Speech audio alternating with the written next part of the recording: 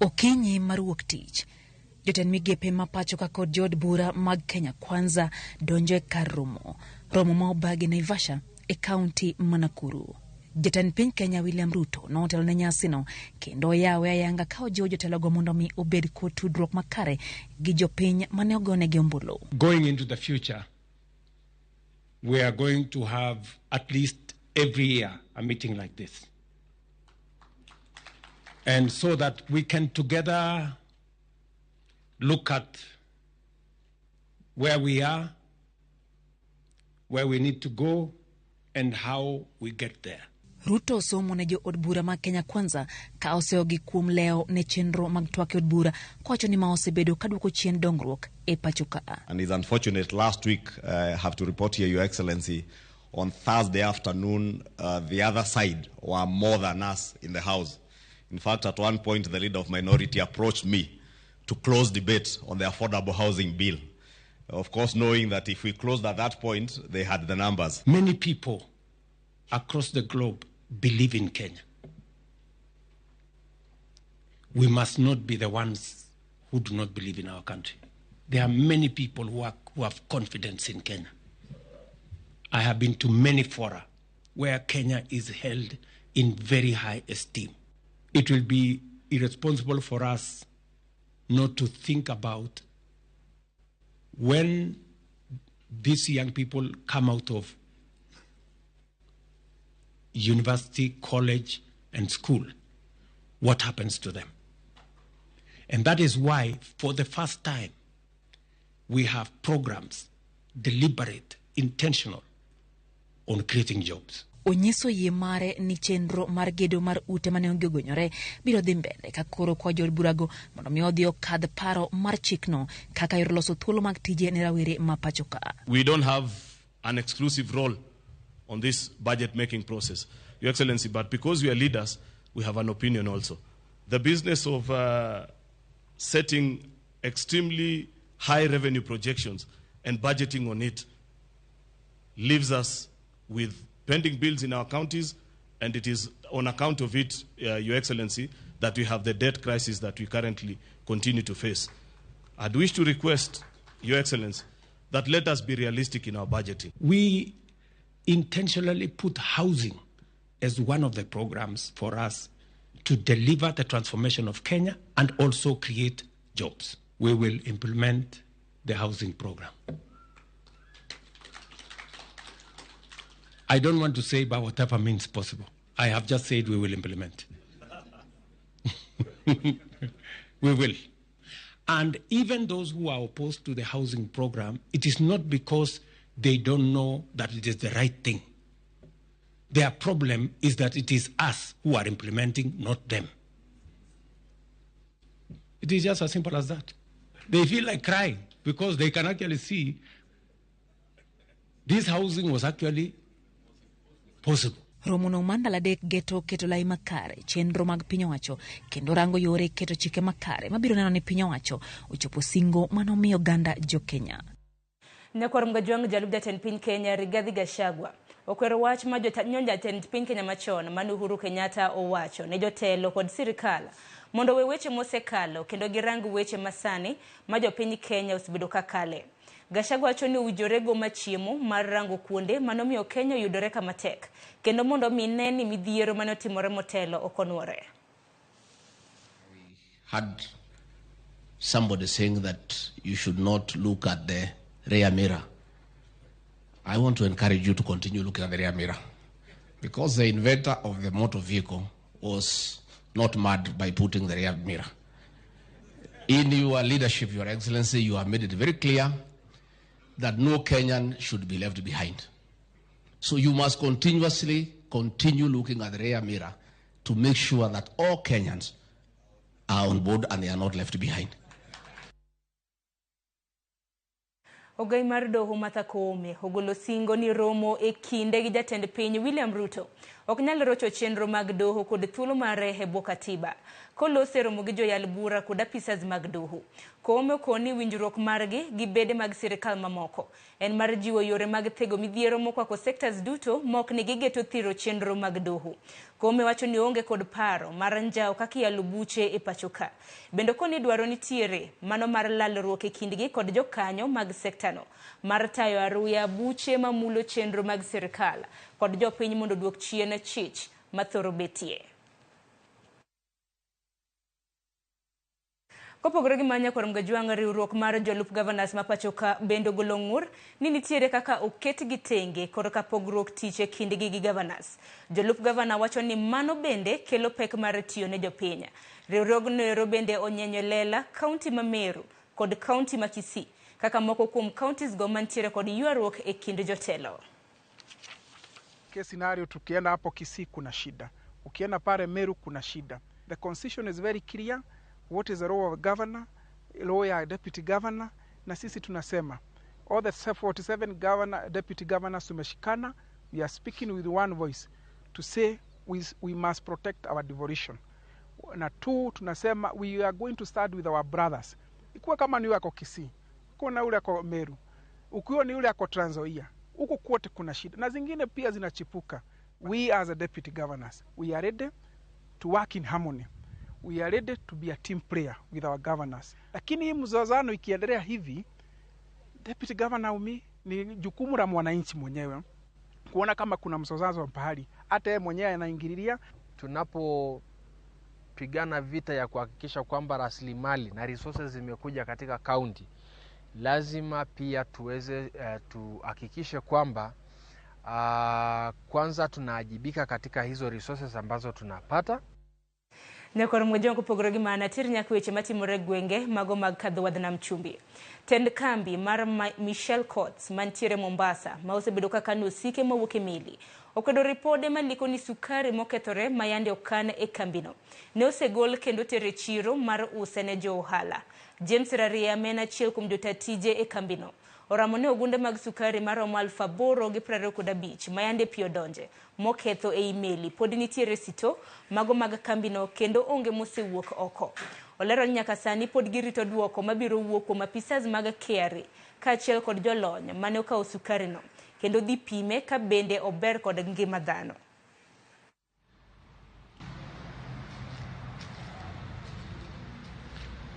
Sukari hii ilikuwa kwenye container 46.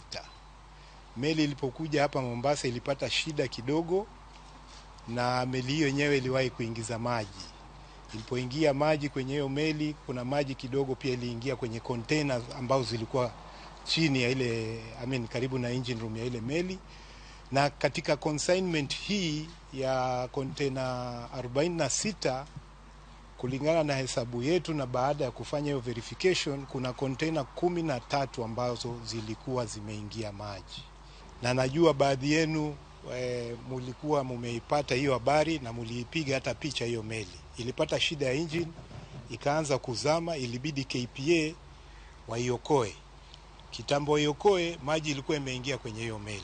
Unajua ilikuwa inaonekana kama mali ilitoka kule ilikotoka ikiwa mbaya. Na hiyo ndio ambayo tulikuwa tunataka kuhakikishia kwamba hiyo mali ilipotoka kule ilikotoka ilikuwa tayari imeshathibitishwa kwamba ni mali safi. Koke gwenge makadhwa na mtumja kwa mgajuanga tere nyake county manoma Kiambu kamubila majuja. Ondhi achije moko ang'wen maitudo kod nego chukdar mar karta yongona moro kendo kwa lokongo kod gige math manengo githuth. Komanda mar obila ma Kiambu Michael Mushiri bende koni giyudo gige maundu moko e kinda pedha motim e alworano. Walter Nyambaga nigi ler mathoth. Let kod kuyo mako kadak makiyimbo banga chije moko nego chukdar moro manyonie tich. Karito kato yongona moro miderne Midnight Garden mwedore Kiimbe County ma Kiambu. Achijego bende nyokwa landiwo to kod gige math mamoko kendo weyo lal makwan gi nyalo romo milion 1 giwiye. Nimekuja mebreak mlango wa mahali stima inawekwa na ameda wamekata stima. Sasa wamejaribu nakata stima, unajua wakikata stima generator inawaka. wanakata inawaka. Sasa ndio wameenda mpaka wamediscuss mpaka generator. So watu mnikiangalia mmoja wao niona ni jamaa huaga anacheza puru hapa kwangu. So ni customer hapa, so ni watu ambao wanajua vile kitu wanafanya. Ndio nikiangalia naona jamaa mmoja kama nilikuwa nimemwona hapa usiku kabla nitoke. Sasa tuseme wametupeleka hasara takriban milioni 3. Yule stock nilikuwa nimeweka hapa kwa hiyo counter ilikuwa roughly 3 point somewhere. Bilolero ni motel ne mano. Nyoge sedo muya mar njore no. Ekendo luwo kwith njore go. Kaolero ne gisema kachija ngwen. Mitudo kod nek mar chukdarno. Kod kuo mag mwandu mamoko. They have been following up on this group. This vehicle that is right here with us has been seen a number of times. I talked about intelligence-led policing. So it's been followed through very, very closely. So we knew that we needed to leave them try to do their thing, but they were not aware that the police officers were crossing in on them. So we were able to establish, we had every information that this is the place they intended to attack. So as soon as they began executing their heinous act, the police were able to move in. County Commander Makiambu Michael Mushiri wacho ni achije go nyol loro teko mar stima kendo ketho masin mar generator kapok gitwe chukdar ma wacho ni ginegono kod ngori.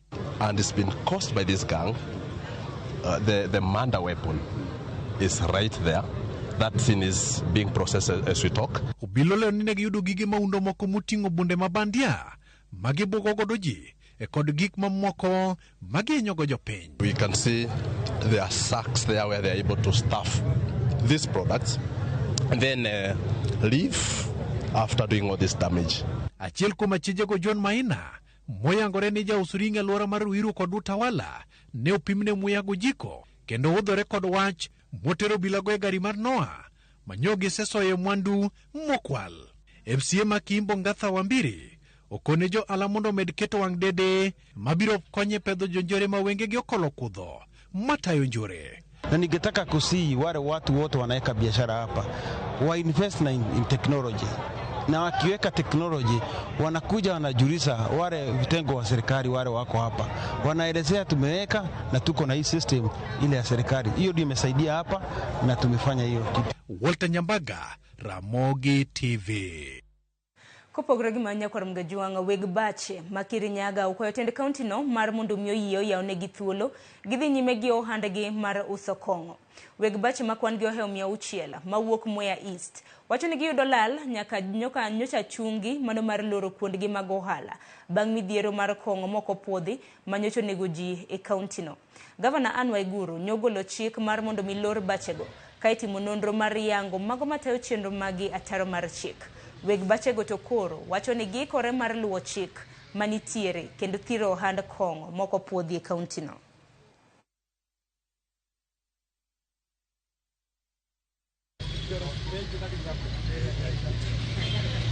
We as an association of bar owners would like to disassociate ourselves with these criminal activities and condemn the perpetrators of this brew in the strongest term possible. 3. That as an association, we are ready to work closely with both county and national government to weed off all these criminals amidst ourselves. Niko watoto watatu, mwingine university, mwingine form 4 na mwingine wa CBC. Kwanza hiyo form 4 alikuwa amefukuzwa shule asubuhi na hakukuwa na calculator. Sasa asubuhi hakurudi shule, hakukula vizuri, hakukunywa, alikaa tu hivyo hapo nyumbani, hakuenda shule. Sasa nilimwambia hebu tumuombe ani mwambie hiyo tuone ama atarudi kazi. Tunakuomba tu ani mamu wetu akiturudisha tu kazi tufanye nini, tuendelee na nini na kusomesha watoto wetu. Kwa saa hii tumekumbali vyenye alisema tumefungwa na tunaona tunaumia kwa sababu zile mabiashara tunafanya na marons. Na roni haingojei, haitangojea. Na kwa sababu alisema atafunga until further notice.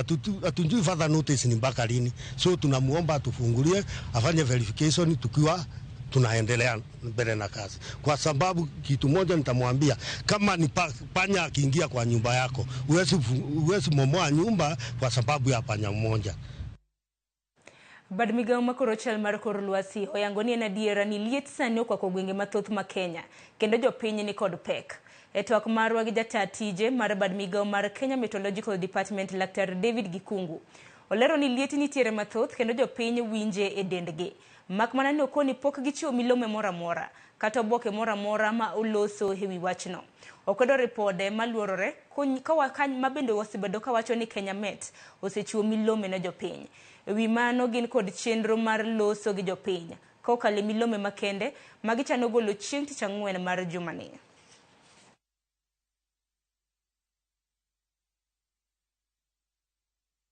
Kopogore gi milome ma kamanya kwa Ramogi tiere weche matimbre kaunti ma Homa Bay. Jopiny mawuok e kar chung' od bura ma Karachuonyo kod aluora mare mosebedo gi pek mar yudo thieth oyudo fungruok bang' osiptal ma Kindu Adventist Hospital komakore gi riwruok moro mawuok e piny Amerika chwalo negi chenro mag thieth mano manono maonge chudo. Chenro mar chiwo thieth ne jopiny ma itayo kod Kindu Adventist Hospital geto kedo gi tuoche mathoro pondo e dend dhano kaka pressure, kansa, tuo sukari e kind mamoko. Jotuo ma kwan gi oheo 500 noyuoro e chenro no madhi bedo ka kao ndalo 5.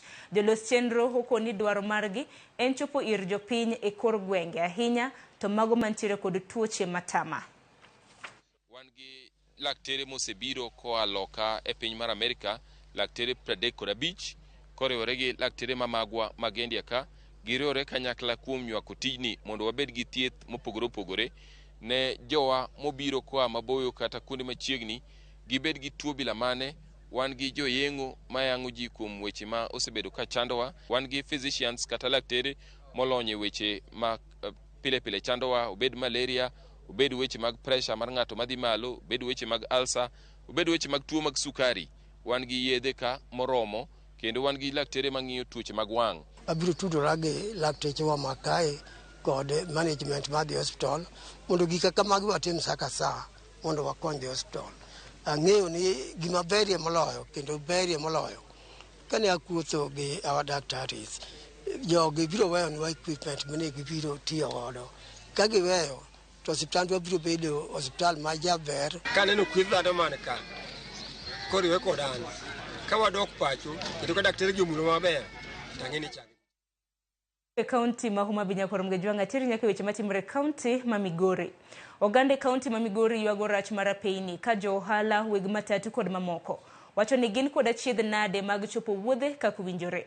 Kaka jafwambo marwa ma Migori George Jumalero, tend kaunti ma Migori to wacho ni chenro mar loso apeini maricho dhi chakore machiegni. Chal mar apeini achiel kuom gigo eko mabende nyiso dongruok mar piny. Migepe mopogore opogore e piny Kenya omiti mar loso moko kuom apeini ka piny owacho ma counties bende omiti mar loso apeini to anyima mayudore e kor gwenge. Migao mochung'ne apeini e kaunti ma Migori en achiel kuom migepe ma osebedo ka iketne bajet maduong' e hik omenda ka hik omenda.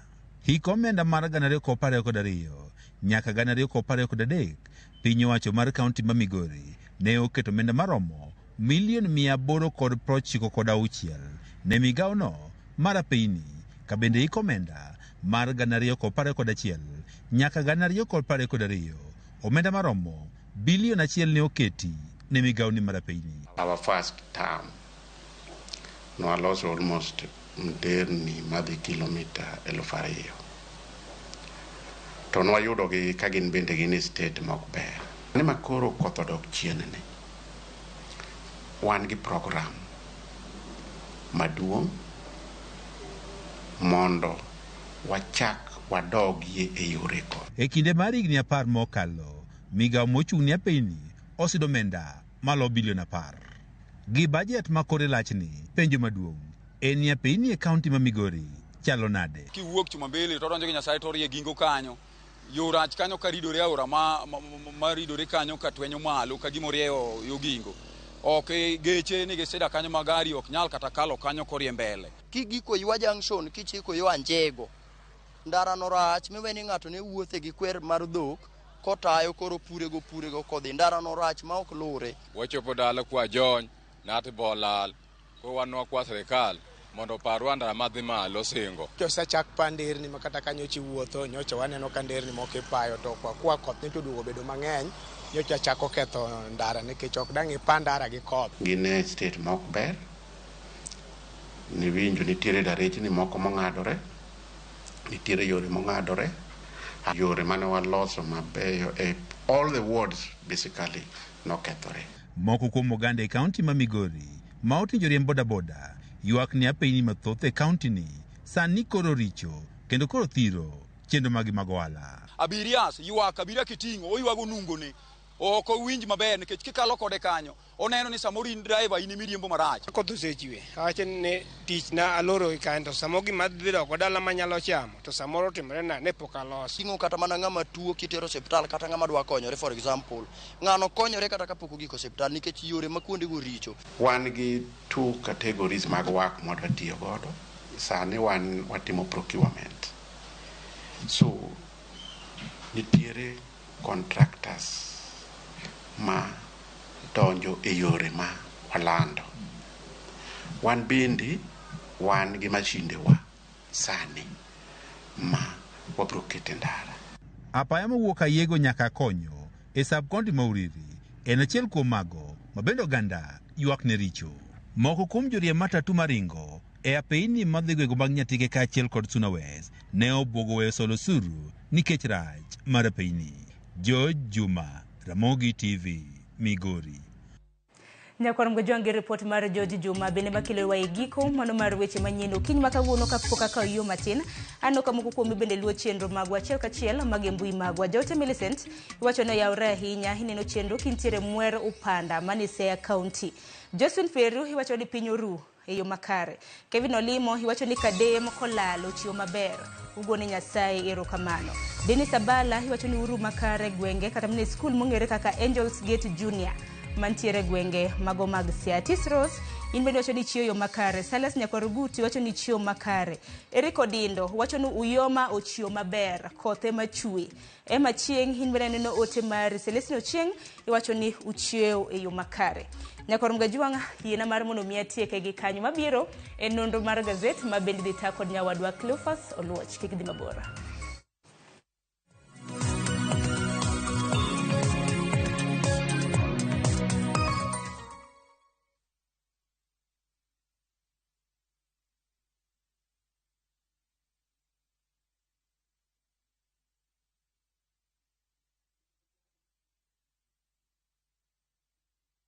No money? No problem. Travel now, lipa later. Now View Travel. Masai Mara or Amboseli, 3 days from 14,500. Savo, 3 days from 22,000. Mombasa or Diani, 3 days from 16,500. Malindi or Watamu from 25,500. Dubai, 5 days from $650. India, 6 days from $840. Thailand, 5 days from $1,190. Santorini or Mauritius, 5 days from $1,160. Maldives, 5 days from $1,799. Bali, 5 days from $2,000. View Travel. Dream. Explore. Discover. Ageno ni ano kawiro makeup mang'eny ahinya. Angadio ni nitiere nyako kae momori ahinya. Introducing Kundali Bhagia in Luo. This is a story of two sisters who lost their father, and in their quest to find their mother in another town, they find love. Enjoy this romantic drama of Kundali Bhagia in Luo on viewsasa.com. Mano ber ahinya. Era mit, era odak e kindwa.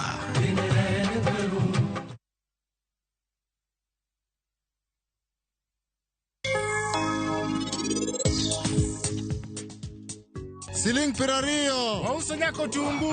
Pirario. Yaye. Koro en ng'awa ma uso nyanya gi kitungu sani gotieno. An bende ero medane pasta matin. Well, what a coincidence. Bende chamo pasta. Mane gima nachamo. Mr. Gila fwenyo ni gimora mora maheri bendi hero. In bende kuyo. Nikech nerwa ma Vikram owuok odhi bawe ika ikendi.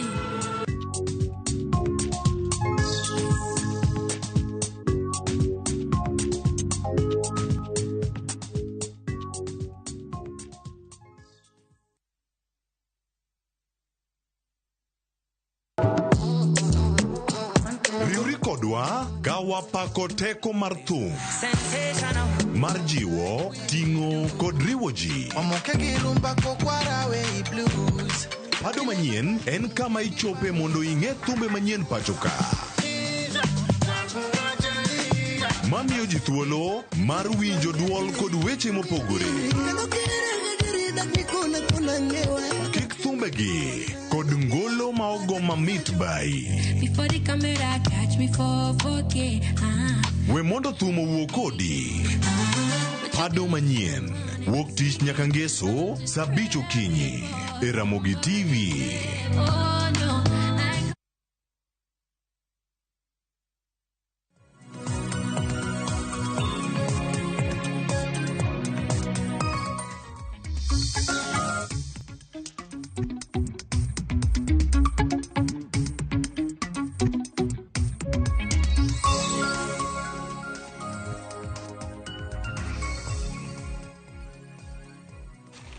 Okinyi majaber nyakoro moge jwang'o yawre kamoro amora ma intie kendo machiegni wadano no gazet. Okinyi ma kawuono gazet mar Daily Nation tie karka mar mondo mi wakonie ni gin gik mage mabende osebedo kae kaluorre e kor gwenge gimoko bende matimore pinje maoko wadakoni kachiel ni gin to koro gin mage weche momipe kar kae mabende odeno rangi achiel kachiel. Adhi bedo kata e weche manyien matimore gazet kata gazet okinyi ma kawuono kawakelo nonro mag gazet nyinga kelo Pasal Watch Kisumu kanya kwaro mokeo nyaka sango to kaona ngi nyaka njira akiani gi kanjira bendo ket karka kata kamano bende nyoro ka thuolo mar pinyi kaka kanjira ne chalo weekend oyawre kendo machiegni oyawre nyakle fast ochalna no chal maber kanjira piny mochiek en mana ni aneno ka koth go gwenge mag Nyanza kram no kiny makawuono denjo kanyo ka somo ote moro ni uyaw ma koth goyo bura Nairobi ka to liet maka to tieno nendo nyalo bedo matek neno kanyo kram na ka Kenya Met bende wacho ni chieng' tich ang'wen gibiro bedo ka gigolo milome makende kotende kod liet mosebedo ka neno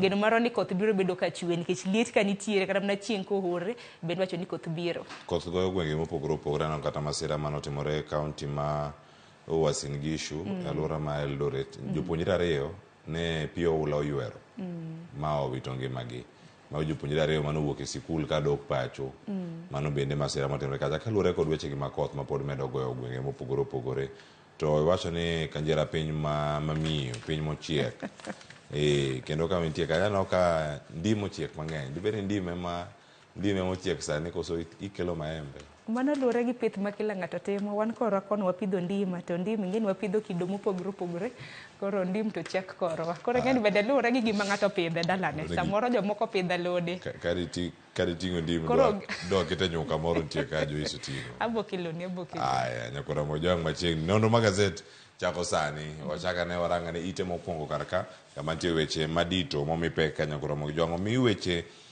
buora pek ta inya momipek ahinya madongo ka gin weche mag sikul kod mago mag siasa ta inya malo ka bende ka range e toke it gazet mar Daily Nation nitie weche gi mag gope makoro saniero sani gichopo kanye magi gope ma iwacho ni Kenya's public debt koro chopo trillion adi chopo kanyo trillion 11.14 mano kama nitiere kar kanyo ka nitiere machielo monego bedni mano ka ne higa rumo mano kenyo kar kanyo Kenya's public debt short by 1.93 trillion mano tende nango mano ka ne irango kacha higa mokalo December kachiel koda kama bende Sharon makelo buok ahinya ite maraparange nango range ahinya mag Kenya Power gijal moro mantiere Health Nation makoro lero gimomiyo odwaro dakteche koro tieka ngimane mondo mien koro kowuok otiek wuoth mare piny kae yo machon ma wagarane kanyo gimomiyo mano ntiere e gazet maiye ka mar Daily Nation kata kamano Sharon weche madongo momipe karka ene ite mar 6 7 kod mano mar 8 mano kako ndiki karka e gazet mar Daily Nation schools death trap gin gik mage matimore karka che sikunde mamiyo jopuonjre moko osewito ngimagi wano karka nitie sigana mano kelo ka juma mokalo mar japuonjre ni Brian Gori mano mar Rio Kindo School mano mantiere kacha Kisii mane ja form 1 kokano donjo school bang' kinde manok ahinya ni mano tuo mana matin kitere od thieth to wito ngimane mane kin jopuonjre mamoko no mae mar Godrich International School mantiere Machakos mane ubet mbele e kom mana kama dereva bete dhoto yaw kolwar piny ka dereva ikono ni ng'ato lwar piny nyamburko oseringe wiye. Gin weche malit Cleophas. Kineno kata mana thoe mosemento, thoe mopogore opogore mag jopuonjre osebed kata mana katimore e skunde mopogore opogore. To ber ni kaka TV mar Ramogi bende wasemenyo thoe gi duto te. Kwachako kata mana gi Brian Gori ma bende wacho ni notho e skul mano mar Rio Kindo mantiere kaunti ma Kisii. Wach ma kama bende nwamenyo. Ka japuonjre kata mana katwo e sikul, nang' mani janyuol mare kik nyisi e sama owinjore. Sigana mar Brian Gori ne chal kamar Emmanuel Kirimi ma bende nasomo e skul mar Kilungu Boys mantiere kaunti ma Makueni. En bende ne ntiere jaklas 9. Mana dachne jumbe ariyo kenda mana bang' donje sikul ni otuo, janyuol igochone ni nyathi yiero osetho. Mar Liam Kipruto te mana lit na mokalo kaka janyuol. Mano masomo e skul mar Goodrich International School. Nyaka skul no bende ni seyo ni ok dwa nyiso kata mana janyuol milome makare kaluwore kod tho mano mar nyathigi. Ma bende nalikore ni bas mar sikul ema nonyono. Akiani nochikore e ler malong'o na pok ochiwne kata mana mingi manyaka sani pod manyo ratiro. Thoe mamoko ma bende oseneno ineno kanyo ni dende ni ariyo ma bende oket tipogi Angelina Njoki mana somo Lily Academy mane kaunti ma Nairobi kanyakla kod Joy Kahanya mana somo Tumutumu Girls mano e skul sekondar Manyeri. Mamoko bende wang'e mosetimore Cleophas ma bende pok omeny. To penjo maduong' mantiere kar kae ite mokwongo ni ntiere gin gik mage monego bed ni bede e sikul. Iwacho kanyo ni ero gin safety standards manual kata gigo monego bed ni luwo makare. Ng'e nyano kanya Ramogi jwang' kaka ondiki kar kanyo ma wiera kwano nitiere kanyo ni e klas ka klas onego bed gi nyithindo maromo nade Sharon ka iwacho ni maromo 40. Bende en gimoro matimore e sikunde wa. Adier wacho ni sikunde masani weche mag double intake katimore wacho ni 100% transition kata dar mag jopuonjre duto moting'o penj mar KCPE ka gidonjo e skunde mag sekondar. Kuom ranyisi nitie skul moro mano kuona kanyo kaunti ma Kisumu. Skul ma klas 1 niting'o ga ji 37. Bang' chenro gichako donjo kendo giyudo kwan mamalo mag jopuonjre. Klas 1 koro tinde nigi ji 70. Mano skund piny owacho kose mar piny owacho. Kendo ni dhugruok mag jogi bende nitiere kar kacha. Ok onya bedo kata ni gin masira mabiro kata mag thoe. To Sharon kata kaka higa osechako sani kiwuotho kata ute thieth mopogore opogore. Ineno ka nyithi sikul donjo kar kacha. Nitie moko matuo mayudo admissions kacha. Iwacho ni kogede kumoro achiel kata muya mag yueyo no bende koro bedo kata ma ok ler ahinya mane kinde magite. Mana achiel kuom gigo ma irango ma bende nyalo bedo kano ni skunde mathoth bende ok luwo yo makare. Aparo ni achiedh nade mantiere manyaka oyiere en dhugruok mag jopuonjre ahinya skunde mag piny owacho kata mana mago mag ji giwegi. E kaunti ma Nairobi kama wantiere skunde mag piny owacho nok. Emomiyo ineno ka nyithindo thoth e skunde mopogore opogore. Kuom ranyisi nitiere achiel kuom skunde ma bende omeny mantiere gwenge mag Kasarani mong'ere kaka Mwiki Primary. Mwiki Primary nitiere kod compound matin. Nitiere gi jopuonjre 5,000. Masira mora mora kowuok e skul no. Kwan mag jopuonjre ma bende nyalo jo hinyruok nyalo bedo mang'eny. Cleophas ka doki mana chien nyalo paro skul mong'ere kaka Precious Talent mato nok en mar piny owacho. Mano nantiere Ngong Road kae. Nantiere apaya mano mar Ngong Road ka. Nen skul mar ng'ato wuona. Tine na luora mar Ngong Road skunde mago mag piny owacho tin kata nok. Koro skul no kata na gedo mare infrastructure jopuonjre kana ng'eny neneno sianyruok ma bende nobedo jopuonjre moko nolalo ngimagi. Koro aparo ni migawo mochung' ne weche mag somo nego bed ni skunde iyaro. Nyithindo yude kata mana kama ginyalo tuge. Nyithindo yude kata mana kama ginyalo wuothe. Kuom ranyisi ok apa kata mana ka kilese mathoth nyaka sani kinyo kata mana skunde mag piny owacho ahinya kapok aloso kata mana mag ji giwegi. Mantiere gi kwan jopuonjre kata mana 40 e klas. Yudo ka klas 1 nigi kwan jopuonjre 80 gi wiye. To japuonj achiel ma bende samoro puonjo nyithindo makamagi. E skunde mago mag iwacho ni boarding kata mana skunde ma nyithindo ninde bende neno kanyo dormitories manego bed ni nitiere space manitiere otanda kidhi otanda machielo iwacho ni space nego bed 1.2 meters bende mago timore e skunde. Kinyo kata mana latrines chope manyithindo dhie chal mag chope kata mana kidhie sikunde thothne ibudo ka chope opong chope moko sienyore nyaka gi nyithi sikul. Omiyo thor wach ma kama bende neno ka jo Daily Nation omiyo peke ite mar 6.78 en thor wach maber ahinya manego bed ni imiyo maino ahinya ne migawo mochung' weche mag somo mar mondo mageng' thoe mamoko mabe nyalo bedo ni neno to thoe moseneno nego bed ni timo nonro makende mar mondo mi kik chak nene skunde mamoko. Mano e gima timore nyaka Ramogi jwang' skunde mopogore opogore kendo ka irango ite mar 6 ang' ibeda ni kod ng'eyo kanyo ni gin gik mage mosebedo kanyo katimore. Nitiere chal mar wach ma bende mochako mana kanyo ite mar 6 nitie jondiko mag Daily Nation ma bende biro kar kanyo kendo ndiko ni gin gik mage matimore sikunde ma opogore mano ka irango kanyo ni gigi bende iluwo adier weche mag quality and assurance department bende gintiere sikunde mano ka kumie pe kar kanyo koro moge jwang moko bende nitiere jonyuol kale midhiero machal nade ite marabiro kanyang isomi bed kod ng'eyo ka jafwamb mar Daily Nation Daniel Ogeta ndiko kar ka weche mantiere sikunde kae maneno weche mag chope bende nitiere kar ka bende gin gik mage ma iwacho mano ka irango kani sikul ka sikul onego bed ni keto gik ma wasesomo kar ka ma indiko kanyo ni safety standard manual onego bed ni gintiere godo yo makare mano mondo mi girang ni jopuonjre gi bende obedo e yo moro to bende gin kata mana gi pi ma gilogo kuom ranyisi kineno kata mana tipo mano mar cho ma bende oket kanye ite mar 8 mano cho mantiere skul primary mong'ere kaka Kipricheit mano e kar chung od bura ma Chepalungu magi kaka thoth chope e skunde bende chal cho chal ne rach cho samoro ok lel kata mana chal mare bende ok ne yo makare wantiere gi tuoche maluoro nyaldiema mago kolera to skunde ka bende ma nyithindo bende gamie tuoche mopogore ahinya tuoche matamage Nyokoro moge jwang mano benang rangi skunde nigi weche go macho ni gin court orders ma bende gisebedo kacha ka gijwang kata giweyo ma ok gilu kata mok gichope yo makare mano nitie kar kanyo ite maraboro ka ngisome nyakoro moge jwang nitiere court order ma sikunde bende pok okete tim weche mag safety measures kata ritruok yo makare sikunde mano gol kacha e higa mar 2015 nyaka tinende yudo ka skunde mathoth pok ochopo gi kare kata pok obedo compliant kodgi kata pok oketo gi tim bago weche kumoting'o mantie ka mag chope mag gero dormitories Sharon wacho ni dom ka dom onego bed ni gi dhot kidonjo kata kidonjo dom ka mbele ni kacha bende onego bed nitie dhot machielo mondo mi ka nitiere masira moko motimore inya yudo ka kiwuok asome skul moro mano man gi dhot achiel ka olorni kanyo kok idhi e preps ok nya wuok gi dhot machielo mana dhot ni emangi podangi duoge mano na oket ngima uka matek nikech wanto nwan gi dhoudi ariyo en mana ni dhot mamoro mano ket kaka mar emergency no to kapaka na tiyo kuom adibwa chacha dier nikech chal ka gima nolore kata mana kiful molore godo bende penjori ng'ani gi ki ing'eyo nyaka kata mana windows mano dirisni mantiere dormitories makamagi inyalo paro kinde machon kana migawo mar somo bende keto chal kaka dirisni nego bed ni nitiere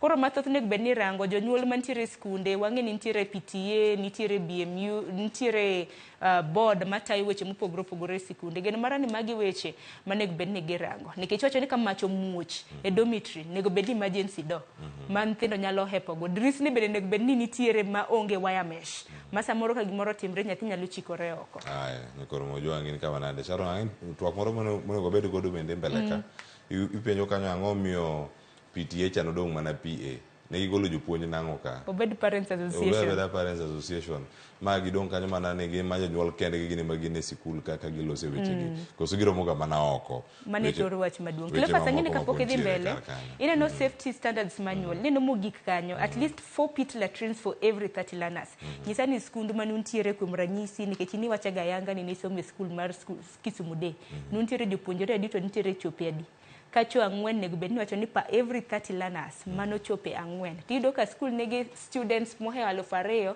chope gi 6 to choto pongo pile maka kana gina dika negi nitie 1 2 nitie auchiel moro mano ni den kopogore mano nitie moro tunko wacha mani chiegni gi Nyalenda estate kacha negi dhi moko madhi 12 kacha jopuonje notemo nikech to nun jopuonjre adi kinde makamago 1,500 mohewo 1,500 ke divide sani ging'eny to kapar kata kosemedgi ma bende skul onego bed ni chiyo koro gisechopo kata 4,000 gi wiye kata kamano e sikundwa mar primary St Vitalis Nanga Primary School mantiere Nyalenda e gwenge mananga kanyo kichomo Dunga kata gintiere gichope mantiere e rang'iny moro ma kanogere gi missionary kata bang' mano idoka pod ngima gi ok ni e yo moro makare iselimoge nitiere nanga kanyo karang'uge onego kony mogo kende nantiere kanyo higa mokalo igane to pok adok modong' to osebedo mana kwaneno mana congratulations e WhatsApp kata kamano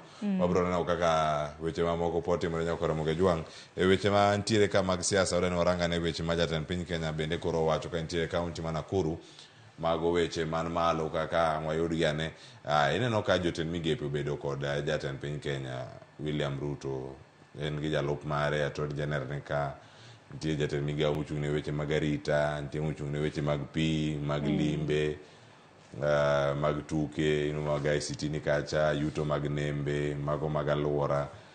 Kama gintie ka ni giromo kaachiel koda ka jotelo mamoko mantiere sirkal mar Kenya Kwanza. Gima jatend piny Kenya wacho, kata gino motemo wacho duto gin magi. Party loyalty, kata bedo jadiera kata jal mochung' mongirore duon bura, ma ok ni intiere kar kanyo tiwacho gik moko mopogore gi gima duon bura dwaro. Owacho ni kanye kama koro okono jood bura mago mag Kenya Kwanza mondo mi obed ane akicha e tijgi ma gitimo kata ka gintiere od bura. Onyiso gi mar mondo mi gibed gi duol achiel ahinya nyaka luore kod osuru mopogore opogore ma bende osebed ka ijugo ma bende waneno ka doho bende osebedo kata mana ka dino ne moko kuomgi. Kuom ranyisi kineno kata mana weche mago motenore kod osuru mijuogo e udi ma nengo gi ogonyore kata mana affordable housing. Nojiwo kanyo jood bura mago mag Kenya Kwanza mar mondo mi gidhi gibed gi duond achiel e od bura kacha mar mondo mi ginene gikadho bill makamano mar mondo mi olos kata mana paro makamano mondo obed chik. Jatend piny hang'eni romo makama biro bedo ka dhi nyime nyaka odiochieng' ma kiny romo mar odiochienge adek ma bende dhi nyime Lake Naivasha Resort nyaka Ramogi. To Cleophas oromo kod jood bura mago mag Kenya Kwanza, oromo gi jotend migepe mopogore opogore mag Kenya Kwanza, jogoro mongirore advisors, jogo machiwo paro mago ne piny owacho. Kama bende en romo margi mano mar adek chakre higa mar 2022 ma bende koro gitimo. Ka koro ang'eni gibiro bedo ka gikete ratil manifesto margi gisechopo kanye, remne kanye, mane gimomiyo ni romo makama miyo maino. Ang'eni odiochieng' ma kawuono bende biro bedo ka ng'eyo ni romo makamano gibiro bedo ka gitwak yang'. Nyakoro mojonga okoni mathoth bende ka kawuono pod romo no dhi nyime. Bara mondo wawuog e ite mokwongo ka to kapok wawuok nitie gigo matimore kacha, jopuonje ma inego kod jonjore mano maneno kanyo bende mantie kanyo mi peke ite mar 14 to en achiel kuom wechego ma peke ite mokwongo ka mondo wabed ane kod ng'eyo gik mantie iye kacha. Sharon, jagoro maduong' mar NAT mano Collins Oyo koro bende yuago jopuonj mathoth ahinya ma inego kod jonjore mantiere gwenge mopogore ahinya magi mantiere ka North Rift kata magi bende mantiere North Eastern. Gigo magi yuago ahinya mantiere kar kanyo gin kotenore kod njore ma we jopuonjre gi ka oyudo lal kata nyuola gi bende nitie kar kacha. Dwaro mantiere en ni mondo mi omigi omenda moko kata gino ma iwacho ni compensation, iwacho ni bang' lal mag japuonj kata jal mane kelo yuto moro e ot kacha. Koro ka osebedo iwacho ni en victim mar attack, en gima ne mantiere kar kanyo monego bed ni koro itimo kata kilo e ite mar 14 kanyo miepe. Ang'eni ite mar 14 Oyuna loso kama ka nitiere gweng' mano mar Shangoi, mano Transmara, mano e gwenge mag Transmara e county mano Narok. To loso kama ka bende kinde mosekalo wajaneno kinde ka kinde jolwenya ma bende osebedo ka tho kata mana kinego gi jonjore. Waseneno kata mana ka piny owacho osebedo ka chulo familia margi jopuonj tiwe kanye. Okang' ma kama bende biro machiegni nyalo paro school head teacher kata mana jatend jopuonj mano mar school mong'ere kaka Kagir ma bende jonjore ne onego. Mano iwacho ni report machiegni ni ma bende natimore ni monj mano mar jatend jopuonj e gwenge goeko mag Baringo. Koro geno marwa ni gibiro bedo piny owacho biro bedo kamiyo maino wach makama mar mondo mi jopuonje ma bende oselalo ngimagi kinde mosekalo bende waseneno jopuonj mamoko kok dwa puonjo kata mana gwenge mago mag Baringo gi alwora mare, gwenge ma bende osebedo kod nok mano mar arita ka bende giluoro chal mano mar ngimagi. Wang'ene ka chal mar wach makama biro bedo kadhi ponono ni piny owacho biro bedo kata mana yie gi okang' makamano mano mar chulo jopuonje ma bende osebed kata mana kinego e masira makamano. Kony man jopuonje thoth moseneg kono. Nyakoro Ramogi kawo gazet mar Nation ite mar 14 isom ing'ene matut matimore kar ka. Adano dhi e ite mar 2 kata ng'aranga ne ite mar 3 e gazet mar Daily Nation ka mondo wabed ane kod ng'eyo mano ka nitiere mathoth. Sharon, ma en kama ne masira otimore mano okelo lal mano mar jang'wech mang'ula ahinya e wechegi mang'we kinda kilomita 42 Kelvin Kiptum. Ma e kama ne masira otimore ma iwacho ni yien mane nyamburko no ogweyo. Jopiny osebedo ka chopo kacha we maupe keto picha mare, goyo picha mare bende ka nitiere kar kanyo. Noweto ngimane ka en kod kocha mare mano Gavais Hakizimana ma bende ringre nosetere piny no mano mar Rwanda. Gino matimore kar kae koro osechak tim nonro ka jotim nonro ochopo kar kacha mondo mi orange ane ni gin gik mage ma bende nokelo tho hie mano mar Calvin Kiptum. Nonro makama nochak timo odiochieng' manyoro titime motelo ni ik mano mar jang'wech marahuma ma pacho ka Kiptum kanyakla kod kocha mare ma bende wang'e ni Kiptum ibiro bed ka itimo ne kopo mogik mano chieng' tarik 24 chieng' tich ang'wen mano mar jumani. Kata kamano kwang'iyo kata mana kaka nonro makama itimo, nitiere achiel kuom survivors kata mana jogo ma bende notony masira makamano, nyadendi moro ma bende konyo okwach kich mano mar timo nonro makama. Kineno kata mana kaka nyadendi no nawacho ni nonyiso Kiptum nikech Kiptum ema bende na riembo mtoka, nonyise nogwelo nyise ni ero you veered off the road, isewe ndara idhi ka gimidhi e bur, to nenore ni ng'eni masira bende timorega mana ka apoya nono. Koro samoro mano bende ma iwacho ni jotim nonro mawuok e duol kata mana mar okwach kich temo mar mondo mi oyangi, to okang' ma kamendi bende biro bang' seyo.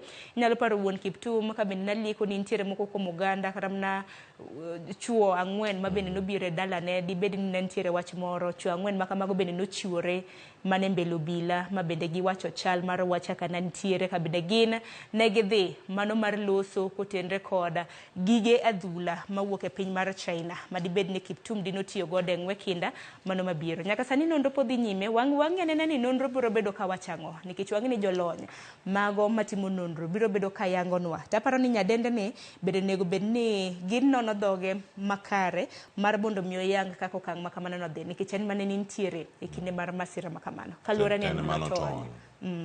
Nyakoro magjuang' ite mar ariyo kanyo nitie sigana no kachiel koda ka lweny mapod ntiere kacha iwacho ni koko kata ywaruok momako riwruok mano mar jogo telo mano mar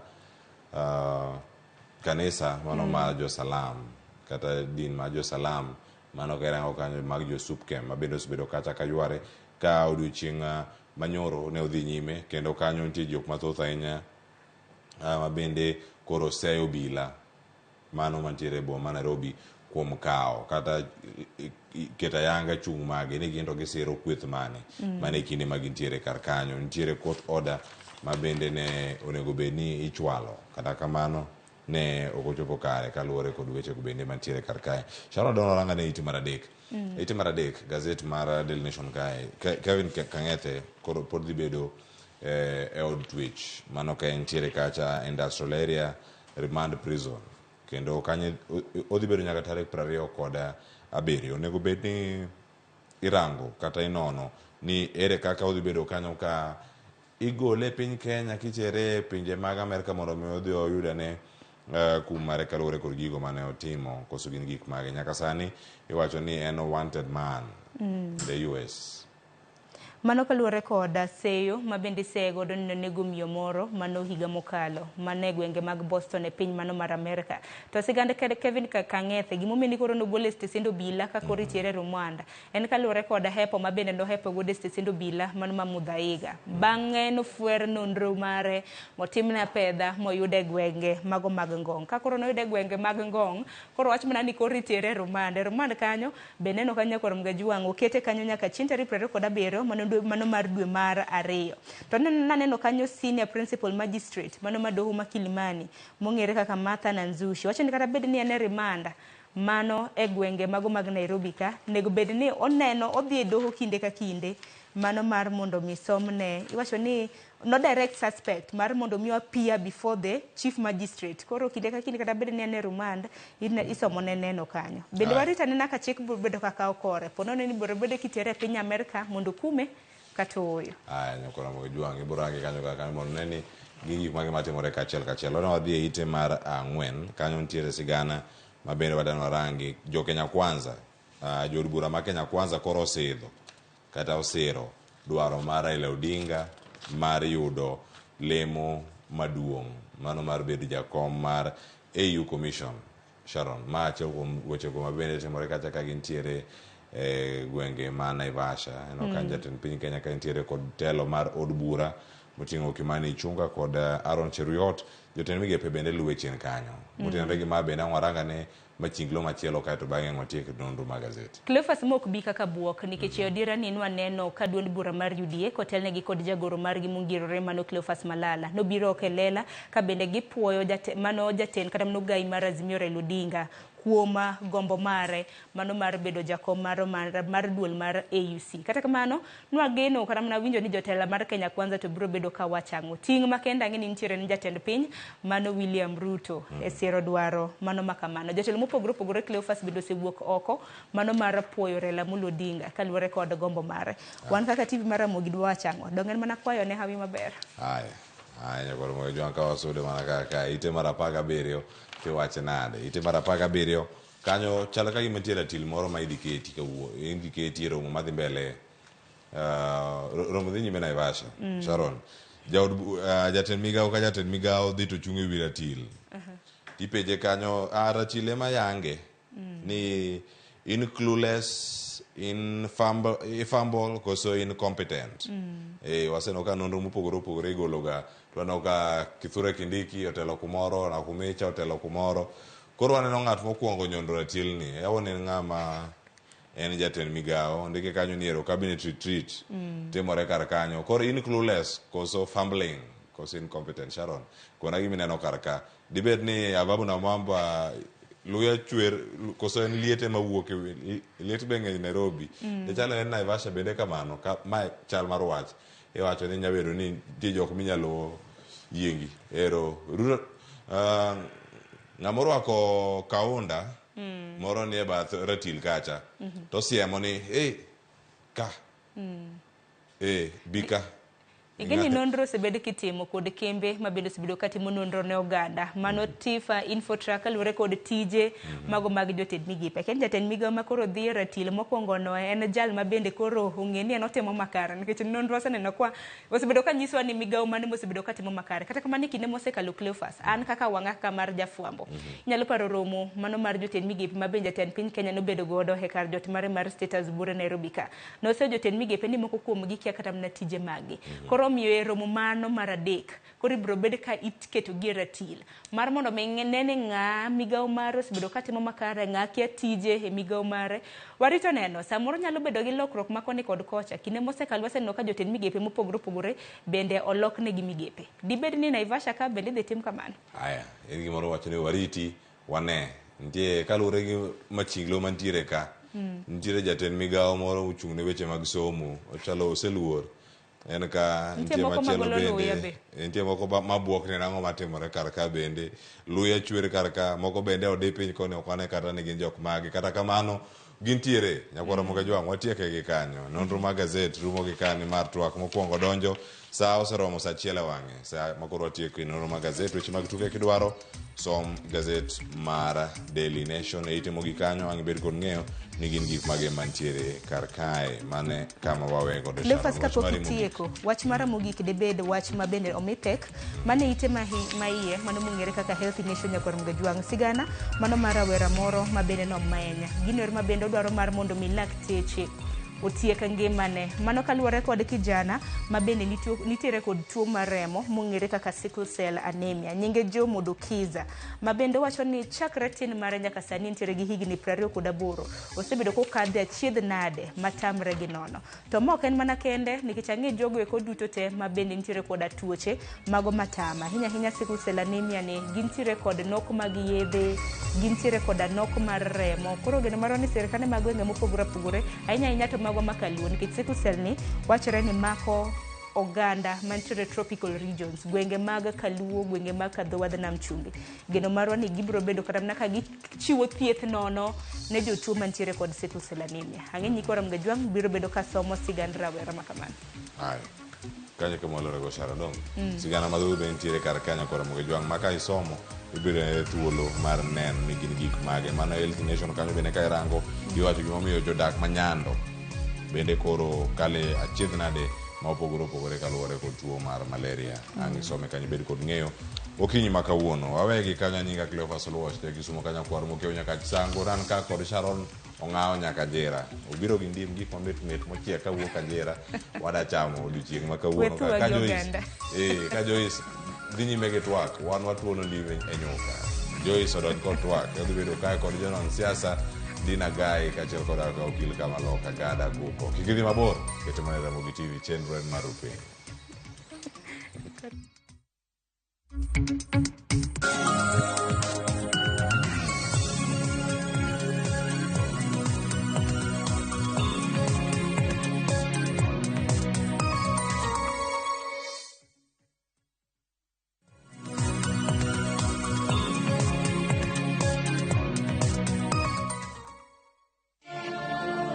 Kila mtoto ana ndoto ya mustakabali mzuri, lakini je, ulijua kuwa zaidi ya watoto 130,000 wenye vipaji na uhitaji wanakosa fursa ya elimu ya sekondari nchini Kenya?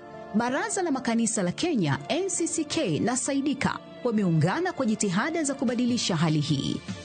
Ungana nasi kusaidia watoto hawa kupitia elimu ya sekondari kwa kuchangia tu shilingi 1 senti 50 kila siku kutoka kwenye muda wako wa maongezi kwa kutuma ujumbe wa maandishi wenye elimu kwa 29888. Mchango wako mdogo unaweza kuwa na athari kubwa. Pamoja tuwape watoto nafasi ya elimu. Tuma elimu kwa 29888 sasa. Imewezeshwa na NCCK na Saidika.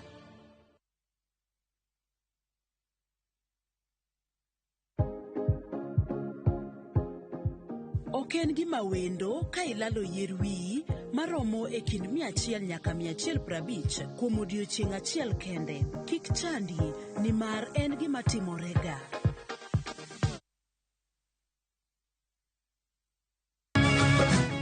Miyo makwedo paro ma ok kare keto kiawa kuom puonj koda timbe machon. Abwachonu adiera man go. Ng'at ma chunye tek to chung' motegno. Ber ahinya ka ng'ato chung' gadier, kata ka diera mochung' godo no boterelo. To gik musiko timore e ngimane miyo bedo gi kuyo kod penjo mang'eny. En ang'o marach kodi? Penje ng'ama noketho gimoro amora. Gik mane osebedo kopandi koro fwenyore ayanga. Odiochieng' ma kawuono ni an abiro ng'iso Sarabjit gimoro amora. Hera mane en go kuom joode miyo temo umogi gi yore te. Asayo ni kik utim kamae. Kata ka onenore ojaketho. Mak mana ni an abiro timo gimoro amora manyalo mondo aler nyinga. Ma en sigand hera. Onge ng'ata ng'ata piny ka manyalo chalo gi Sarabjit. Wan watugoga, wanyieroga, to bende wan wadhaoga. Choti Sardani. Wuok tich nyaka ngeso saa 2:15 otieno. Mana RamogiTV.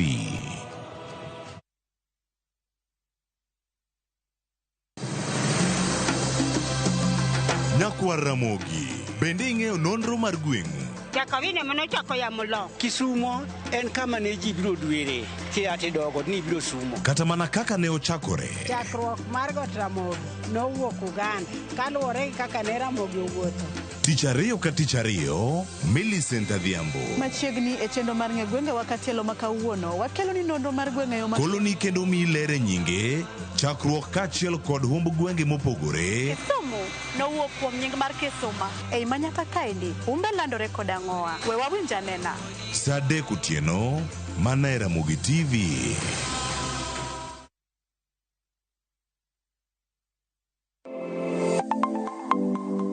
Chenro ka chenro en wuoth makende, kama jopiny nyiso kit pok mopogore opogore.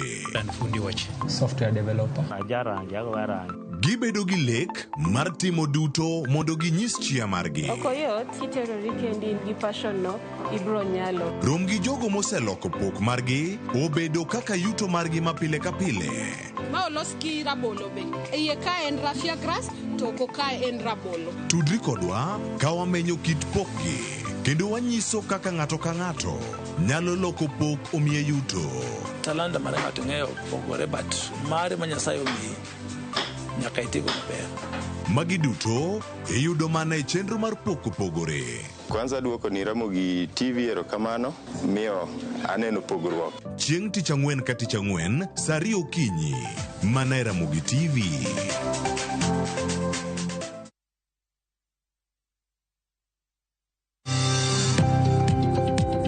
Ohala gi mwandu wakelo ni jolony e weche ohala. It is important mondo wan kaka joluo wabed gi dongruok. Wafwenyo ni adiera matut mag timo ohala. Tijni kidwa time en mana mashin mar luoko to gi kuminya yude pi.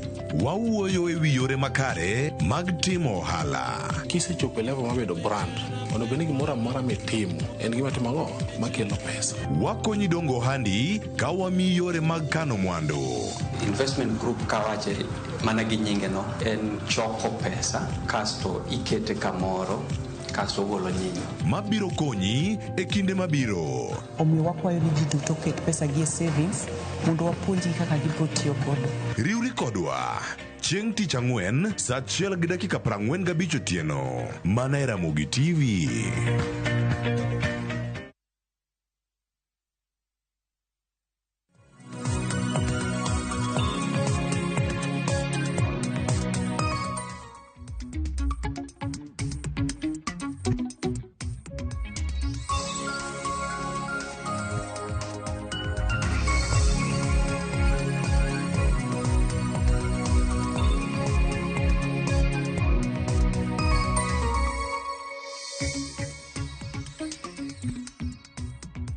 Nyakora Ramogi dakika ina biriyo tok sachiela marokinyi machiegni twak maro mokwongo okinyi makawuono mataye twak nyinga Joyce Oduor. Nyakora Ramogi okinyi makawuono wadwa twak otudore kod chala mar piny Kenya mag weche mopogore opogore matimore pacho kae ahinya to e paw siasa. Gisani wang'eyo ni romo mano mar jod bura kaachiel kod jotend migepe mago mag Kenya Kwanza dhi nyime mano e boma ma Naivasha e kaunti ma Nakuru. Kaachiel kod weche mopogore opogore mapodi timore e paw siasa weche ma jalup jatend piny Kenya odiochieng' manyoro nowacho kod duoko mane en jatend piny Kenya Uhuru Kenyatta kaluwore kod kaka sirikal margi osebedo ka gitiyo. Uhuru Kenyatta nong'iso sirikal masani ni kik ng'i chien kata ni kik wach ni pok gitiyo ne jo Kenya yo makare kaluwore kod gima sirikal machon notimo. Mago duto kaachiel kod mamoko mathoth ema dwa twake okinyi makawuono achiel kachiel. Antiere kod welo ariyo e studio marwa e kaunti ma Nairobi ka. Wendwa mokwongo antiere kae kod Gad Aguko en okila kamaloka machiegni ahinya. Gad, okinyi makawuono ichiew nade? Achiew maber.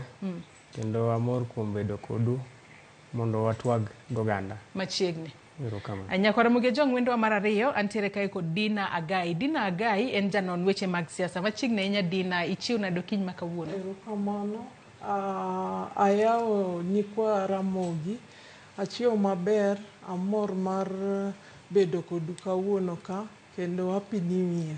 Mai mari mokwongo bire studio ka higani. Studio machiegni ahinya. Erokamano. Nyakora Ramogi in bende kamoro amora mineno okinyi makawuono inyalo tudri kodwa ka ichwalonwa ote paro penjo moramora kokale namba mar ote machuok 33600 kaka pile mbui marwa mar Facebook ibiro yudowa achiel kachiel. Ramogi TV, YouTube @RamogiTV X bendi nyalo yudowa kacha. An bendi nyalo tudri koda e Facebook page mara ibiro yuda Joyce Oduor, mbui mara mar X ibiro yuda @JoyceOduor_. Kwachako twak mar okinyi makawuono adwa nwachaka kod romo mano mar jotend migepe kaachiel kod jod bura mag Kenya Kwanza madhi mbele e kaunti ma Nakuru mano e gwenge mag Naivasha. Nyaka sani koro jatend piny Kenya William Ruto seyo moko kuom jod bura mag Kenya Kwanza ni ok gisebedo ka gichopo e od bura kacha mar mondo mi gisir agenda mage. Ka bende wacho ni nitiere moko kuom jod bura gintiere sirikal to gipingo kweth mag sirikal. Penjo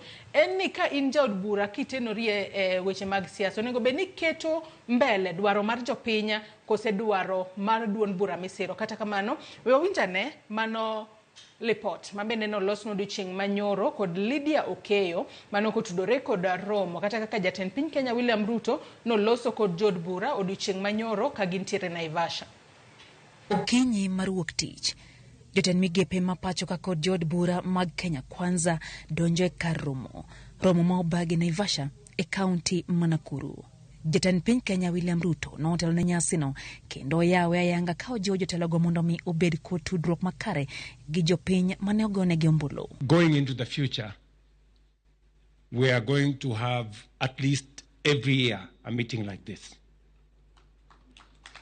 And so that we can together look at where we are, where we need to go, and how we get there.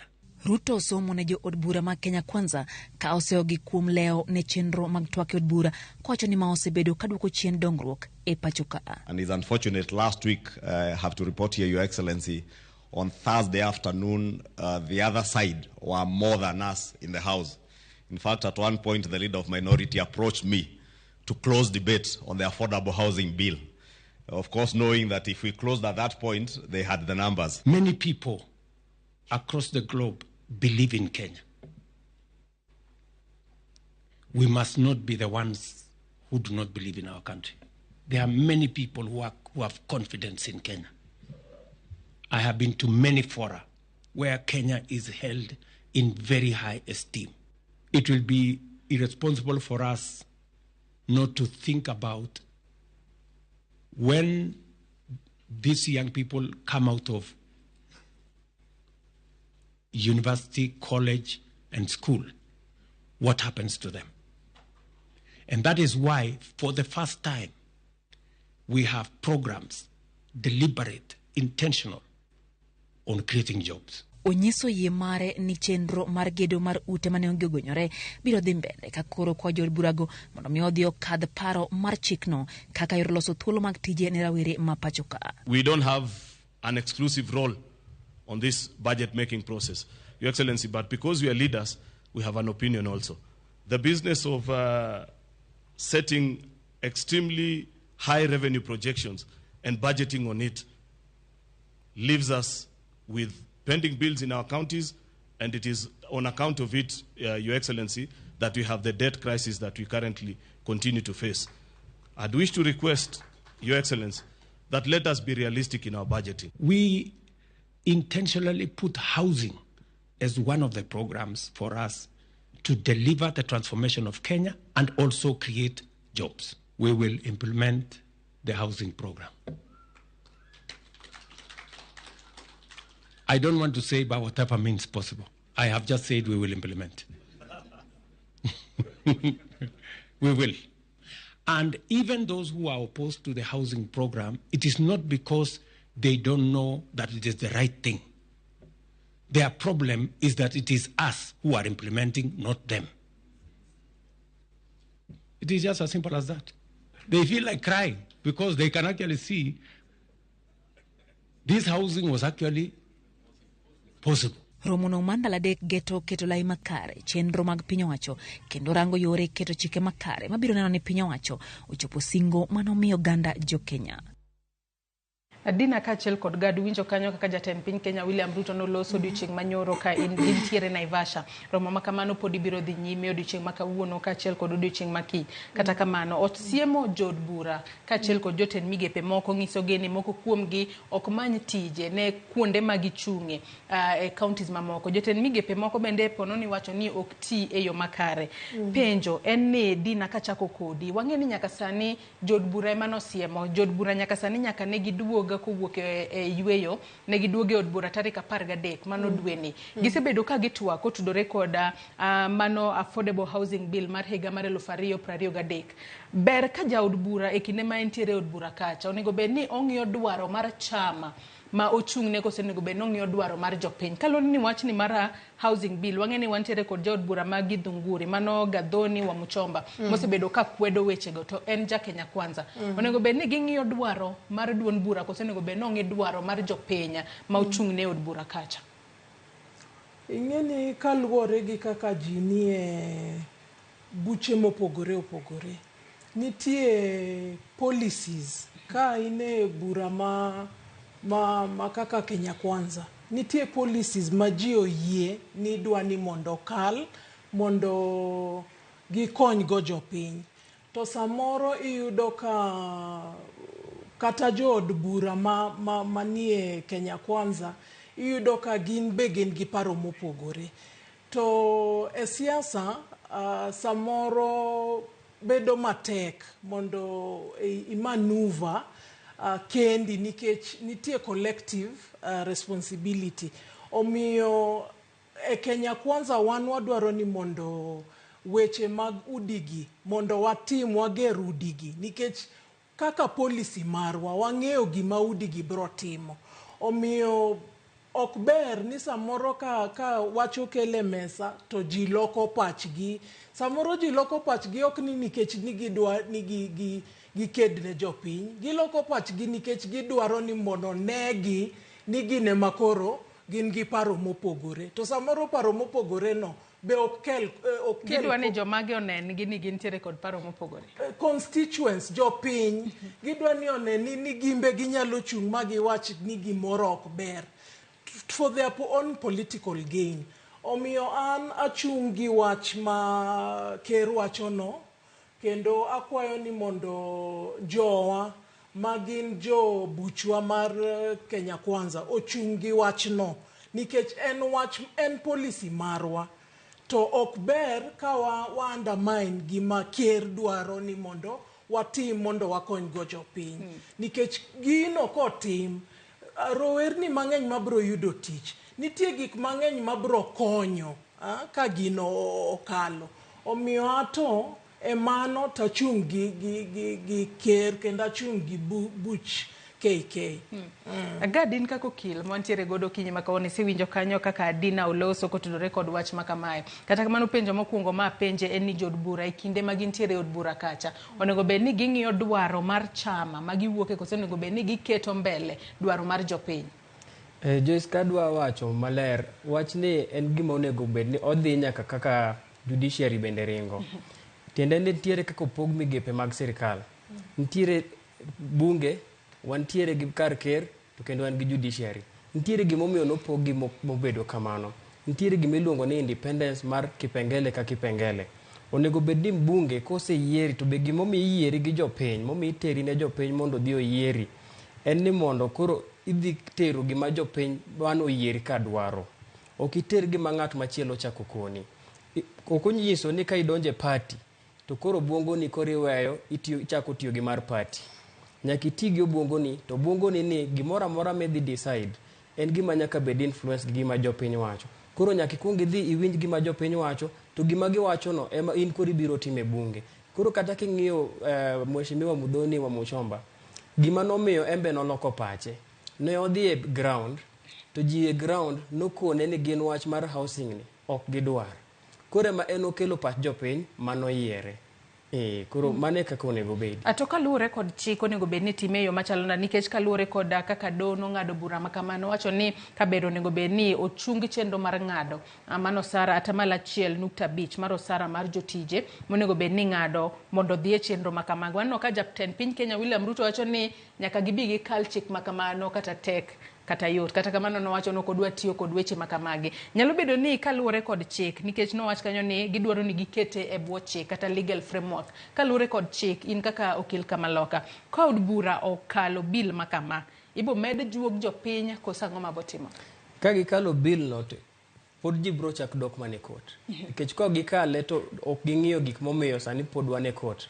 To pod ji bro chak dok. Adwa ni mondo atem wuoyo about wach mar court no nikech an achiel kuom jok manie court gi seche gi wach mar finance bill. Imbe ni chwalo bura kikwedo. Wabene wachwalo bura. Koro kata ka wuoye tanyalo mana wuoye bill masani lakini ng'eni odhi chako duoko wa mana e court nikech nitiere gik momiyo no wadhi e court ka wa challenge bill mokalo cha. Koro kata gimoro amora ma gitimo wabunge nyaka ng'e role gi ni en legislative. En kalo chik. To sama gikalo chik onego bed ni gitiyo gi obwongo gi giwegi emomiyo ka wabunge osekalo chik tichak itere ne president en bende ker odhi ochako some to neno kaka executive ni gini be ober mondo kale. Koro onego wabed gi that separation ma ok onego bedi ni ker kono wabunge ni bill moro amora ma wang' okel un nyaka kale akala kaka en no ma onge gimoro amora ma wache. Adina nyaka sani ang'e ni wach ne ili kaluwore kod gima Gado wacho. Nyalo bedo ni jatend piny osemako od bura mafuanda kaluwore ni nyaka sani adiera kwa ng'iyo kata bills michwalo kacha duto ikalo gi gakala kaluwore kod kwan mamalo mag jod bura masiro sirikal gi sani. Bende en gino makare ahinya en ng'iyo dwach jopiny kose mana dwaro mar gima sirikal ema dwaro. Ok apar ni od bura nigi joma osomo joma riek wan gi okinde wan gi jopuonj wan gi doctors wan gi joma osomo mong'eyo chik omiyo ok wawach ni ker ochuno kendo ker be nowacho maber niya en ok ochuno owacho gi muolo ni gino to di oher ni mondo okal to joma nie od bura jotendo manie od bura kaka wacho ni ok gin joma ofuwo gin joma riek to kendo ginyalo somo gigo ma ging'e gima bro konyo piny omiyo ka gidwaro ni mondo gikal chikno to gikale akala. Agad imbe da medo gimoro. Adwa medo gimoro. Kata ka Adina wacho ni jood bura joma riek ayie kod ni jogo joma riek to wawinjo ka majority leader ywak ne njano gik kama wabunge gi giwegi ma Kenya Kwanza ne ok dhi e bunge sama ne ji nigi debate mar housing fund. Ang'o momiyo magi nyiso ni magi joma riek gibe ging'eyo ni gini ok dhi konyogi gini chuno e duond oganda to gin giwegi ka gisewinjo gima jopiny wacho ok dwar gino, koro ok gidwar ni mondo negi ni gin e jok manokonyo ker chuno gini e duond jopiny. Matiende ni porono nyalo bedo ni gitemo ma kikoso chopo od bura kacha ok nyal ndiki ni nichopo to ponono igo kura mar mondo mi kwed wach makama. Gitemo mar mondo mi giketre ginene yo makare. Mane manyalo bedo gima timore. Ni samoro ka in jatelo to omi tekono ni mondo itel ne ji. Samoro jopiny nyalo wacho ni gino gidwar gimoro. Kaito later on to gineno kaka gino konyogi. Emomiyo in jatelo. Samoro nyaka ichunga e gimichunge kata jopiny otamore. Kaito gibro neno bang'e ni gini kare ne dwa konyowa. Gini odwa bayowa. Omiyo okadwa wacho mang'eny, but adwa wacho mana ni jopiny be samoro onego ojiw sirikal. Ojiw sirikal e yo machalo nade? Ojiw sirikal e yo mar bedo ni ok wapinga gimoro amora. Nikech od bura ma Azimio ne giwacho ni gino gidwar. To wang'e maber ni jatend gi ndalo moro ne dwaro gini. Koro okonego bed ni matin. Chenro en ni gero udi manengo gi yot. Wachno mar affordable housing. Ok no wach ni en gima rach. Kalore ni en chenro miwacho ni biro miyo jopiny dak e udi mabeyo manengo gi yot. Gino mabende osebed kikwedo en ng'ado sara mar jopiny. Mana atamalo 1.5 mar osara ming'ado dwe ka dwe kuom jopiny. Mane gimiwacho ni mane nataro mar chik. Gero udi tiwacho ni ok en gima rach. Nikech kata sirikal mokalo ne nitiere kod chenro mar gero udi. Mak mana ni ng'ado sara no ema ikwedo. Kalore ni wacho ni mano to ken e yor chik. Ni ng'ado sara atamalo 1.5. Kose nang'o gade? Mane kaka no wache. To kendo kata king'iyo gimo achiel kuom gik momiyo gino ok donj na oganda. Ka koro ija higa 50 to idwa retire e higa 55. To ochak ng'adi osara sani. To seche ming'adi osara ne yudo ka nikawo mortgage bende chon gi ng'ama ondiki tich kata gi bank. Misebedo kichulo higni 7. Ere tiende mondo chak ng'adi osara ni dwa miyi ot machielo to nisekawo loan makende ichulo sani mondo miyi ot machielo. Koro ng'ado osara no iyudo ka en gimoro mana mamedo hinyo ji, to bende ionge gi guarantee ni bang'e ka otiek ng'adi osara ni nitiere kaka osara ni dhi konyi, nikech kata odno ok idich godo, in gi yodi. Dina korka kori? Ato pod achung' kama chung'e nikech ang'e ni ker nigi mpango maber kendo mpango mabro konyo ji. Adwa nwadhi e wach machielo. Kalore ni wadong' mana gi dakika matin kende to twak mar odiochieng' ma kawuono rumo. Kata kamano wang'e ni kotudore kod romo makamano bende jotenda migepe mopogore opogore bende nochopo e romo makamano ka gin bende iketo gi ratil. Kapok wadhi kata twak machielo, Gad korka kori king'iyo kaka jotend migepe osebedo ka tiye pacho kae. Di wach na kalore ni gin bende kinde mokalo chien osebed kiketo gi ratil. Ineno ni jatend migawo makama emosebedo ka tiyo makare moloyo jotend migepe mamoko. Romo makama ponono Ruto bende ne wacho ni en mar ng'iyo kaka jotend migepe ne tiyo ka achiel kod jod bura. Ka koro nyalo bedo ni koro ing'iyo kaka gitiyo sani, mano motelo ne yiero mar 2027. Ka ponono kitiyo makare 2027 kochopo to ponono inyalo gwethi oko. Gino an kang'iye to kane ka en gimoro manyalo donjo, nikech migepe gi ineno ko omiyo gi ji kendo kaluwore gi ukabila mari kamiae, to kendo iyudo ka nitiere jogene momiyo kuonde mantiere gi pesa to gi jogene momiyo kuonde maonge pesa. Nitiere jok momiyo kamoro ma very active ma jopiny winjo. Koro iyudo ka in kaka ka umiyi gir culture gi sports, tiende ni irito nyaka sama ji dhi e World Cup ka ji dhi winjo. Irito sama ji dhi e marathon ka ji dhi winjo. Koro ok nyal pim gi ng'ama omiyi interior ma seche te nyaka jopiny winji. Koro en ok en pim manyalo, ok en ratil manyalo donjore kaluwore gi kaka migepe go opogore, gik ma gitimo bende opogore. Dina king'iyo kaka jotend migepe osebedo katiyo kata ka kopogore kod mano, wang'e ni jatend migawo mochung' ne weche go mag jotije, mano jatend migawo mar Labour, mano Florence Bore, nyaka sani osebedo ka wacho ni nitiere tije ma oseyud ne jopiny kata jokenya e pinje maoko. Kata kamano kwan matin kende mar jokenya emosebedo ka ndikore mar mondo mi gidhi e tijno. Tije e pinje maoko ahinya to e pinyno mar Saudi Arabia kama ne dware nurses. To kwang'iyo kata kwan joma chuo mano ndikore tije mag joma mine ne ng'eny moloyo joma mine. Mano nyalo bedo ni nyiso notiyo maber kipimo kod jotend migepe moko. Kosenego bed ni keto gi ratil e yo machalo na. ratil nyaka ketgie nikech targets nitie. Komi tich to nitie gik ma ng'amo mi tijno dwaro ni mondo itim. To nyaka ketgi kamano nikech koko ketgi kamano to nitie jomoko mabrowe jomoko ema tiyo to en okao gine embe oumore mana e tie jogo to en okoti. Omiyo aneno ni nyaka ketgi kamano mondo ng'ato ka ng'ato wach gimotimo.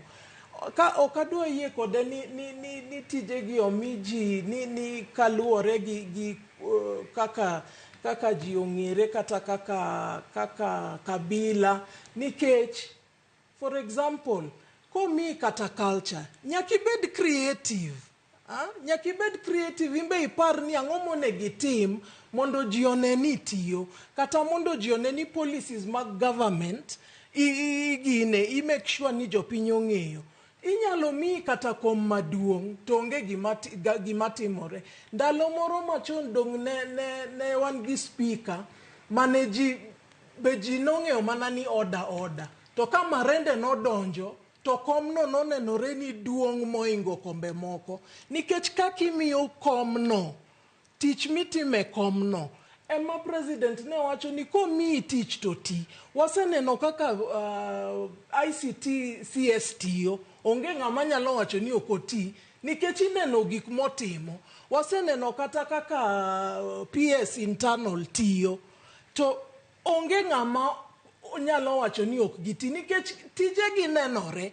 Omiyo ok inyalo wacho ni tije moko onge kaka inyis. To kare wene ji manyalo tiyo mondo ndiki.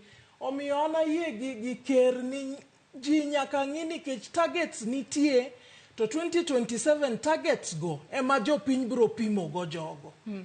Kopogore kod mano dagom mar mondo mi wadhi e wach machielo mar mondo mi thuolo marwa kik ng'adwa kapok wamulo moko kuom weche matimore pacho kae. Wach machielo mabende dagom mar mondo mi watwage en kaka jalup jatend piny Kenya Rigathi Gachagua odiochieng' manyoro noduoko mane en jatend piny Kenya kata jatend piny Kenya machon mano Uhuru Kenyatta. Ka bende nonyiso Uhuru Kenyatta ni owe nyisogi ni giwe ng'iyo chien. Ka bende wacho ni ber ka piny Kenya ng'iyo machiemo kata ng'iyo gik kuonde mane gidhiye marach kinde mokalo mar mondo mi gidin rode mar mondo mi weche makamago kik nuore. Kata kamano onyiso Uhuru Kenyatta ni owe nyisogi ni kik ging'i chien. Giwacho ni nyaka ging'i chien gine kuma Kenya no kata akiana tigi wach kuma koth nochako goyo godo piny Kenya momiyo piny Kenya nitiere kama tek gi sani. Wawinjane kaka Rigathi Gachagua noloso monde.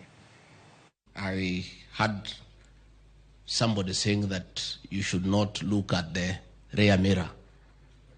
I want to encourage you to continue looking at the rear mirror, because the inventor of the motor vehicle was not mad by putting the rear mirror. In your leadership, Your Excellency, you have made it very clear that no Kenyan should be left behind. So you must continue looking at the rear mirror to make sure that all Kenyans are on board and they are not left behind.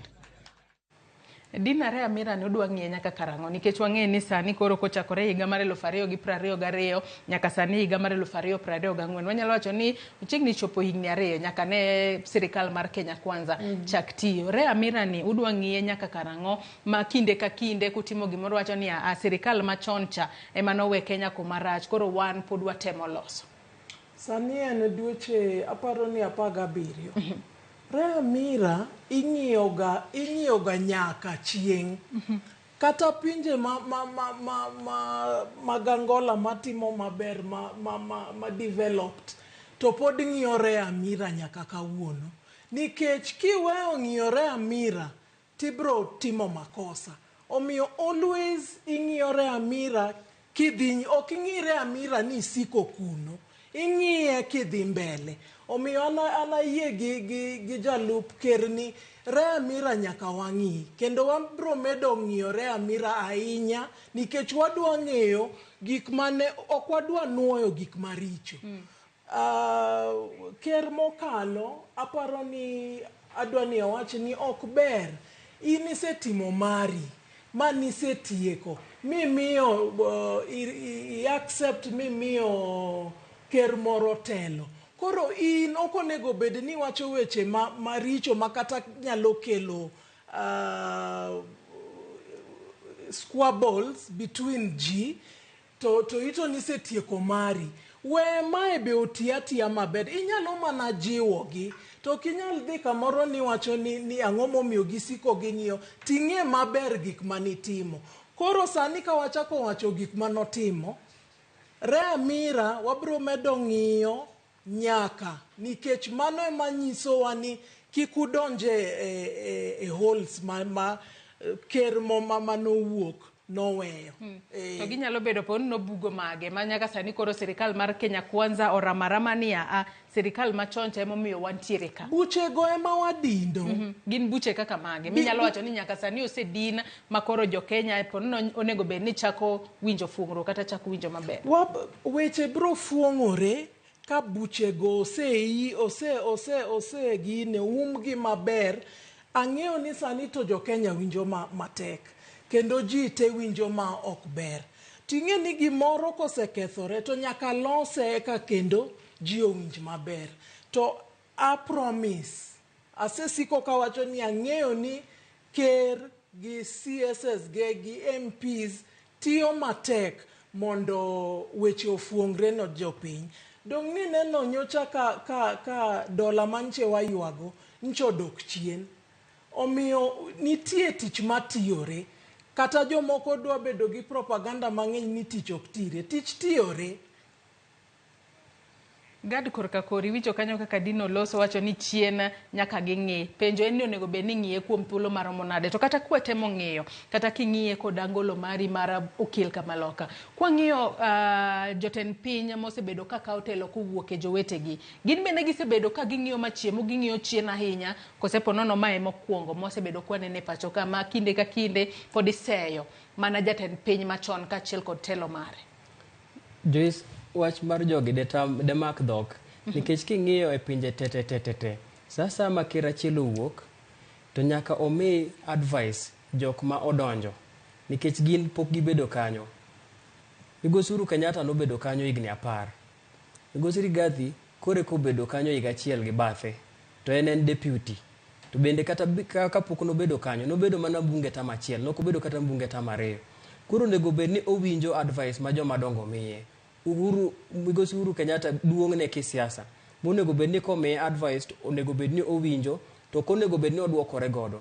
E Kenya kae nyaka nene pok ne wabedo gi kama koro ker manowuok kochiwo advice ne sirkal matiyo tiyudo ka ng'ato chako duokore kode.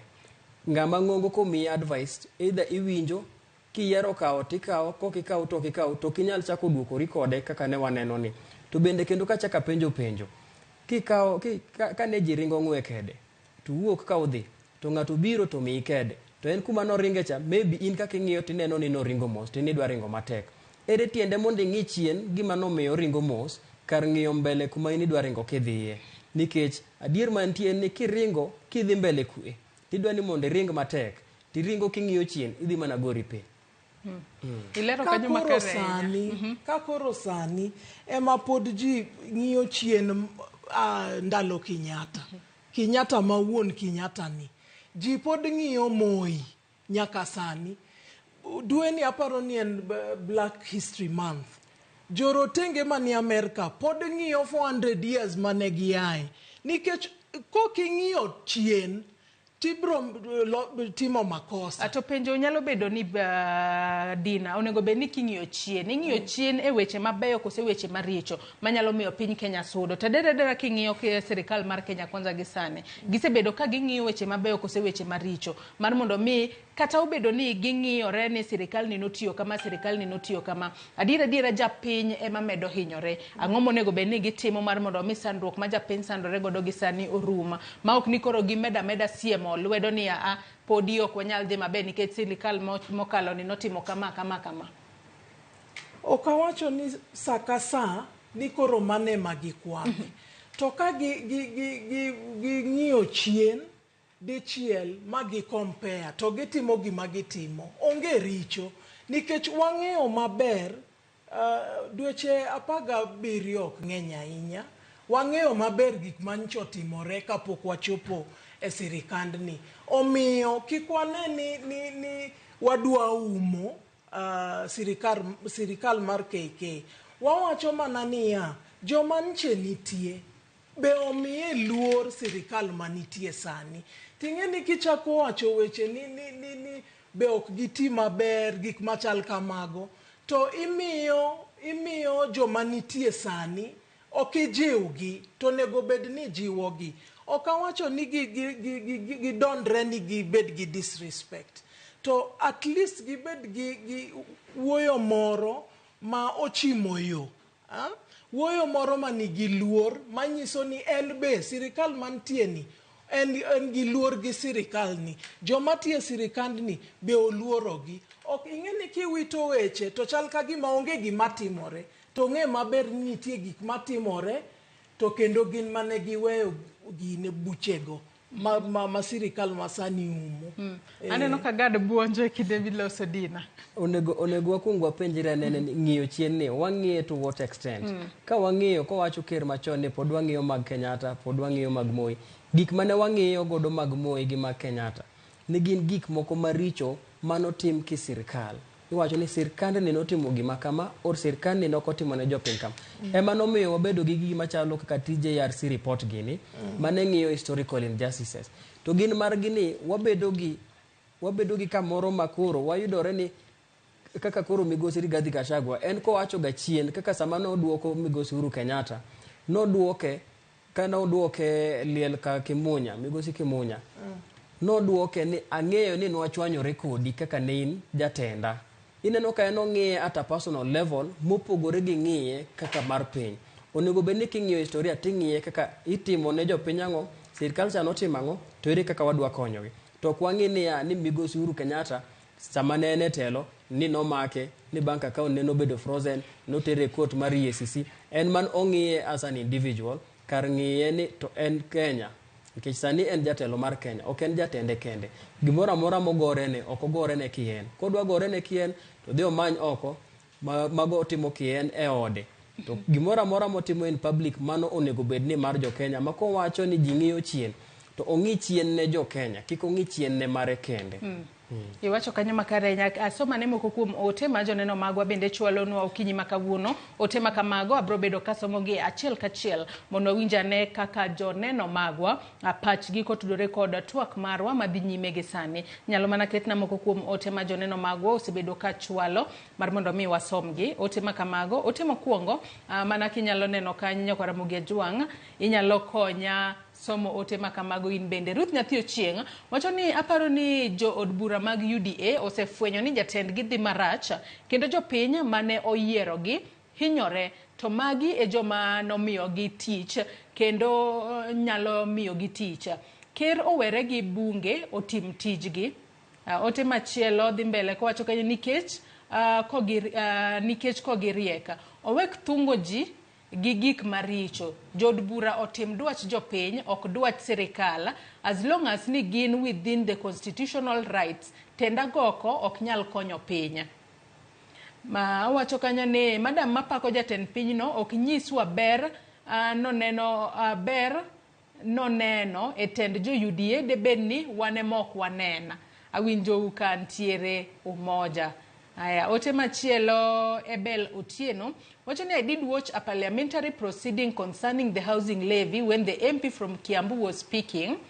Odhimbele ko wacho ni her reasoning was right. This is my concern to the Azimio leaders. If you have to give a contribution, let them be wise. Let them not just speak to express their vocality. Paromalewa inya kanyo Ebela. Babu Dimpose bende wacho no yaure uru Joyce. Chik ma jatend piny dwaro ni ok rach, but ng'ado sach japiny ok onego tim. Nitie sectors mang'eny ma onyalo tiyo godo e yudo osuru mar gero udi manengo gi yot. Aya, kaeto penjna wendo ni Dina ni be en gima kare ka ong'ado osach mar joma chiengni dhi rutaya, to moko kuomgi nigi ting' mapek. Ma inyalo kony nade? Ma an Mark Alai ka an Rongo University. Mano penjo maleu kanyo. Fredrika bende wacho ka ni Ruto gi joge nyaka ng'e ni Uhuru kata bedo ni nosetieko tich to podi en ja Kenya ma obende en gi ratiro mar wuoyo kaka ja Kenya e gik madhi marach. Ruto telo tam. Mago mana moko kuom ote ma joneno magwa chwalonwa achiel kachiel. Anyiso nyakwara Ramogi Ajwang ni paro duto wabro bedo kwa kao moko kuom gi. Ote nyalo bedo mathoth mak mana ni ok wanyal somo te. Dina ng'ato ng'isi na wacho kana penji bende ber ki ng'ado osara mar joma chiegni dhi e rutaya ni igero godo udi manengo gi yot. Ponono ng'ani idwa ng'ado osara mare to mana kaka iwinjo ka Gado wacho ni ponono nosekawo mortgage, ponono nosegedo nyaka dala. Dhi konye nang'o? Ing'eni sama ji golo ushuru to chal ka ng'ama pidho yien. Ng'ama pidho yien ok ochuno ni kipidho yien ka in 60 kata ka in 80 to in ema nyaka ibed e bwo yien no. Be iwinjo kama kelo no. Ok ochuno ni yien mipidho no katiti in ma nyaka ibede.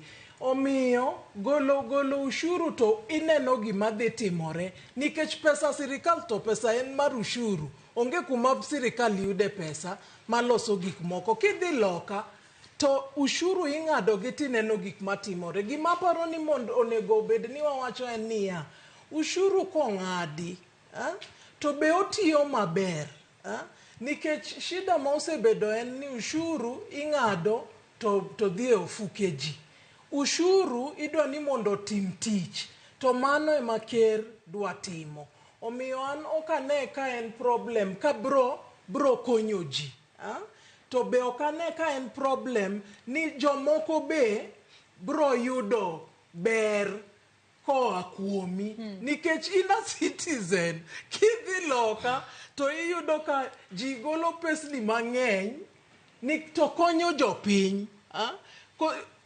Bedo citizen ok omin ni inonge gimigolo kata inonge kaka ikonyo piny ma idwa dak. Ato penjo en ni kata ka Gad poko wacho gimoro. Dong nitiere kuonde mamoko mabendi juoge jo Kenya. Ang'o momiyo pod imedo mana thonge kod atamalo 1.5 mar osara. Nikech ang'e ni penjo mathoth ma ji penjo nang'o momiyo ng'ama chiegni dhi e rutaya to ponono nosejipanga ni an ka retaya adhi dak kama. Ang'o momiyo pod ing'ado omenda mara tasejipanga. Akony ng'ama chielo nang'o to naseneno kaka nyalo konyra. Usuru mamoko bende wachulo kwa ng'iyo kidhi nyiepo kata supermarket kacha nitiere usuru michulo. Osara mari bende nitiere usuru michulo kaachiel kod usuru mamoko. Gima nyalo wacho niya, sirikal onge pesa ne kama oyude. Sirikal yudo pesa kuom jopiny eka gitim gik monego tim. Samoro ing'e niya, ok onego bed ni wan gi wich matek wamiyo gik moko bedo moko timore mabeyo ni nikech wadwa mana proof point ni wabedo joma ok dwa bedo joma akia ni anyalo wacho nang'o. Citizens be matter kaka behave. Gima onego watim niya, pesni go kosechok gi to nyaka gitim gima onego gitim. To mano be dependent on jopiny. Ka wan gi citizens ma ok active, ma ok proactive, to iyudo ka gigo ok timre. Omiyo ok ibeda beda ni in japiny, in a citizen, to in ionge gimitimo. Nyaka in be participate e gigi mondo ineni pesni gi tiyo kako onego tire. Gad, gimoro imbendi dwa medo kanyo kapok wadhi e wach machielo. Joyce, mokwongo adwa paro ne Dina ni onge chieng' moro amora ma jo Kenya noseyuake usuru. Jo Kenya osebedo ka chulo usuru nyaka nene. Pok ji oyuak, pok ji odhi e court ni ok odwa chulo VAT, ni ok odwa chulo pay. Ji osebedo ka chulo usuru nyaka nene. Gima ji yuago en mana samo mede matin kaka no med mar fuel gata malo 8. Ji no yuak matin to ji chule achula sani. To ko wacho ni chulo usuru en chalo kaka pidho yien. Moko gik ni yien mipidho kawuono ni ne manyako konyi. Ere kare tiende mondo ketwa ni wachulo tiwuondo wan dhi miwa udi kae to wacho ni ok ochuno ni wan manyaka wayud udigo. Tiende ni mano nyiso ni imawa nikech ichulo igadi osara to sachini karidwa ipango gerne godo jomoko udi. To bende ka nyiso ni ka ok ochuno ni ne manyaka konyi nyiso ni ionge gi entitlement mar biro penjo ni to msacha mano ng'adi cha ere ot kama no gerie. magikone wanyalo bedo ni wasole tibiro konwa ni mano ne osuru okocho ni une manya kukonyu ibiro gedne godo generation machielo kata ka koro wan wasetho koro en yo machielo ma itemo mana mawa godo pesa wakare kupo ni mane kaka noket to bende adwa ni ilednwa yo makare ka dina rit mondi kapok imedo ilednwa yo makare ata mala 1.5 mar osara ma bende ing'ado jopiny e osara margi en usuru kosepono ne en mana contribution ma jetimo koro en ema wacho ni en usuru wan ne wang'eyo ni ikonwa ni en contribution mwatimo mondo dhi miwa udi lakini en koro wacho ni en usuru koro kwa dhi ni en usuru to ere kaka ochopo kanyo nikech nyiso ni koro iwuondowa ni en wach mar ot to kare ntiere mana kaka opang tigi pesa wani e yo mopogore Dina gine we anyisi niya inikawe marach anagolo example to kawacho ni en ushuru to en contribution dhok donge pusore dhoga opusore omiyo anachung' kanyo ni udi we oger to sama ineno ka pinje moko gik moko dhi maber efficient kendo ji enjoy ji citizens be nyaka ti nitie part ma citizens be nyaka play kato olit to mbele kanyo tiwinjo maber adwa ni wadhi wach macho kosentiere wach midwa medo nadwa mana penja achiel okochuno ni nyaka duok sani ka wan e ot achiel gi jopuonj ariyo matiyo kaka koro gweng'wa Suba kuchocho otiyo to ochak ng'ade usuru sani ing'ade chige be ing'ado jogi dwaro gimiluongo ni matrimonial home ong'ad gi ma higni 8 gi ochopo idhi migi udi ariyo kose dhi migi ot achiel to ang'o momiyo ing'ado gi ji ariyo to gidwaro mana ot achiel koro aparo ni mano embe onyalo dhi koparo to wabiro dhi mbele gi twak haya mano bende gima onego bed ni ikete piny kata ikete paro yo makare mar mondo mi kata bedo ni ng'ado omenda ata mala 1.5 mar osara jopiny mar mondo mi gibede kod ler ni udi makama gibiro bed ka ichiwe yo machalo nade adwa ni wadhi e wach machielo ama onego bed ni watwake ka thuolo marwa pok orumo kinyi makawuono gai mar doho mano Martha Koome nowuok oko e lela ka owacho ni romo ma yando bedo godo kod jatend piny Kenya William Ruto owacho ni romo makamago ok bi rocho chenro mag doho kod thuolo mare e bwo katiba wang'e ni doho ma pacho kae kaluwore kod pen chike ma pacho ka kata katiba ma pacho ka onego bed ni ochung' kar kende ma onge nindo nyabathe achiel kata onge dewo wang' magi duto biro kalo ni moko kuom jotelo bende nowuok oko ka wacho ni tok jatend piny Kenya William Ruto romo kod Martha Koome ponono koro doho biro bedo ka ng'ado kata ka kalo gigo ma sirikal dwaro nyalodia kata kamano kong'iyo korka kori gade in kako okil kamaloka romo makama ng'eni nonyayo paro mopogore opogore kachiel kod penjo mopogore opogore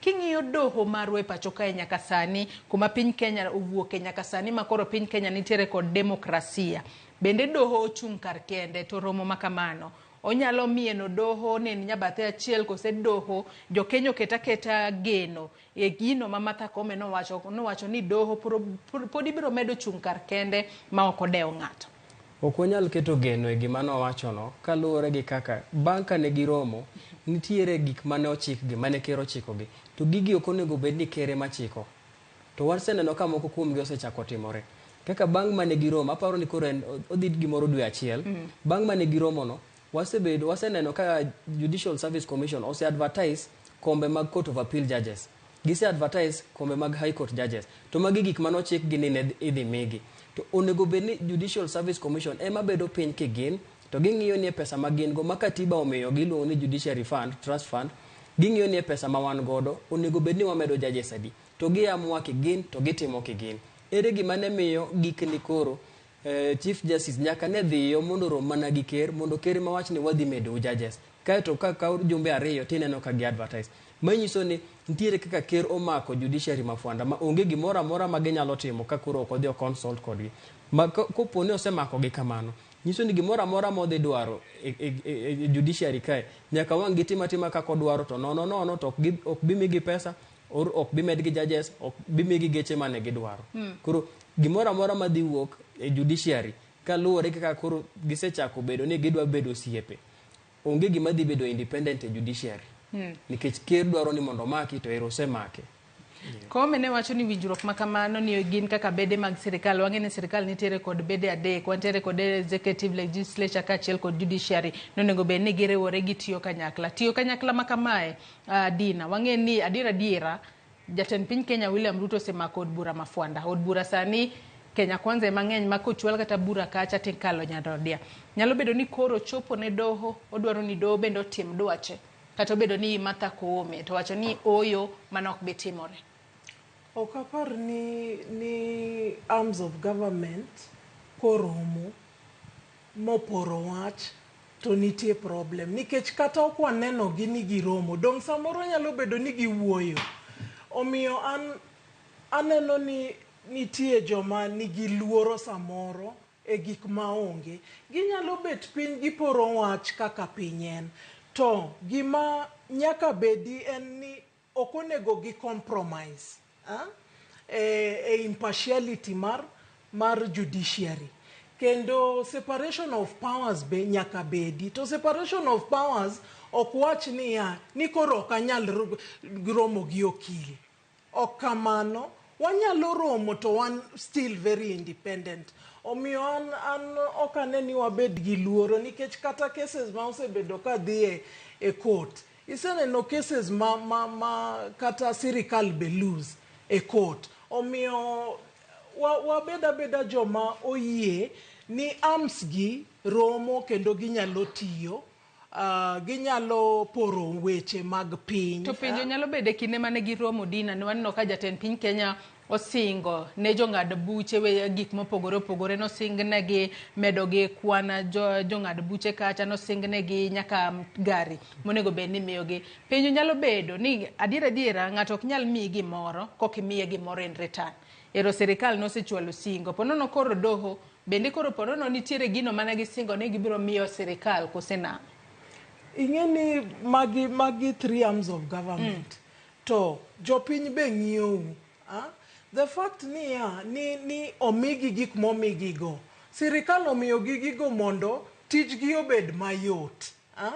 To ok omigi ni koro nitie gigo ma sirikal dwaro madwa ni mondo okal kuomgi e yo ma ok ber. Ok apar ni mano en. En mana ni mondo tich otimre e yo maber to romo be. Ok ane ni nitie problem. As long as jogo matiyo e doho gin jomoriere.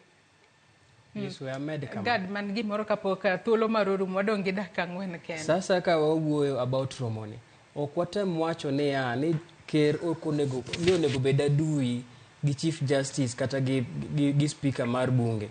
Watem wacho ni ng'at ka ng'ato mondo tich ne kaka katiba owacho. Gie sechegi ok onego bed ni biro sa ng'ato mondo mi right to life mari.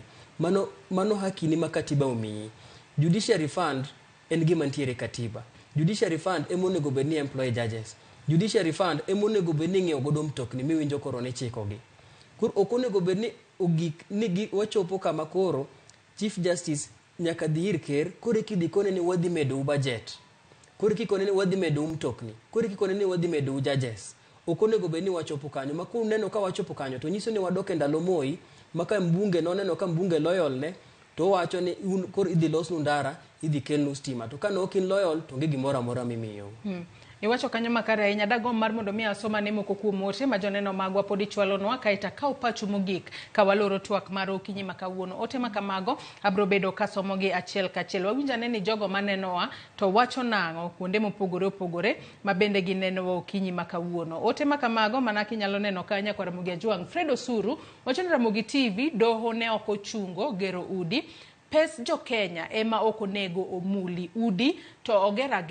Fred Osuru an Dandora phase 2. Erokamana inya Fred. Janeno wacho ni Ruto gi Uhuru ne otiyo pamoja. Koro gimora mora marach ne gitimo pamoja. Erokamana inya kuom ote makamago. Med chwalo ote magi ka bende ote machielo ma bende aneno ka uchwalonwa ka iwacho ka ni ka president nigi paro owe jod bura otwagi e paro no to kik ochun ji gi pache. That's dictatorship. En Pamela Nyarkano Pangani. Erokamana inya kuom ote muchwalono nyaka Ramogi Ajuang. Thuolo marwa e morumo Dina. Achak kodi wachni mogik ka waloro twak mar okinyi makawuono. Anadwa mana kwayo jotelo ni mondo gitine jopiny. kaka ker nowacho Naivasha ni komiyi tich to tiye kako negitiye. Oko negi riti ni nyaka ker bi manyisi tich monego itim. Gikon jopiny nikech omigi tije madongo dongo kendo ma nigi pesa mang'eny ma gikonyorego ni mondo gikony jopiny.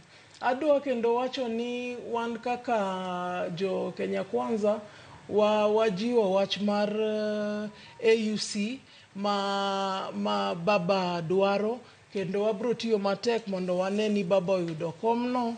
We wish him well. Kwa tiyo matek, uda tiyo matek e yo machalo nango. Wadwa tiyo matek ni dongi ng'eyo ni president nyaka bed the lead a campaign mar AUC. Omiyo president bro shuttle diplomacy, obro make sure ni prime minister oyudo komno. To mogik adwa ni mondo awach ni mos ahinya kuom rowere mancho wito ngimagi kachiel gi rawera manche nie weche mag ringo Kelvin Kiptum gi coachne gi mama mani kodgi. Adwa ni awach mos makende to adwa ni mondo awach ni jogo manie tugo mopogore opogore nyaka ng'ingi magi nikech gikelo gik mabeyo e pinyni kendo gimiyo ji bedo gi jiwruok mar tiyo matek. Koro miyo agone gi mos kendo wan kodgi wagone sirikal erokamano kuom gero ne ot kendo kao family no konyogi. Erokamano. Gada guko wach ni mogik mana mapiyo piyo kwa tieko. Wach na mogik anyalo wacho mana ni e piny kae mondo mitawa maber wame kipengele mar sirkal mondo titijgi independently. Koyieri mbunge titichni to kapok itimo tichni winj gima jopiny dwaro. To ka in e judiciary bende titichni ma ok ing'iyo ni executive dwaro nang'o kata kik ng'ata influence gi incentive mora mora. Ka in e executive bende titichni. To mogik adwa wacho ne oganda joluo ni bedo ni ogai mar Azimio nyalo dhi Ethiopia kata Africa Union okonyiso ni koro warumo. Odhi mana kacha represent Kenya e ndalo modhi represent. To ka sa ogik to Migosi Raila Odinga nigi ngima ochiko en kaka paka. Obiro duogo kendo obiro duogo kotegno. Koro kik uluor. Erokamano. Erokamano ahinya Gada Guko kaachiel kod Indi Nagai kuom kawo thuolo mar okinyi ma kawuono ubi wabed kod twak kotudore kod chala mar Kenya kaachiel kod Nyako Ramogi Ajwang'. Erokamano ahinya kuom bedo kodwa. Ote magi aneno asomo moko kuomgi kata kamano thuolo marwa emorumo gi sani. Wakawo mana yueyo madundo tok yueyo to ibiro yudo twak machielo kod Sharon Ong'ao kotudore kod weche mag komo nyuol. Kik idhi mabor.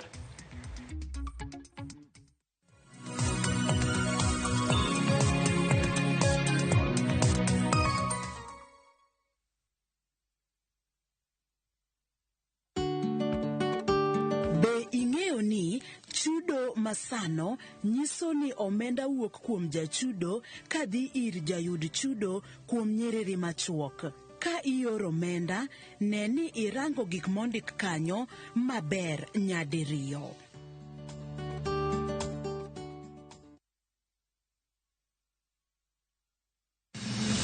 Chieng' tich adek ka tich adek en oketho piny to pod ogoko.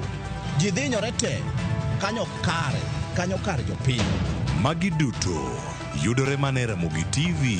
Yani ene ubiro ga bora ne ubiro to otengo abiro timo numa gima abiro timo okono timo jo Kenya bu usaol gi wund ma pile buch jopiny. To nitie kuonde moko bende japiny mane ogolo lowo mondo olosgo kembe gi eki. Nisani koro kembe go eki ibro usi maduonde japiny ok owinji e od bura miluongo ni Parliament.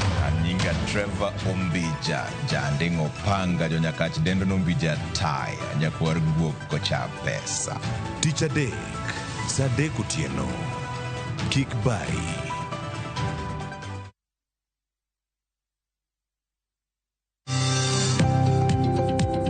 Ohala gi mwandu wakelo ni jolony e weche ohala. It is important mondo wan kaka joluo wabed gi dongruok. Wafwenyo ni adiera matut mag timo ohala. Tijni kidwa time en mana mashin mar luoko to gi kuminya yude pi.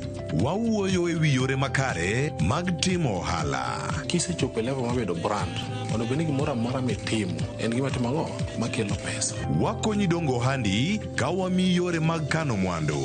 Investment group kawache mana gi nyinge no en choko pesa kasto ikete kamoro kasto golo nyinyo. Mabiro konyi e kinde mabiro. Omiyo wakwayo ni ji duto ket pesa gi e savings mondo wapuonji kaka gibiro tiyo godo. Riwri kodwa chieng' tich ang'wen saa 1:45 otieno mana e Ramogi TV.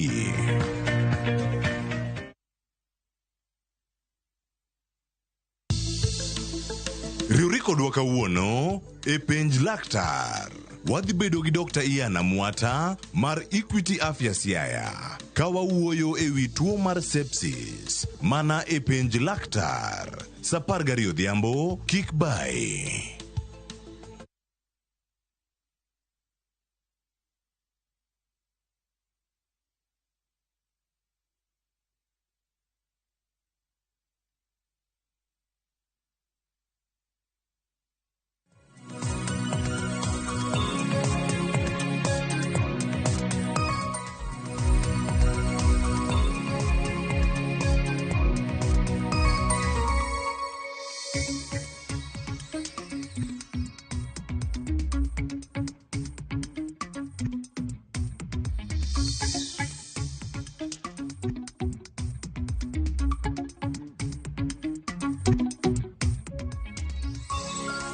Nyakorongo jwang dakika na dek tok sario mar okinyi kamoro moro mintiere machiegni wadhi nyime gi chenro mar piny nyawadwa Joyce Oduoro osebiro ka kelo ni twak mano kotenore kod chal mar piny Kenya. Ising'eyo kaka piny Kenya ringo. Okinyi ma kawuono nyakorongo jwang motelo ne odiochieng joma mine. Wang'e ni joma mine odiochiengwa ihingo chieng' tarik 8 mano mar dwe mar adek mano mar higa ka higa. Okinyi ma kawuono nyakorongo jwang dong walo sana kotenore kod komo nyuola nikech ma en achiedh nade ma bende joma mine osebedo kakadhe. Komo nyuola bende ang'e ni tinde joma chuo bende timo emomiyo okinyi ma kawuono wariwo wiu kanyakla joma mine kanyakla kod joma chuo wapuonjore na kotenore kod komo nyuola. Ponono nintiere kod ote moramora kotenore kod komo nyuola kata family planning ioro nwa lai magwa magote machoka rede ka uchiel nono mbui magwa bendo biro achiel kachiel mano mbui mag Uganda moriwo Facebook, Twitter kanyakla kod YouTube. Antiere ka gi jalony mawuok e riwruok mong'ere kaka Reproductive Health Network Kenya. Nyinge Pamela Odhiambo. Pamela roki ni machiegni mos jopiny. Asante. Nyinga en Pamela Adhiambo, Adhiambo, tatiyo gi Reproductive Health Network Kenya. To wan ka Reproductive Network Kenya watiyo gi daktache e counties mopogore. To gibiro gimakore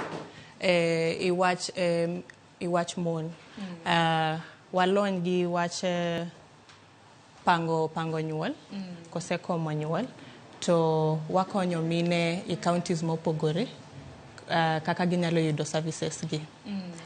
To watiyo kata gi vijana seche moko iwacho ga samidwa address gik moko ber kuloso wete.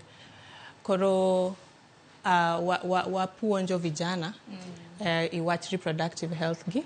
Alafu kaka gidhi gwengigo ginyalo yudo namna magi loso gi vijana ma gwengigo to gipuonjo gi wach reproductive health. Aparo ni paro makama endi ber nikech karamna vijende hemi wacho ni wantiere ngala manyime to bende kwan vijende bende kinga ramne kor gwenge mopogore e pacho ka bende ng'eny. Aken target mar gin vijende rowere mantiere higni adi kama mupuonjo komo nyuol. Watiyo gi adolescent girls. We target nyiri most of the times. Ineno nyiri mochako periods, wawacho gichako balehe, akia iwacho nango. So we target nyiri ma between higni 12 go nyaka 40. Magoro wire. Women of reproductive age wawacho hamano.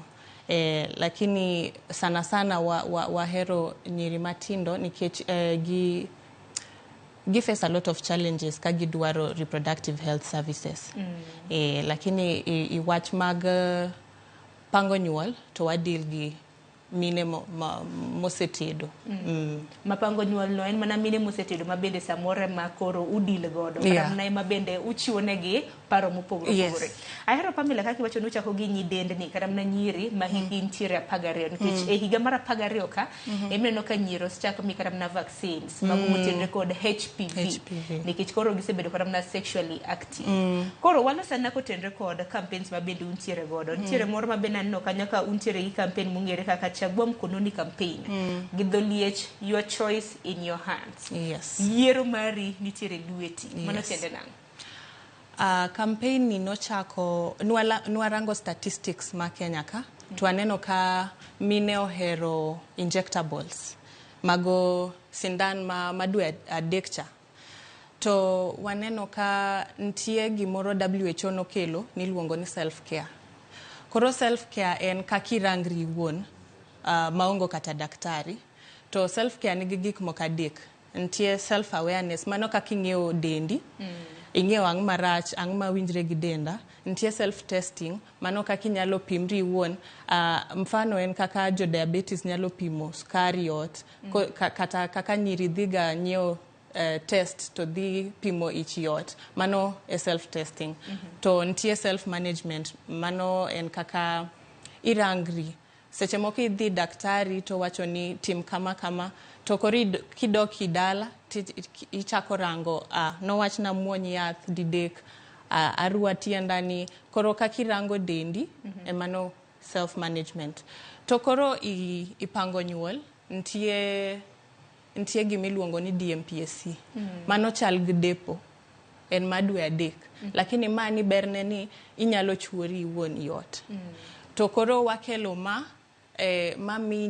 mine choice wadwa puonjogi koro gin gi choice I lwetgi ka ginyalo yiera pango nyuol mora magihero to gikao ginyalo timo I ot ineno to kaka ji dwaro ga weche mag pango nyuol iyudo ka ntie a lot of challenges. Koro seche moko iyudo mine modak kata kuonde kaka Samburu kocha kata yudo hospital betek seche moko pesa be onge seche moko iyudo nu culture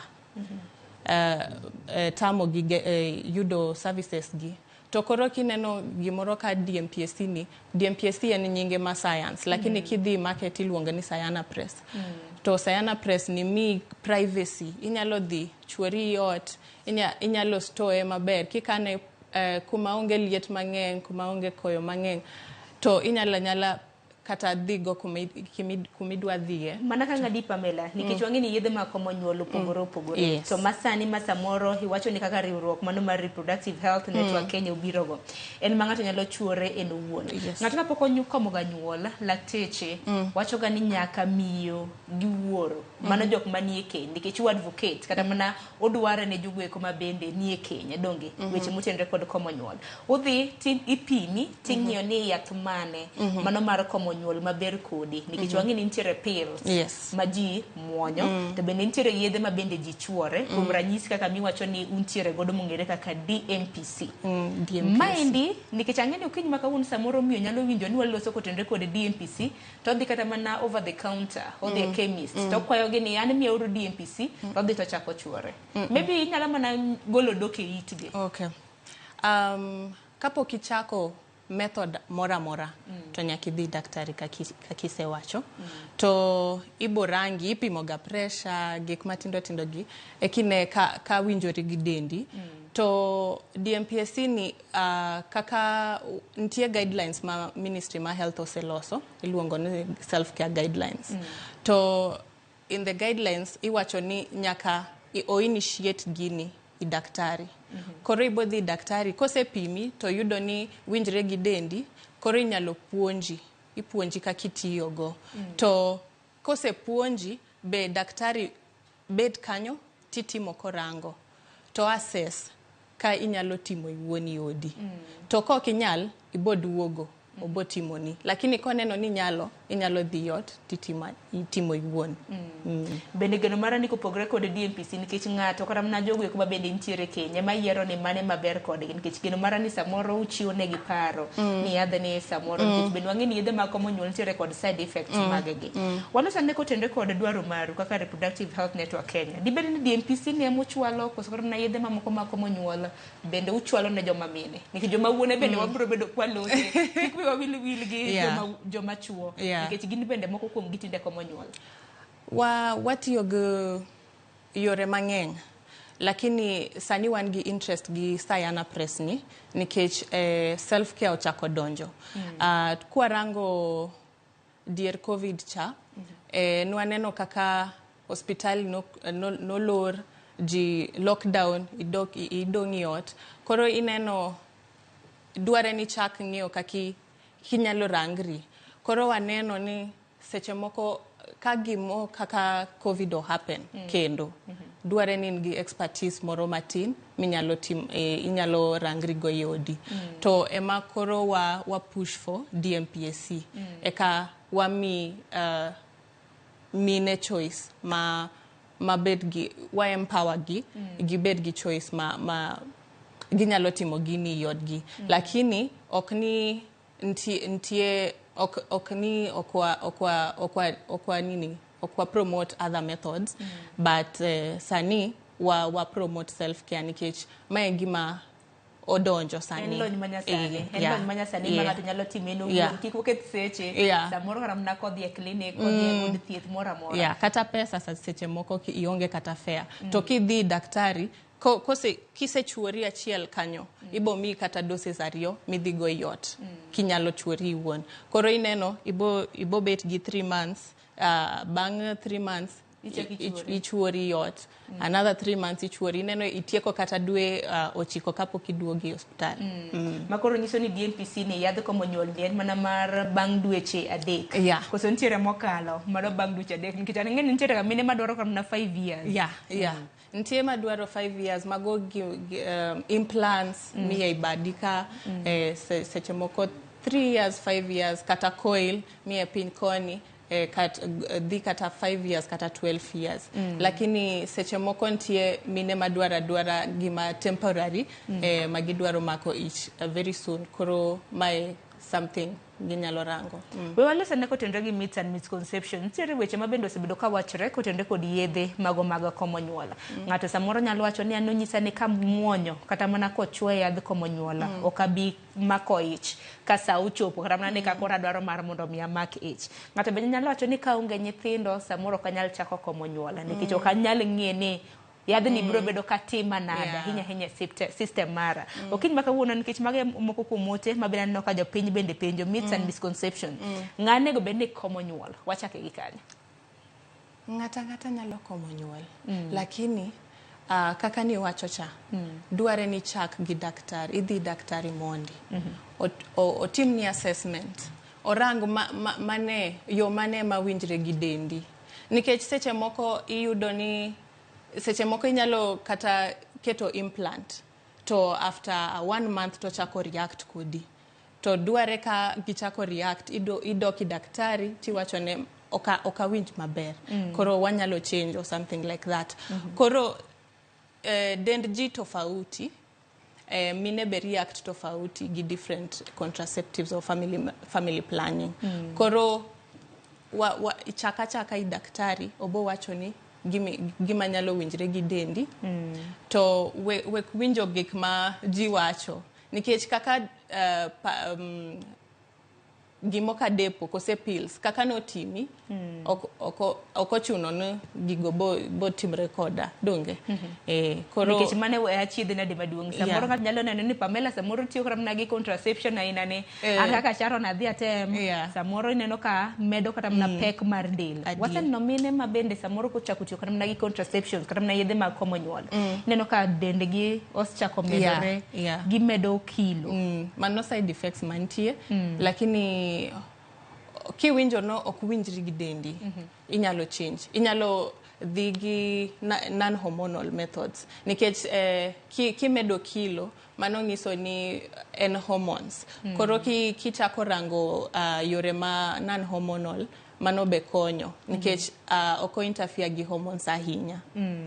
Nekoro mgajuang kikawe yoko wadonge dakika 15 mar mondo mwatiek twak makama mano kotende kod okenge mag komo nyuol. Wantiere gi jalony mano Pamela Adhiambo mabende wuok e riwruok mongere kaka Reproductive Health Network Kenya mabende golo doke itwa kotende kod okenge mago mag komo nyuol. Samoro in miyo in wuoro madaro komo nyuol ko kacha ponono ni isekomo nyuol to samoro yedhe mabende itiyo godo ok dhi makare kodi. Nitiere moro mabende riwruok mar Reproductive Health Network Kenya obiro godo manyien mongere kaka DMPC ma ini wuone inyalo churi godo kendi e ot kanyo mano mara dweche 3. Ponono ni nitiere gi ote mora ma ikinde manego bedni yoro ote makamago abiro bedo kasomo gi achiel kachiel. Pamela biro bedo kaduoko. Pamela kiki wawil bende gi jomachuo nikech jomachuo bende aneno ka moko kuom gi bende oro ote ka jomachuo to komo nyuol nango nikech ang'e ni nitiere yore mopogore mago mag komo nyuol. Ntiie raba kose condoms mano e common ichuo to research okotimal sector machuo ahinya lakini ntie yore mabiro lakini for now wan gi condoms to seche moko iwacho ni ntie bit mangado cha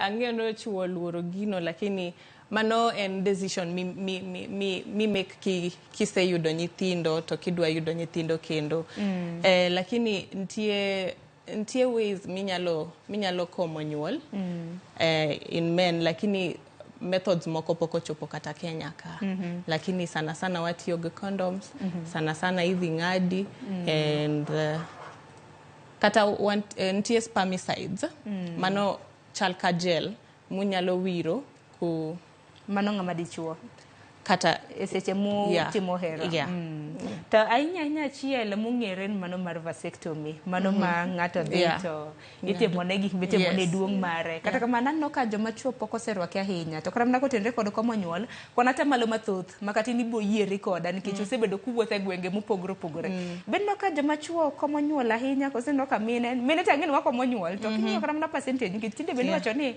wakonyre nikech samoro miyo yedhe mag komo nyuol ok dhi kode makare ng'ama de chuo nyalo komo nyuol. Chuo luoro gini lakini wa encourage gikony mine nikech waneno ka burden ni opodho ni mine sana nikech ang'eyo pia research mosetim woko ka en ma mine ahinya lakini wa encourage men mondo okom nyuol seche moko inyalo konyo kata madhi yot kanyo seche moko kata ka pokadhi sindan wawach ni anakawo ga sindan madwe 3 cha to pokadhi kao dongi neno ntie period manyalo yudo ich kanyo kabisa sano emi inyalo bi ka dichuo tiwacho ni watig condom watig condom at least wa protect ourselves lakini koro kwarango statistics dichuo luoro gini kata vasectomy ji oluoro lakini kwarango mine ntie iluongo ni BTL in females mine timo gini daily lakini kirango dichuo gi luoro ahinya giparo ni wech komo nyuol en gik mine to bede ber kata mana ka dichuo ko kata mana ng'ama miyo ahinya ka ikeny kanya ng'ato dhako kata mana gi wuoro gidhi e osiptal kanyakla mar mondo bi daktari bende chune gi paro donge ok ni miyo kende madhi komo nyuol dware no dhi kun ji ariyo amano kata ka imi yo moro ma komo nyuol kata chuori nyalo understand kose partner ni nyalo understand ni my method mikao bed effective for how long onyalo konyi nade nikech seche moko irango kiyudo gimoka implants seche moko iwinjo ka lweti pek to okinyal timo tich matek ka pod onyien so ineno kaka in dichuo iwuon inyalo konyo chiegi kose partner ni Mana paro ni en paro maber. Kapo kaka ote kendo kanyo Pamela, walose na kaluwore kod achiedh nade mopogore mabende joma chuo joma nyiro bedo ka yudo ahinya mano mar komo nyuol. Achiel kuom gi gin ganok mago mag gige komo nyuol. Akene kinde mabende udhi e gwenge mopogore nikech angin tiere gwenge moko mabende yedhe bende koso kram na chope. Bende magi gin moko machiedh nade mabende samoro familia kadhe. Mago tende kod nok mago mag yedhe mago mag komo nyuol nikech wang'eni nitiere gwenge mamoko mabende samoro yedhe maka magi ok chope. Watiyo ga areas moko ka iluongo ni humanitarian settings. Seche moko kidhi in the northern part of Kenya, iyudo ni ka jogi ok yud kata yath, ok yud kata family planning, ok yud kata hospital be bor. Seche moko inyalo wuotho kata 2 days e kichopi hospital. To seche moko pok ichiemo kata ionge kata teko machopo kocha. Koro wan gagi programs ma run on those sides. Tinyalo dhi wanyalo dhi kata Samburu kata Isiolo to wa set up iluongo ni camp, medical camp. To kanyo wa mobilize waluongo jogweng ma kuonde go to wa work gi county government ma counties go. To waluongo jibiro to wamigi services mag family planning.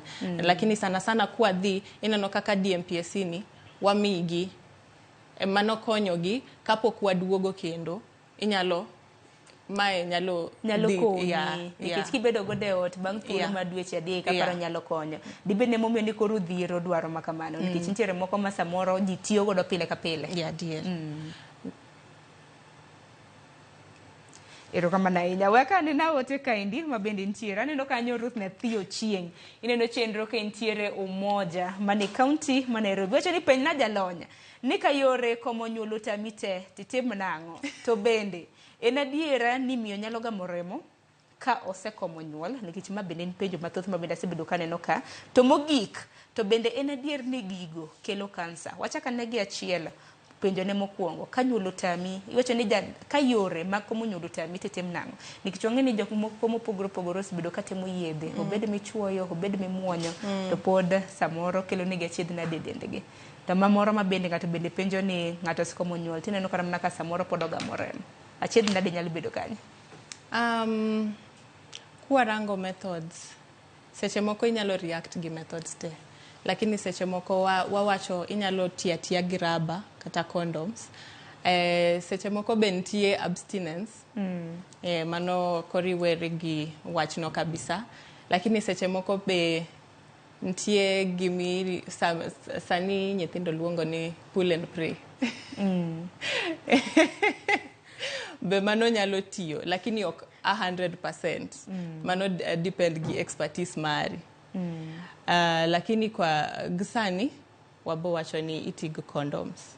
Condoms universal manyalo konyi kata gi ntie diseases minyalo yudo STDs to nyalo komo gigo. Mapepio ote moro aneno ka lai marwa mar 3-6 neno nono ng'ato wacho ni naketo family planning mano mar higni 3 to nyaka sani higa achiel pok aneno malo mano pok odhi dwe menstruation wacho ni nyinge Morin kentiere county ma Kisumu dibed na chiedh na den mane. Seche moko kikao yore mag ginene mag komo nyuol kosepango nyuol iyudo ka dware ni penj daktari return to fertility. Ntie gimiluongo ni return to fertility so kipenjo daktari onyalo guide kiwacho ne anadwaro yudo nyathi in the next 1 year. Koro nyalo konyi gi yo ma inyalo duoko fertility in the next 1 year. Lakini koso remo seche moko en gima normal kichako tiyo gi hormonal contraceptives. To seche moko inyalo neno remo mang'eny kose matin or seche moko ok inyal neno remo. To kineno ne gini obadhi ahinya idoki daktari. To daktari rango ang' ma shida ntie. Nikech sani ok anyal wacho ni shida ntie ka, koste shida ntie ka. Lakini kidhi daktari iwacho ne kaka itiyo gi contraceptive man to nyalo wacho ni koro dware ni noduogo nichako neno remo probably in the next 6 months to pok ineno in 1 year. Koro nyalo assessi to nyalo konyi. Lakini kwa sasa okanyal wacho ni shida enang'o. Nikech nitie different factors manyalo changia. Adier makende nitiere penjo machielo ma bende biwa kik wil godo ma bende Ruth nyathi ochieng' no penjo ka bende yedhe ma komo nyuolo nyalo kelo kansa. Nitie side effects mag yath, yes. Anything foreign kodonji dendi nitie side effects. Lakini pok awinjo ka nitie ng'amo yudo kansa nikech otiyo go yore mag komo nyuol. Pok awinjo da. Nitie factors mang'eny. Koro inyalo yudo en kaka gik moko ka chiemo, ang'o, kaka expose dendi, lakini ok awinjo ka ng'ato yudo kansa nikech komo nyuol. Aparo ni mago penjo maleo. Mamoko ma bende nyalo ketina biro bedo ka some yamo achiel kachiel. Nitiere moko kuom penjo ma bende osebedo ka donjo kanyo, ma bende nyalo bedo ka somo mana mapiyo piyo.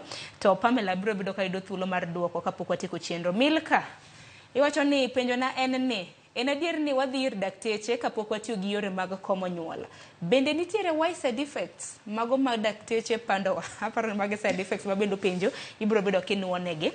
Kopogore gi mano, jano mar wachielo iwacho ni hello RamogiTV, penj na laktar ni long term effect mane ma an godo kuom tiyo kod raboyunga en kondom, kinde duto kaka yo mar komo nyuol. Aya, kopogore gi mano asom machielo Anikola kawuok e kaunti ma Kisumu, penj na ni bende ber ka nyathi ma nyako tiyo gi family planning kapok oyudo nyathi kata kapok odonje keny. Asam penjo mogik kanyo mar mon mi yudi thuolo mar duoko. Morin iwacho ni iwuok Eldoret na komo nyuol gi implant mar higni 5 to nagamo remo ka higni 5 pok orumo. What caused it? Pamela mana nyalo duoko mapiyo piyo. Achak gi mane. Wachaka nena gi wach implant. Ng'at ma wacho ni noketo implant mar higni 5 to gamo remo kaka tamna pok higni 5 oromo. Penjo ni dobed ni kosa na kanye. Anda wacho doki daktari. Nikech seche moko nitie interference manyalo happen gi coil. No ye implant. Odhi orangi daktari. Nikech oteka ahinya wacho ni shida en kanye nikech kidhi daktari obo kao history. Odwa rango different factors manyalo contribute to gimi go through sani. Koro abo wacho no dhi daktari nikech sani okanyal wacho ni remo biro nikech gima kama. Koro nitie different factors. My gima jina dware na understand. Nitie different factors ma affecti. So especially hormonal contraception. Koro inyalo dhi daktari orangi tiwacho ne adier. Seche moko idhi daktari to idwa pando gik moko ni oknatimo hama. So idhi daktari tibet gi thuolo tiwacho na gik moko te mitimo alafu onyalo assessi. Ero kama na inya nitiere Nicole mabene na penjo kintiere kaunti ma Kisumu ni ka nyathi ma nyako tiyo gi family planning kapok oyudo nyathi kata podi kapok odonje kendi bende ber. Aparo ni maina achiel kuom ote mabende wachako godo. Onge sida. Family planning inyalo chako tiyogo kata kise turn 18. Kise bet ng'ama duong' tinyalo chako tiyogo. Okochuno ni nyaka ibed gi ng'ato, okochuno nyaka ibed gi chuo. Inyalo tiyago to oko affect fertility mari at all. And berne ni inyalo dhi daktari to wacho ni method midwaro. Nikech nitie seche moko nitie different factors manyalo contribute to kaki nyalo choose family planning. Koro anyalo wacho nikech an travel a lot. Okanyal tiyo gi pills. Ineno. Nikech wi anyalo wil. Koro akao gimo ka implant kose coil. Koro yudo nyiri matindo gi ok matinda hinya like 18 and above.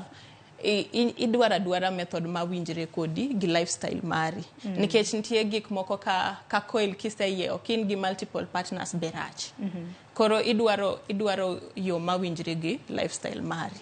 to ok rach. Yero kama na inya. So mote mogik, nitiere ote ariyo kanyo, madaro somo mogik mar mondo mwatiek chenro makama. Neno ote mabende Babu Dimples oro kanyo, mano rawera mawuoyi. Wacho ni Aure Sharon, penya jalony ni, enang'o makelo complications ne joma mine mamoko. Bang' tieko tiyo gi yore mag komo nyuol. Wacho ni kaka puko remo mang'eny, ma samoro kelo ne mine hinyruok. Ma inyalo kony nade? Iwacho ni Mama Kalai kintiere Rongo University. Adaro mar mondo miduok na mano mapiyo nikech nitiere joma mine mamoko ma bende no ote ka bende magioro na ma bende wacho ni gi sport gineno remo kata bende ni gintiere family planning. Magwen edena hormones. Iyudo seche moko kitiyo gi hormonal contraceptives, iyudo hormonal imbalance seche moko nikech kelo hormones moko idendi. Koro yudo imbalance ntie. So seche moko inyalo neno mang'eng matin, inyalo sport. To koro kiwinjo ni ok ber gi dendi nikech seche moko be ichwer ahinya. Kiwinjo ok ber gi dendi, doga i daktari o change ni method. Ero kama na inya. Pamela, ero kama na inya kuom twak ma bendo bedo godo. Ote mar mogik de bedangwa hinya okinyi makawuono bende ilose gi jonyuol nikech wang'e nitiere jonyuol moko ma bende tero nyithige komo nyuol.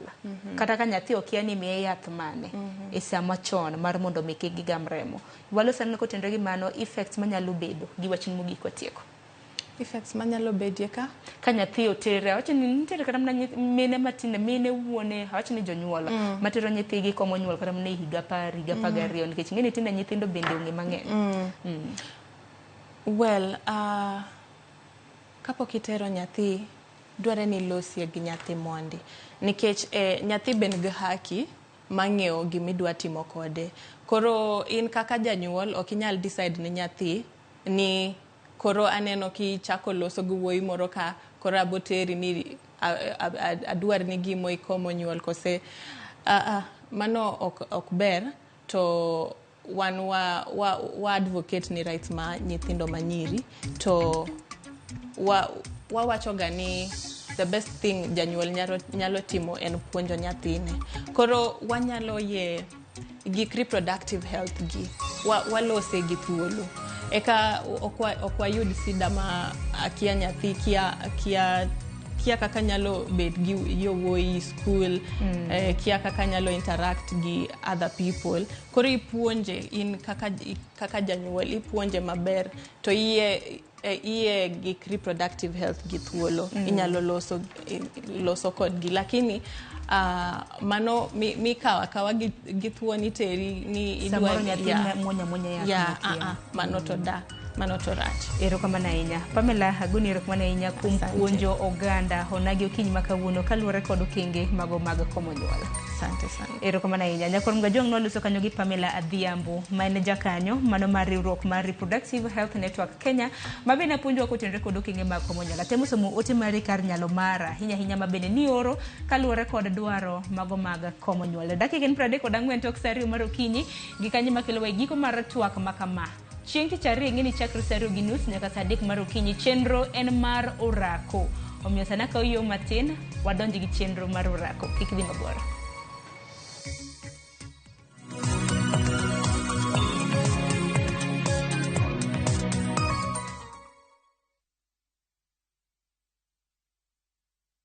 Jichukulie 30 days third-party cover for your motor vehicle kwa thao moja tu and say goodbye to expensive motor vehicle insurance. Pata bima kutoka Direct Line Assurance. Kujisajili bonyeza *487*4# na uweke namba plate ya gari yako, ID namba yako, email address yako na ulipe thao moja tu and your digital cover will be sent to you instantly. Collect your sticker at your nearest Total service station. Dial *487*4# upate third-party motor vehicle insurance valid for 30 days pop. Ni thao tu.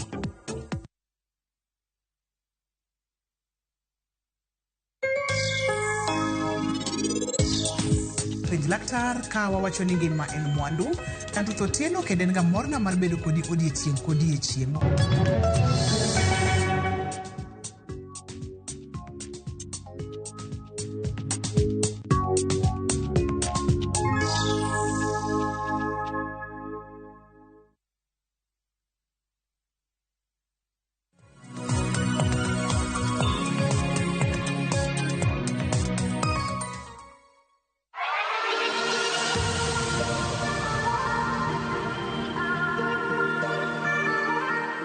nyikwa Ramogi machiegni kendo chendo mar orako kokelo gi Collins Alaro. Kauna timo workout wilo ni hit workout. Wacho gi body workout kende. O watingi mara kara mara chuma kando. Dendi kende wedo roka endi to gi pimodho kod towel to wadhi mbele. Eng'ya ka endi an kod jowetena kon an gi Paulino Maidha, an gi Ivy Kacha, gi Winnie Chanda. Koro jogi kauna winjo negi te gidhi wanya kozo ji kawuono donge. Aya, wachako kod warm up mana matin kabisa. Sawa. Aya, nyaka wasa chimo kongo before attack any workout. Stretch kwanza mondo remo flow e dendi te donge. Aya, wadhi to the side. Kwa baba kaka timeni endi. Chaki stretch koni endi. So move ka move wadhi chiwo, dhi for 45 seconds. Sawa. Cut wa you for 15 seconds. To push all through. Stretch dendi mana mos. Riere funje gimana mos. Aya, wadhi kanyo. Ribembe ni kero kodo. Remo ringe bembe ni maber kabisa. Yo achien. Kona chielo kocha kendo. Yo achien.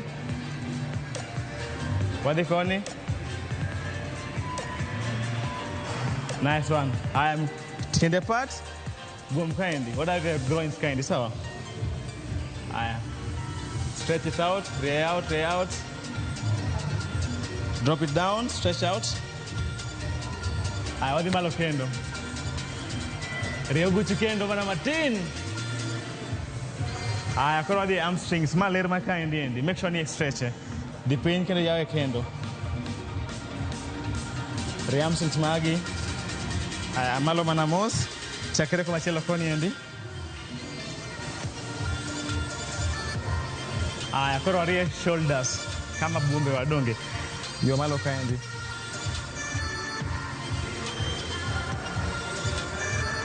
Chakere kwa machielo ni mana mos. Aya, wadhi kaendi koro mogik. Toyo malo. Iyo alternate miguu. Koro wan mana hamstrings kendo.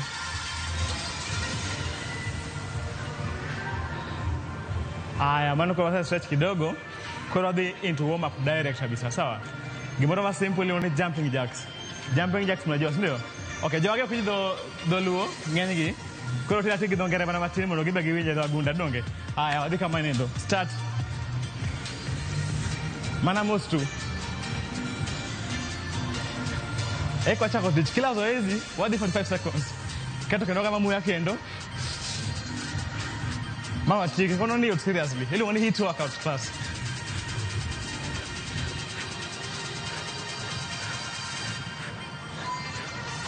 Haya. Recover my team. Ili wani active recovery. Just march around, you can just walk around pole pole. Active recovery. Active recovery. Haya, wakati wa next wadi yo high knee, sawa? High knee. Chogidi malo. Haya, wadi. Temo chako. Kapo ni chongira ami, okinya tirebu hivi jogi pesa zaidi. Dede mind body, sawa? Onge shida. Mind hilo ni modified workout. Koro tizi ni manga ngata. Kati onge lead, okinya dikaji ngedini endi, timeta modified. Lakini nan sawa.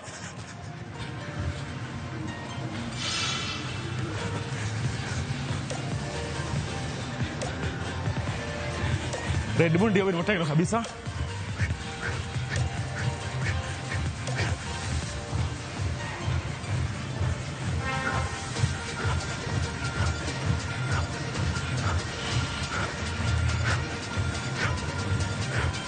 Haya, gambo ya kendo. Haya, wakati wa next. Wadhi lengo la tall, sawa? Makare, mko sawa? Nyoge kama mweka seriously. Haya, wachini dikendo. Haya, wadhi.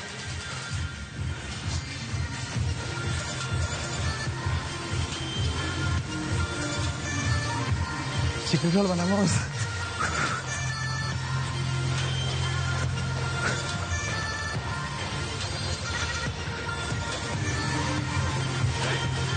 Sani koro kama mweka seriously. Lakini mera mradi.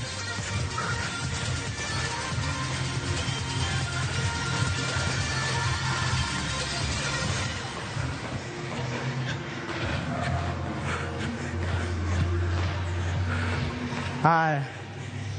Gamu ya kendo. Gamu ya kendo. Sami yo, I know this next workout kendo. Next, tingo badi malo. Take a quick fit. Imulo pin.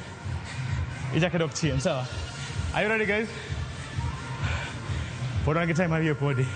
8 more seconds, ready? I think body malo. I want it forward. Speed. Drop it down. Speed. Kazubundi kabisa. Mind put core workout for the same time in cardiovascular workout. Compete na time. PM good sir.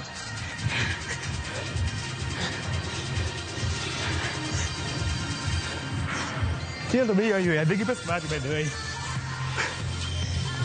Cooking a keep up, keep us smart. I'm a magic enemy.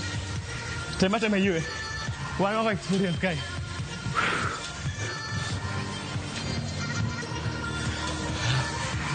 Kumuna kendo. Kumuna kendo. What if one paro cannot have take seriously?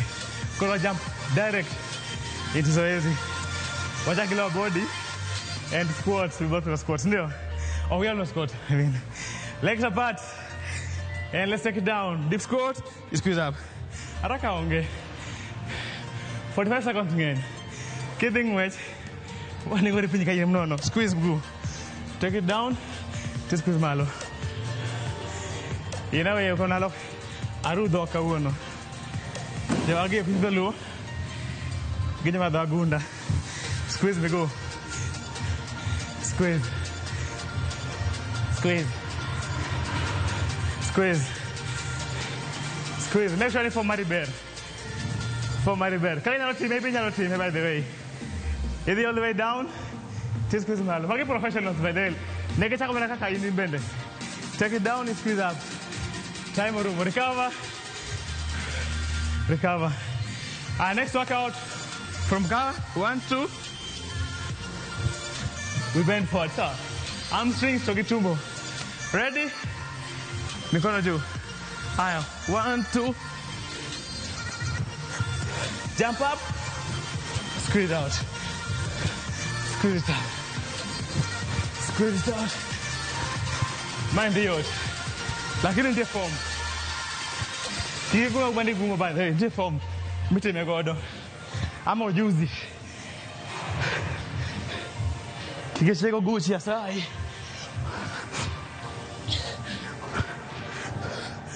One, two. Hold on, give 15 seconds to go. Tap, tap, drop.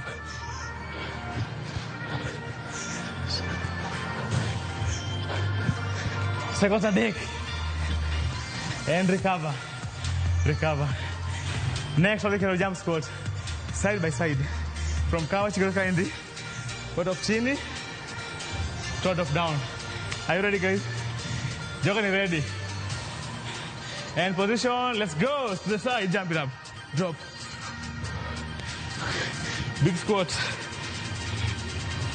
Big squat. Manamos, modified yet kama hindi. Iwuta modified. Iwuta. Kaka popote na kanyo ndo wa polini. Metsudo. 21 more seconds to go. Keep pushing. Drop down. Down. Manamos mdogo. City of take. Gining yogo mana matintin. Me poking yodo. Ivy. Bado. 6 more to go. Nyakulo sa John. Recover. Our next workout, reverse lunge. Put on a TL body. For the chin, put over malo. I'm going to maintain one leg. Ready? Let's go. Squeeze you. Manibeli try moteke no. Hija ball. Ingata. Ito na nguvu matielo. Mwanakaka ko timu iti. Inyalo gom kendi. Inyalo dasas kendi, dicho kendi. Kaya chan nyakwari. Nyakwara taya. Push through.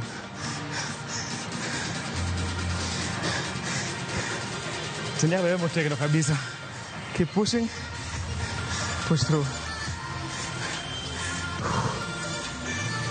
Seconds 9 with it. Keep pushing.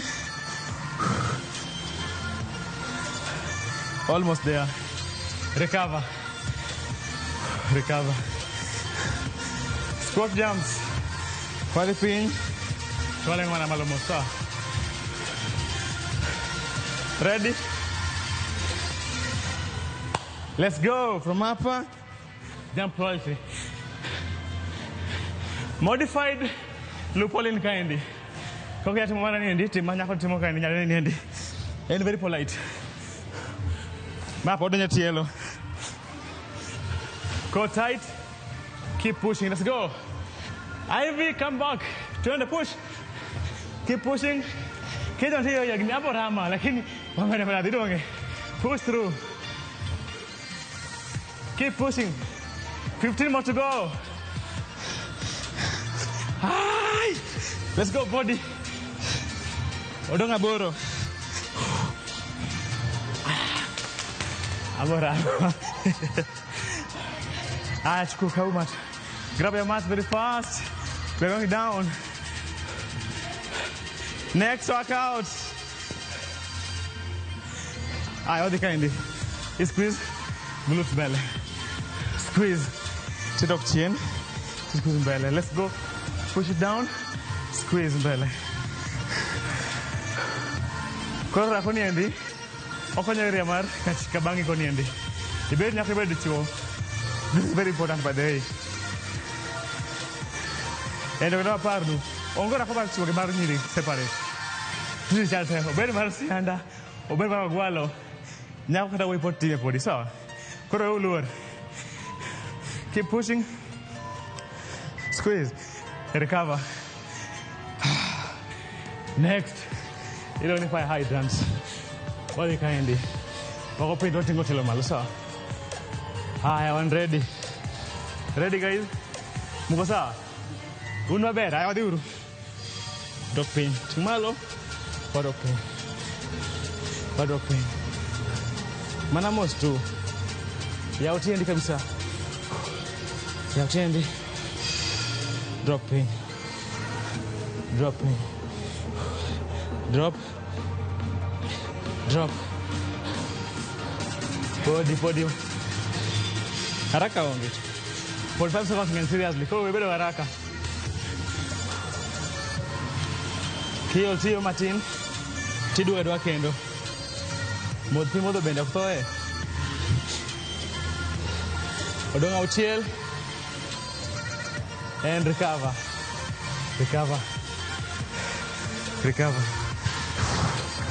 In case you don't want to touching the ground, ama physically, one time I go to kind of kiunguro ruwiru. I want the koni ndio chaka kendo. Kind within Nairobi kind, within Thika Road, one time I go to kind. Join one, Mandela and Alpha Beach kende by the way. Session on your beach. Tutana kinyiri babaya weekend, don't you? Push do. Push.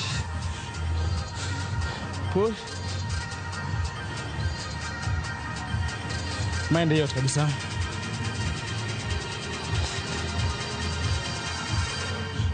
Keep pushing.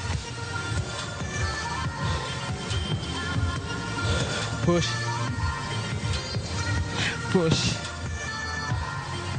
Push and stop. Next for the bridges. Mind yote seriously. Giradia jama chuo timu tiri kabisa. Kile watu makamata timu tiri kabisa sawa. Dhimalo tido open. Mind on Kegel exercise. Let's go. Drop it down. Haraka onge. Hold you to drop with the most. Mera kendo squeeze. Drop pole. Squeeze. Drop. Iri buri tight kabisa. Then squeeze. Isu kabangi doge. Strong, you let us push, then slow it down. Squeeze, pull down. Squeeze, pull down. Squeeze. You're not going to lose weight by the way. Only when I'm sport training, ada kalau bundia, Kigol kia kabanga. Full body workout. Nyaka mikono renga manyako. Squeeze. Slow it down.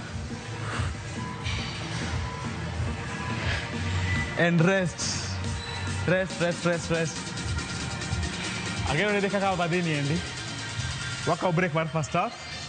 Modpi kendo kikeringi bade onge ringo. Modpi wadu kendo round bare donge. Safi.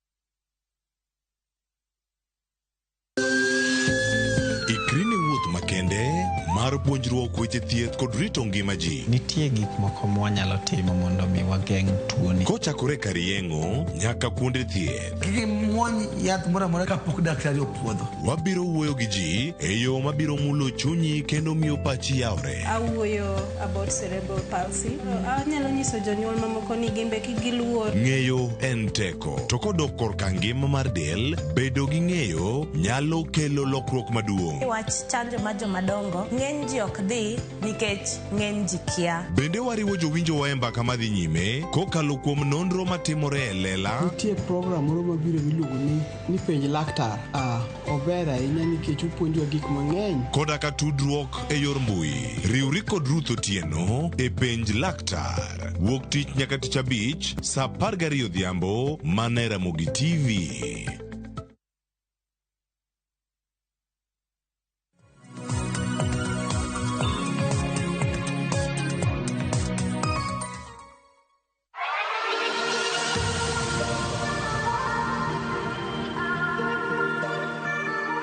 Ageno ni ywe moromo, waduora mariyo.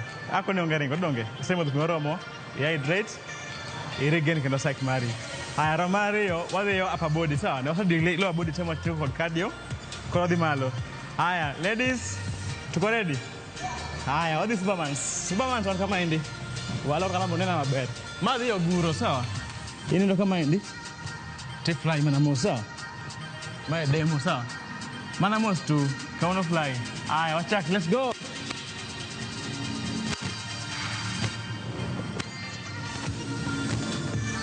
Rounding kabisa. Keep pushing. Squeeze.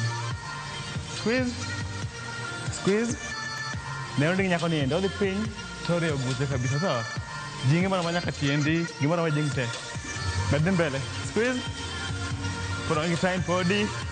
17 more to go. Adi Medio kabisa.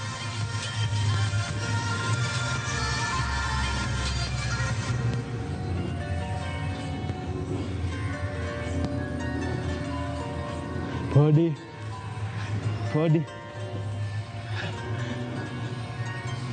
14 more to go. Body. Odong adek. Recover. Machalo ni ndio seriously. E mat ni kanyo endo. From kind. Idi a plank. Idu wachongie kind. Iyo ta let's end. Mana most to. Let's ready. And let's go. Push. Take your time. Plank. Walk out. Plank hold. Bedin mbele. Pole pole. Ako na raka onge. Madonje bondage body. Shoulders binyoka. Oma kufanya back shoulders magi sawa. Pole full body workout ama more compound workout body. Bedin mbele. Odonga deck. Nice one. Aya, machielo pod odhi hold plank kanyo endo. Plank en na bichung kama endi. Gini timo onge en mar bondage. Iol ka. Imulo goki. Koni. Tikero body bedo mas stable. Aya. Let's go. Tap shoulder pole pole. And tap. Kazabundi, kiki move your hips. Ibedo stable by all means. This stable, sawa. Kiki bedo swing sana nikoni kwa chande. Kazi mote no kabisa. Form matter by the kila workout form. Technique. Tokot posture. Ujuzi. Ema mata kaendi. Haraka onge. ringo bende onge.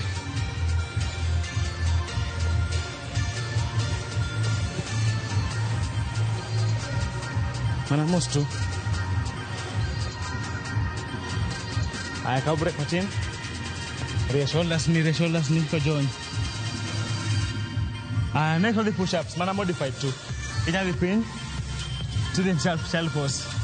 You go push up to the shell pose kanyo ndo sawa. Ladies in raisi, let's kill it. Push, then you push back. Asante. You push back. Mana mos. Madam ready? Madam ready, Pauline? Keep pushing, keep pushing.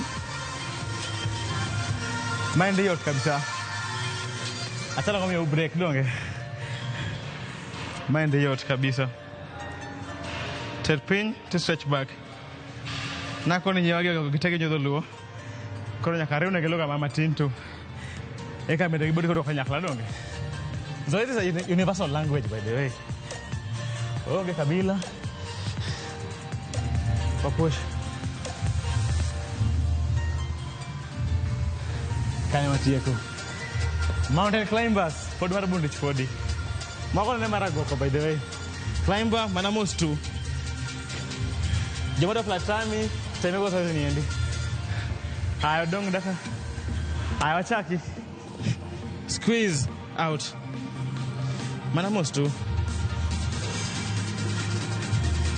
Manamos tu. Mede nyime. Gilana la Martin. Finya tumbo kabisa. Mede nyime. Odon 25. Kazi bundi kabisa.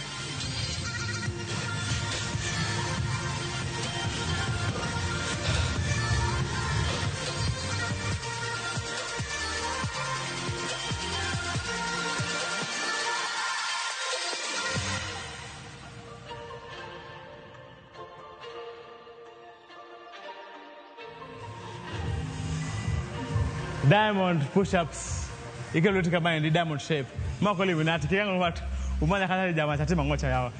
Malo ojik body terpin tidiro malo. Kangu punero mwenye the full push-up body sawa. Let's go ladies. To push. Slowly down. To squeeze malo. Usikona raka pole pole chini tu to squeeze. To squeeze. Kaji nyalo temo gini ni nyide ngeki. Ibe nyalo time pare.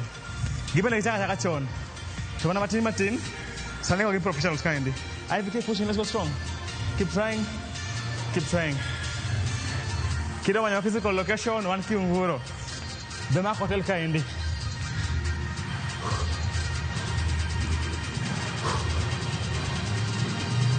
Ruiru body. Bado. Push. Push. Push. Oromo. Crunches. What they bundi. Lakini ma modified. Podono guchi rami dewa tumu crunches. Wakati bosi kama endi. Ketindi maloka. Tia hapa endi. Mana mos kama nendo. Aya wachaki, let's go. Tidi mana mos. Ma podono bundi chpodi. Squeeze tight. Keep squeezing, let's go. Squeeze. Squeeze. Chungo tami, ina kuipata ni tocho di high five kanyo. Toko ya high five. High five. Chodi high five. Let's go. Finya tumbo kabisa. Let's go, let's go. Twende hivi. High five. Fikisha mkono wa mimi. Let's go. Salimia mkono. Bado. Push through. Push through, let's go. In, let's go. High five. Fikisha.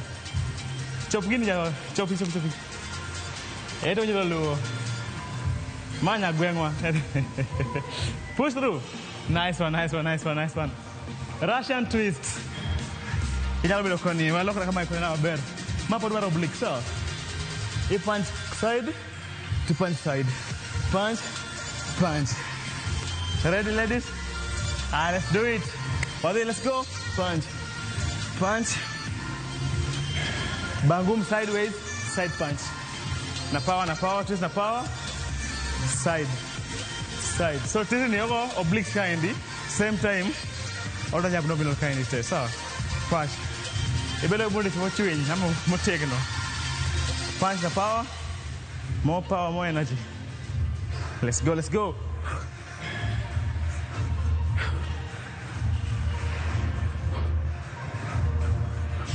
Push, push. Tap more, 7 more to go. Ivy, 20. 2 more. Full body crunches. Bado sit-ups bado. From hapa, all the other way up.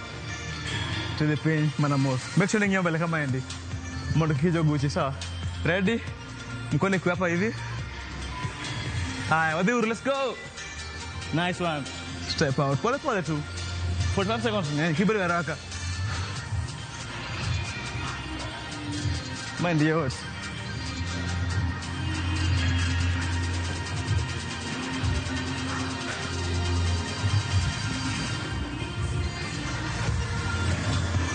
Tema tintinjo turo. Mdogo tu. Kibe ni chima. Ukigo rako. Mani nyori.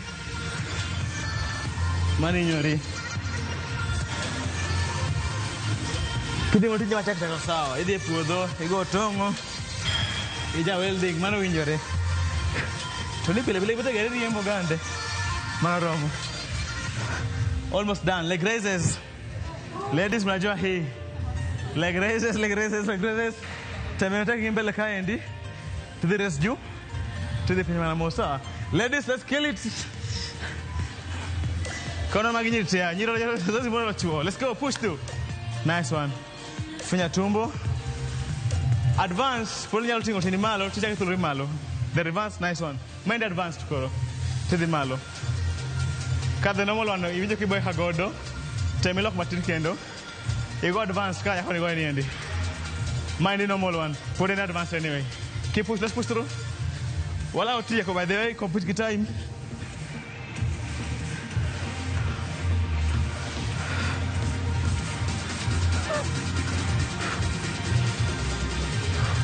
Mind the Ramogi cut or stretch.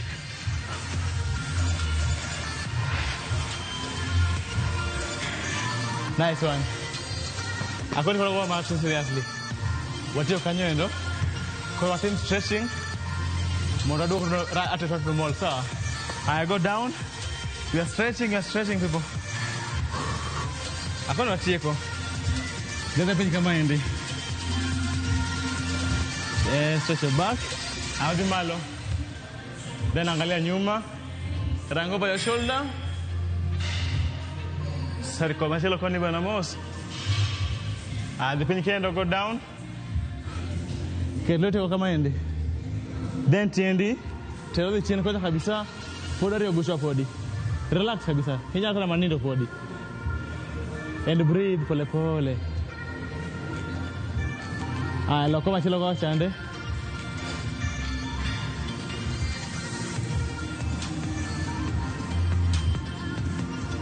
Turn slowly that side. What the child pose? What the kind? Relax up. Hata kanye ndo ka shoulder ni kalio ticket kama endi. Lalia mkono hapo for your shoulders. Relax manamos. What the koni endi. Peleka hapo chako rako. Take a warm up matin. Kade stretch. Kade devo rako. Toko rako chakisa chikendo. Nyakidok chunyi dok. Odok normal kumi ya chande. Hayareka endi. Wadhi kama. Roll tumbo ndani. Then ngimalo manamos. In. Come ndani. Out. One more time in. Then out. Nice one, Aya. Quads pare kandi. The last ones. Go up.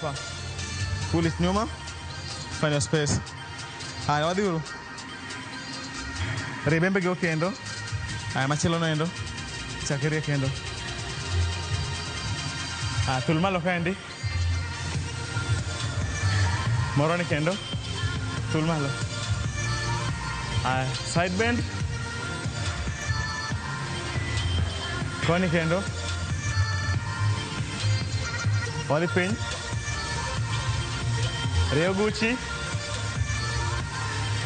And for your shoulders, wadika. Full kindly most.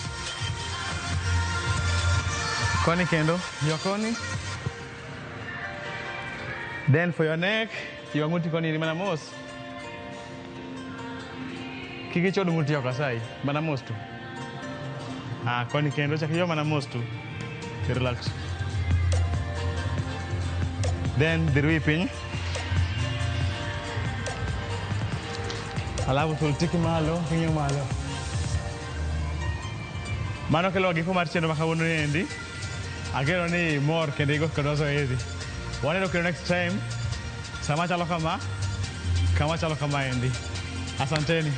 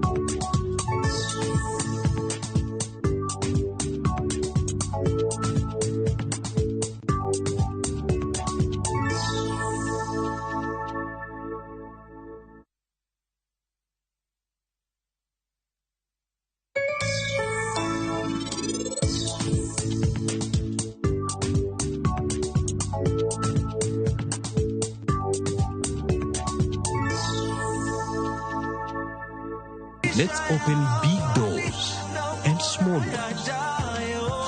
KCB ni yetu. KCB is mine. KCB ni yangu. KCB ni yetu. For people, for better.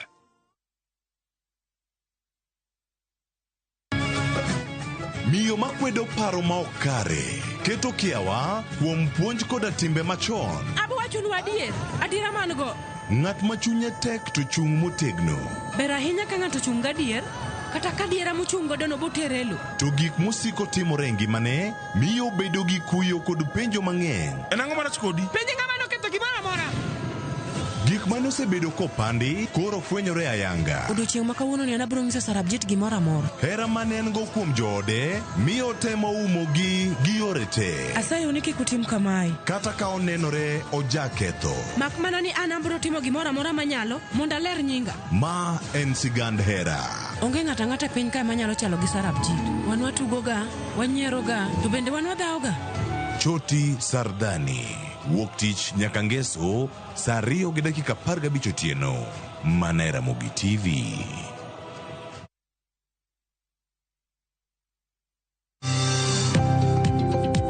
E ohala gi mwandu, wakelo ni jolony e weche ohala. It is important mondo wan kaka joluo wabed gi dongruok. Wafwenyo ni adiera matut mag timo ohala. Tijni kidwa time en mana mashin mar luoko to gi kuminya yude pi. Wawuoyo e wi yore makare mag timo ohala. Kisechopo level mabedo brand, onego ni gimoro amora mitimo en gima timo ang'o makelo pesa. Wakonyi dongo ohandi ka wamiyi yore mag kano mwandu.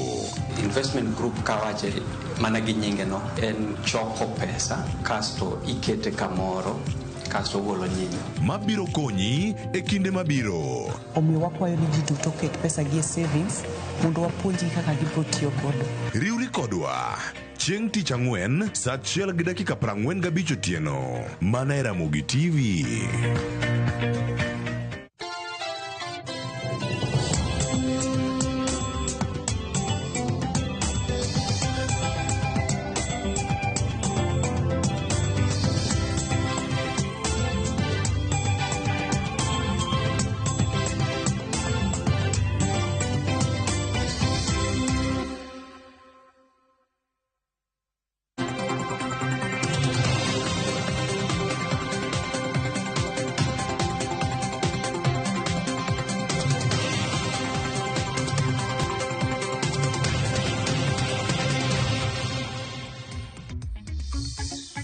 Nyakora Ramogi jwang machiegni chenro mar mbaka oromo kinyi makawuono kaka pile wachako kod chal mar fwambo mago weche mopogore opogore ma jofwambo magwa luono machiegni odiochieng' makawuono e kor gwenge duto ma pacho kae mian kitiere kae mar mi chal mar fwambo. Wach mokwongo mabende waluono kawuono Nyakora Ramogi jwang mineno kae ma en jatenda duond bura mar Wiper Democratic Movement Kalonzo Musyoka mabende en achiel kuom jodito mag riwruok mar siasa mano mar Azimio la Umoja One Kenya Alliance. Odiochieng' makawuono Kalonzo Musyoka igeno ni biro bedo wendo modhial mano e kinde romo mano mar Institute of Certified Secretaries mabende biro bedo ka timore mane magawa moro bore Nairobi kama bang'e obiro bedo ka oyawo mano romo mar jo mago mag tenda counties mopogore opogore pacho kae kata county government convention mabende biro bedo katimore e county ma Nakuru odiochieng' makawuono. E kinde mabende mano jatenda duond bura mar Wiper Kalonzo Musyoka biro bedo ka dhi e county ma Nakuru odiochieng' makawuono igeno ni e romo no mano mar Institute of Certified Secretaries kachiel kod yawo romo mano mar 10 counties onego bedni ochopo kuro kar sa 3:30 mar okinyi makawuono. Kata kamano e kinde mabende obiro bedo kodhi kuro achiel kachiel odiochieng' makawuono igeno ni Kalonzo Musyoka bende biro bedo ka twak kod jopiny mano e chiro mano mar soko mjinga mayudore e county ma Nakuru mano machiegni kod magawa mano mar Lake Naivasha Resort. Ka bende igeno ni obiro bedo ka otwak kod jopiny e chiro makamano kar sa 9 ma midhiambo mano tok osewuok e yawo romo makamano. Kama bende bang'e Kalonzo Musyoka bende igeno ni biro bedo ka twak kod jopiny kotudore kod omenda mano ma ing'ado jopiny mano omenda atamalo 1.5 mar osara mar jopiny ma sirikal ma pacho kae onowacho ni onego bed ni ng'ado mar mondo mi okonya e gedo mar udi manengo gi yote pacho kae. Mane moko kuom gigo ma Kalonzo Musyoka biro bedo ka lose e kinde mobiro bedo koloso kod jopiny mano e chiro ma soko mjinga mayudore e wang'apaya mano ma Naivasha mano na Nairobi kochomo Nakuru. Kata kamano chenro makamano wabiro bedo kwa luonu achiel kachiel odiochieng' makawuono. Kopogore kod mano Nyakora Ramogi jwang odiochieng' makawuono riwruok mano mar lakteche ma pacho kae mano Kenya Medical Practitioners and Pharmacists and Dentists Union KMPDU odiochieng' makawuono gibiro bedo ka gichiwo twak margi kotudore kod chal mar thieth e pacho kae. Gibiro bedo ka gitwak kotudore kod kama Kenya nitiere nyaka sani kotudore kod wechego mag thieth.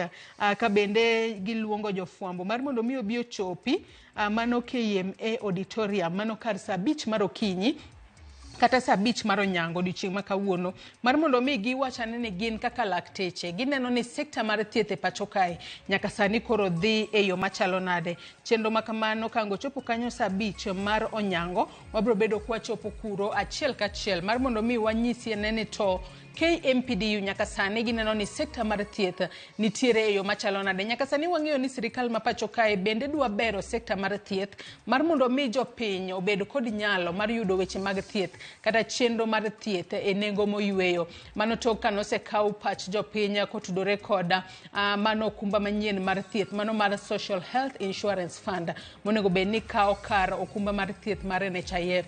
Nyaka sani kinde makoro ibiro bed ka ichako ng'ado jopiny omenda makamano sekta mar thieth ochopo kanya. Ng'eni mago duto riwruok mar lakteche mar KMPDU biro bedo ka lose kendo biro kelo nigo achiel kachiel.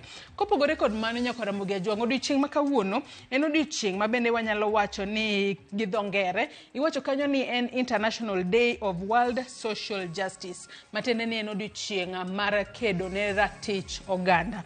Odiochieng' makawuono riwruok ma kedo ne ratich oganda mano Kenya Human Rights Commission kachiel kod grube mamoko kata civil societies mamoko makedo ne ratich oganda biro bedo ka hingo odiochieng' mar ratich oganda. Ka bende thuon wach mar odiochieng' makawuono kanyalo mana some gi dho ngere ipenjo kae ni is Kenya fair, just and equitable country to all. Ka bende gipenjo kanyo ni what are social justice actors perspective. Matende ni bende piny Kenya kae, bende jopiny nitiere kod ratiro e yo makare. Kose nitiere jopiny moko maponono irocho ratiro margi e yore mopogore opogore. Jokene ratich oganda biro bedo ka leronwa matut kotudore kod odiochieng' ma en odiochieng' ratich oganda. Moko kuom jogo ma bende igeno ni biro bedo ka loso e kinde hingo odiochieng' ratich oganda. Wantiere kod mane en Chief Justice ma pacho kae Willy Mutunga kachiel kod Senator e County ma Busia Manokia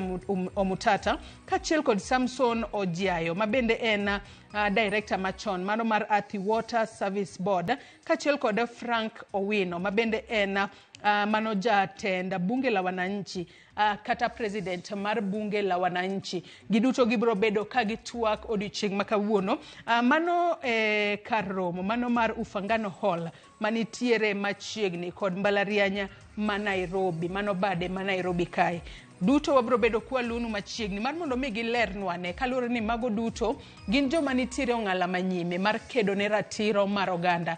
Nyaka sani bende nitiere ratich oganda kaka dwarore pacho kae kose oyo. Mago duto wabro bedo kwa lunu achiel kachiel odiochieng' makawuono e kaunti ma Siaya nyaka Ramogi Ajwang'.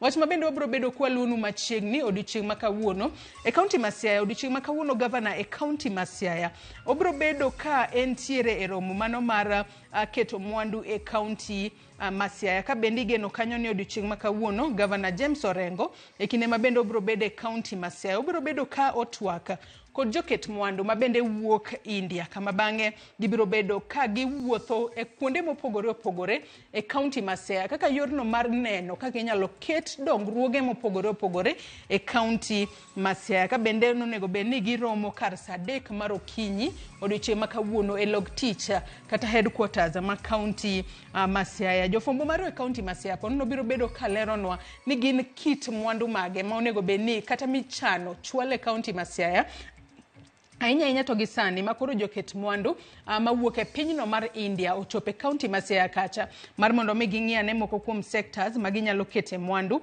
e kaunti ma Siaya kono. Kowuok e kaunti ma Siaya, kaunti ma Homa Bay nyaka Ramogi Ajwang' e kaunti ma Homa Bay, governor e kaunti ma Homa Bay mano Gladys Wanga ochaka yanga chenro mar chiwo puonj kod jiwo jopuonjre ma yawuoyi ma bende yudore skunde mag sekondar mano mar Homa Bay Boy kata skund sekondar mano ma Homa Bay mar konyo e rakruok gi midhiero moko magikale. Wang'eni kinde mathoth nyithindo ma yawuoyi osebedo ka ywak ni gin to owegi oko. Kata kamano governor e kaunti ma Siaya nyaka sani koro wacho ni nyaka ket mbele kata onyako kete ong'ala manyime somo mar nyithindo ma yawuoyi. Mane momiyo nyaka sani koro chako chenro makamano mar mondo mi kinde ma ijiwo nyathi ma nyako to nyathi ma wuoyi bende ok owe oko mar mondo mi ojiwgi giler moko kuom midhiero kata chiedh nade magikale ahinya to e sekta mar somo mar mondo mi gin bende gidhi mbele kod sombgi e yo makare. E kaunti ma Migori, wach ma jafwambo maro e kaunti ma Migori luono machiegni otudore kod chiwo chanjo mano mar geng'o gamo tuo mano mar cervical cancer.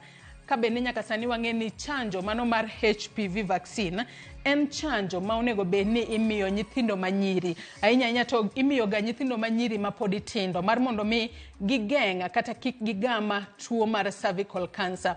Jafwambo maro e kaunti ma Migori odiochieng' makawuono mano Jojoma obro bedo ka oluonwa ni ponono gin nyithindo manyiri adi ma oseyudo chanjo mano mar HPV vaccine. Neno kanyo ni en human papilloma vaccine monego bed ni imiyo nyithindo manyiri matindo. Thothne imiyo nyithindo manyiri matindo ma ponono pok ong'eyo weche moramora kata wach moramora motudore kod weche mag terruok mar mondo mi gigeng'a gamo tuo mar cervical cancer. Kinde mathoth jiwo jonyuol ni ponono intiere kod nyathi matin, nyathi manyako ma jahigni 11 13 kadhi malo tinyalo tere od thieth kacha mar mondo mi oyud chanjo makamano mondo kik ogama tuo mar kata kik oyud tuo mar cervical cancer. Mago duto waluonu odiochieng' makawuono e kaunti ma Migori. Kadhoth na mchumbi nyaka Ramogi Ajwang' mineno kae ma en jadolo makoch ma bende ni wacho ni ne entiere kod puonj makoch mano Paul Mackenzie. Odiochieng' makawuono Paul Mackenzie ibiro bed ka ichopo e nyim doho. Wang'e ni osebed ka ichwale doho mopogore opogore kitude kod ketho mano mar tudore kod nek mar ji magalamoro. Kata kamano osebed kichwale doho kacha isomone buche mopogore opogore. Odiochieng' makawuono bende obiro bedo kochopo e nyim doho e kaunti ma Mombasa. Jafwambo marwa Georgia Oko e kaunti ma Mombasa biro bedo kaluonwa ndacha Paul Mackenzie kinde mobro bedo kochopo e doho odiochieng' makawuono. Adwani watie kod weche mag tuke nyaka Ramogi Ajwang'. Wang'e ni higa manyien, higa mar 2025 wabro bedo kod tuke mag AFCON. Kata kamano odiochieng' makawuono kar saa 9 mamidhiambo. Mano draw mano mar tuke mag AFCON mar higa mar 2022 ibiro bed ka itugo mano 2025 agoyo mos kanyo. Mago draw mag AFCON kata iwacho kanyo ni African Cup of Nation Qualifiers mano draw mar higa mar 2025 ibiro bed kitugo kar saa 9 mamidhiambo. Ka bende draw makamano en mana mar keto teams kata pinje mopogore opogore e groups magibiro bede mano motelo ne tuke mag AFCON mano mar higa manyien. Wang'e ni tuke mag AFCON mano mar higa mar 2025 ibiro bed ka itugo e pinje mag East Africa kata Afrika maugwe mano moriwo piny Kenya, piny Uganda kachiel kod pinyno mar Tanzania. Wabro bedo ka wang'eyo ni e kinde ma ibiro bed kitugo tuke makamago, tim ka tim biro bedo e group mane. Ang'e ni biro bed kiketo gi e group A, group B kachiel kod groups mamoko. Mane momiyo wabro bedo ka wang'eyo e kinde ma bende wabro bedo ka wang'eyo ni piny Kenya biro bedo e group mane. Tuke makamago mag AFCON mag higa mar 2025 kata kamano ibiro bed kitugo e pinyno mar Morocco. Agoyo mos kanyo. Ibiro bed kitugo gi Morocco mano mar higa mibiro bed kitugo Afrika maugwe ibiro bed ka itugo kanye higa mar 2027. Kata kamano tok tugo makamano kar saa 9 mamidhiambo wabro bedo kwang'eyo ni ponono tim mar Kenya biro bedo e group mane. Omiyo ka in jahera mar weche mag tuke inyalo luwo tugo makamano mar mondo mi ing'e ane ni AFCON ma higa manyien ibiro bed kata piny mihero biro bedo e group mane. Nyaka Ramogi Ajwang' kanye machopo godo e giko mar chal mar fwambo kinyi makawuono. Kata kamano weche mathoth podi nitiere mwaluonu kaka pile e chal mar fwambo wami mana matin kata moko kuom gigo mwaluonu machiegni. Kaka pile nyisi ni jofwambo magwa obedo akicha e kor gwenge duto mapacho kae mar mondo mi wach kotuch twakelo nigo achiel kachiel. Achope giko mar chal mar fwambo gi kanyo. Kata kamano akaw mana yueyo madundo gi sani. Tok yueyo to nyawadwa Cleophas Oluoch donjo kod twak e chal mano twak e chenro mar mbako romo kama watwak kotudore kod chal mar uchumi mapacho kae. Kik dhi mabor.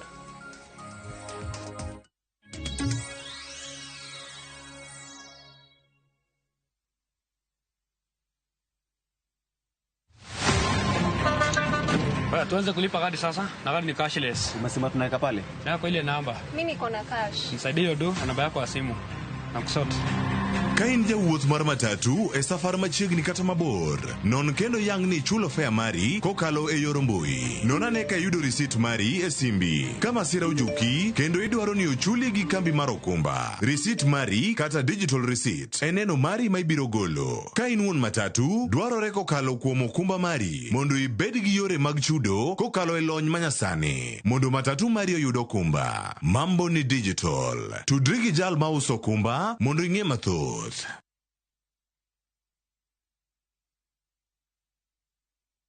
Sasa kwa thao moja tu unaweza pata third party cover for your private motor vehicle valid for 30 days. Say goodbye to expensive motor vehicle insurance. Pata bima kutoka Direct Line Assurance. Kujisajili bonyeza *487#. Weka namba plate ya gari yako, ID namba yako, email address yako na ulipe thao moja tu. And your digital cover will be sent to you instantly. Collect your sticker at your nearest Total service station. Dial *487# upate third party motor insurance valid for 30 days. Pap, ni thao tu.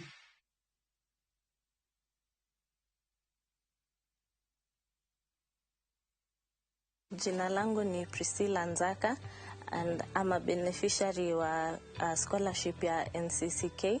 Wamenisaidia nikaweza kusoma through high school kutoka form 1 all the way hadi form 4. Na kwa hilo ninashukuru sana. Ningependa ku-urge my fellow Kenyans wakaweze kujoin katika hii program ili wakaweze kunufaisha wanafunzi wengi ambao hawana ability ya kujilipia school fees, lakini they are bright.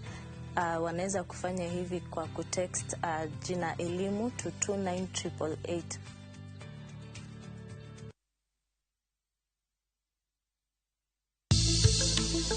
Riwri kodwa kawuono e penj laktar. Wadhi bedo gi Dr. Iana Mwata mar Equity Afya Siaya ka wawuoyo e wi tuo mar sepsis. Mana e penj laktar. Sapar gari odhiambo, kik bai.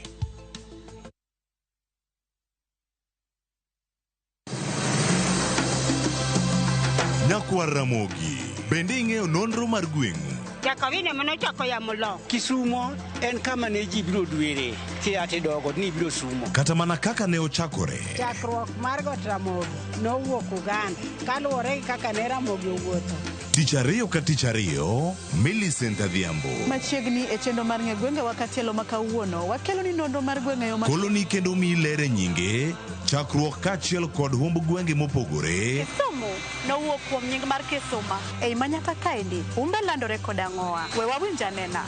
Sa adek otieno, mana e RamogiTV.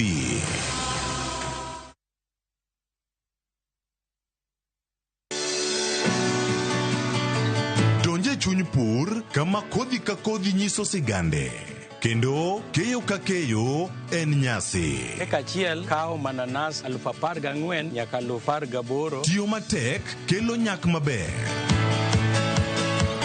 Winj sigand jopur mokadho e yamo kod apaka maduong', to girwako lokruok manyien kod nyago ngima maber ne jopur. Farmyard manure gi compost is the best. It berne nango oduoko lo kaka lo ne chalo chon. Bi kodwa sama wakedo gi pek ma waromo godo kendo yudo gweth makit ngima maber. Sama wachako tich mar lowo nyaka bed gi kwer. Kae tabedo gi beti, kae tabedo go pao. Kaluo wakae dhano owuok oko ne pur. Pur gi ohala.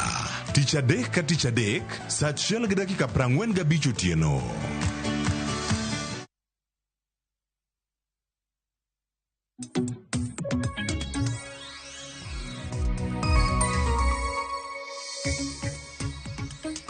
Ramogi jwango yore kino machiegni en mor mara ni podi kete kar ka wadarango achiel kachiel ni gin gik mage matimore pauno mano mar uchumi mapacho kae ka okinyi makawuono wadabedo kae kitwak makende ka wapenjo kendo wanono ane matut ni gin chal mar piny Kenya gin gik mage ka ono darage kidienja gwenya kore Ramogi jwango waranga ne chudo mar mano mar Eurobond gik mano nego beni tiyo godo itiyo kode e yo machalo nade kata kochopo kinde mag chudo nyone tarik 19 ndalo odiochieng' mogik monego bed ni chude koso oyo to ka entiere nyaka sani ochal nade kama chielo bende Nyakwar Ramogi jwango wadhiyo thuolo mar winjo kendo mana mar nono dola osebedo ka timore e yo machal nade kod siling ma pacho kae ka siling ma pacho ka osebedo ka yudo teko e pacho ka to tiende nang'o e chiro mano mar piny mangima mano adabedo ka kwarang achiel kachiel koda ka paro ma KRA ntiere godo mano mar medo wechegi mag choko mag osuru ni gin gik mage manyabedo kar kae koro gichomo nyaka jogo mantiere ohala mar kinyozi kata jogo mabende timo ohala mopogore matindo tiende nang'o ka warange kanyo kae to bang'e Nyakwar Ramogi jwang loso wechego mag tudruok kata moting'o yore kod bero uchumi pacho kae ere kama girome kata kama gibedo kata ka gitudore e yo makare machiegni chenro nyinga Cleophas Oluoch jakisumo ka Nyakwar Mokeo nyaka chango adhi bedo ka achiel kodin jahera mar RamogiTV ni mar wada twak kodi achiel ka wabeda ne kod ng'eyo ni gin gik mage mabende wada bedo kae ka waluoni achiel wada koni welo mantie ode studio okinyi makawuono kachiel koda kae yono mar Zoom ka warango chal mar uchumi ma pacho kae ahinya wagomba ka ni kodi bende ka intiere dala ne mar angwa biro nyaka gi jofwambo kama intiere Kenneth Okwaro wadhi bedo godo achiel e studio ka kama bede kode ka wanono kendo warango chal mar piny Kenya ahinya wechego mag uchumi en gi lony mare wechego mag omenda wechego mag uchumi kata nono weche uchumi yo makare ka irango nyaka tudruok mag pinjego maoko kachiel koda ka dongruok dongruoge mag pinje maoko. Wadabedo kode kachiel kendo miye thuolo mondo mos oganda luo kinyi ma kawuono kapok wachako chenro kinyi ma kawuono. Kenneth Okwaro yawre kendo wachir Ramogi TV. Yawre ahinya jatelo. Goyo kamano kuom luonga mondo bi watwak e weche ma jopiny dwaro winjo. Erokamano ahinya. Wendo machielo bende nyako Ramogi jogo madhi bedo godo jalonyo wechego mag omenda, wechego mag kwan, weche mag uchumi. CPA Evans Ogutu tudre kod achiel kachiel ka en county ma Migori. Evans Ogutu oyawre kendo machiegni Ramogi TV kinyi ma kawuono mose oganda luo.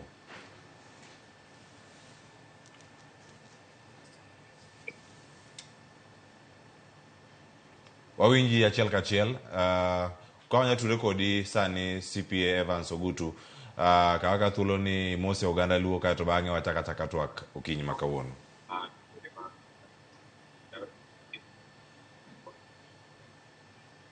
Erokamano ahinya Cleo, amoso nyikwa Ramogi ni oyawre kamoro amora ma giwinjae.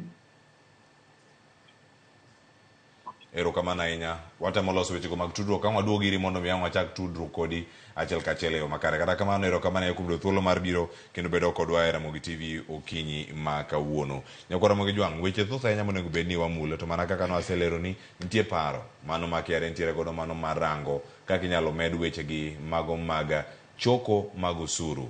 Achako kodi Kenneth Okwaro.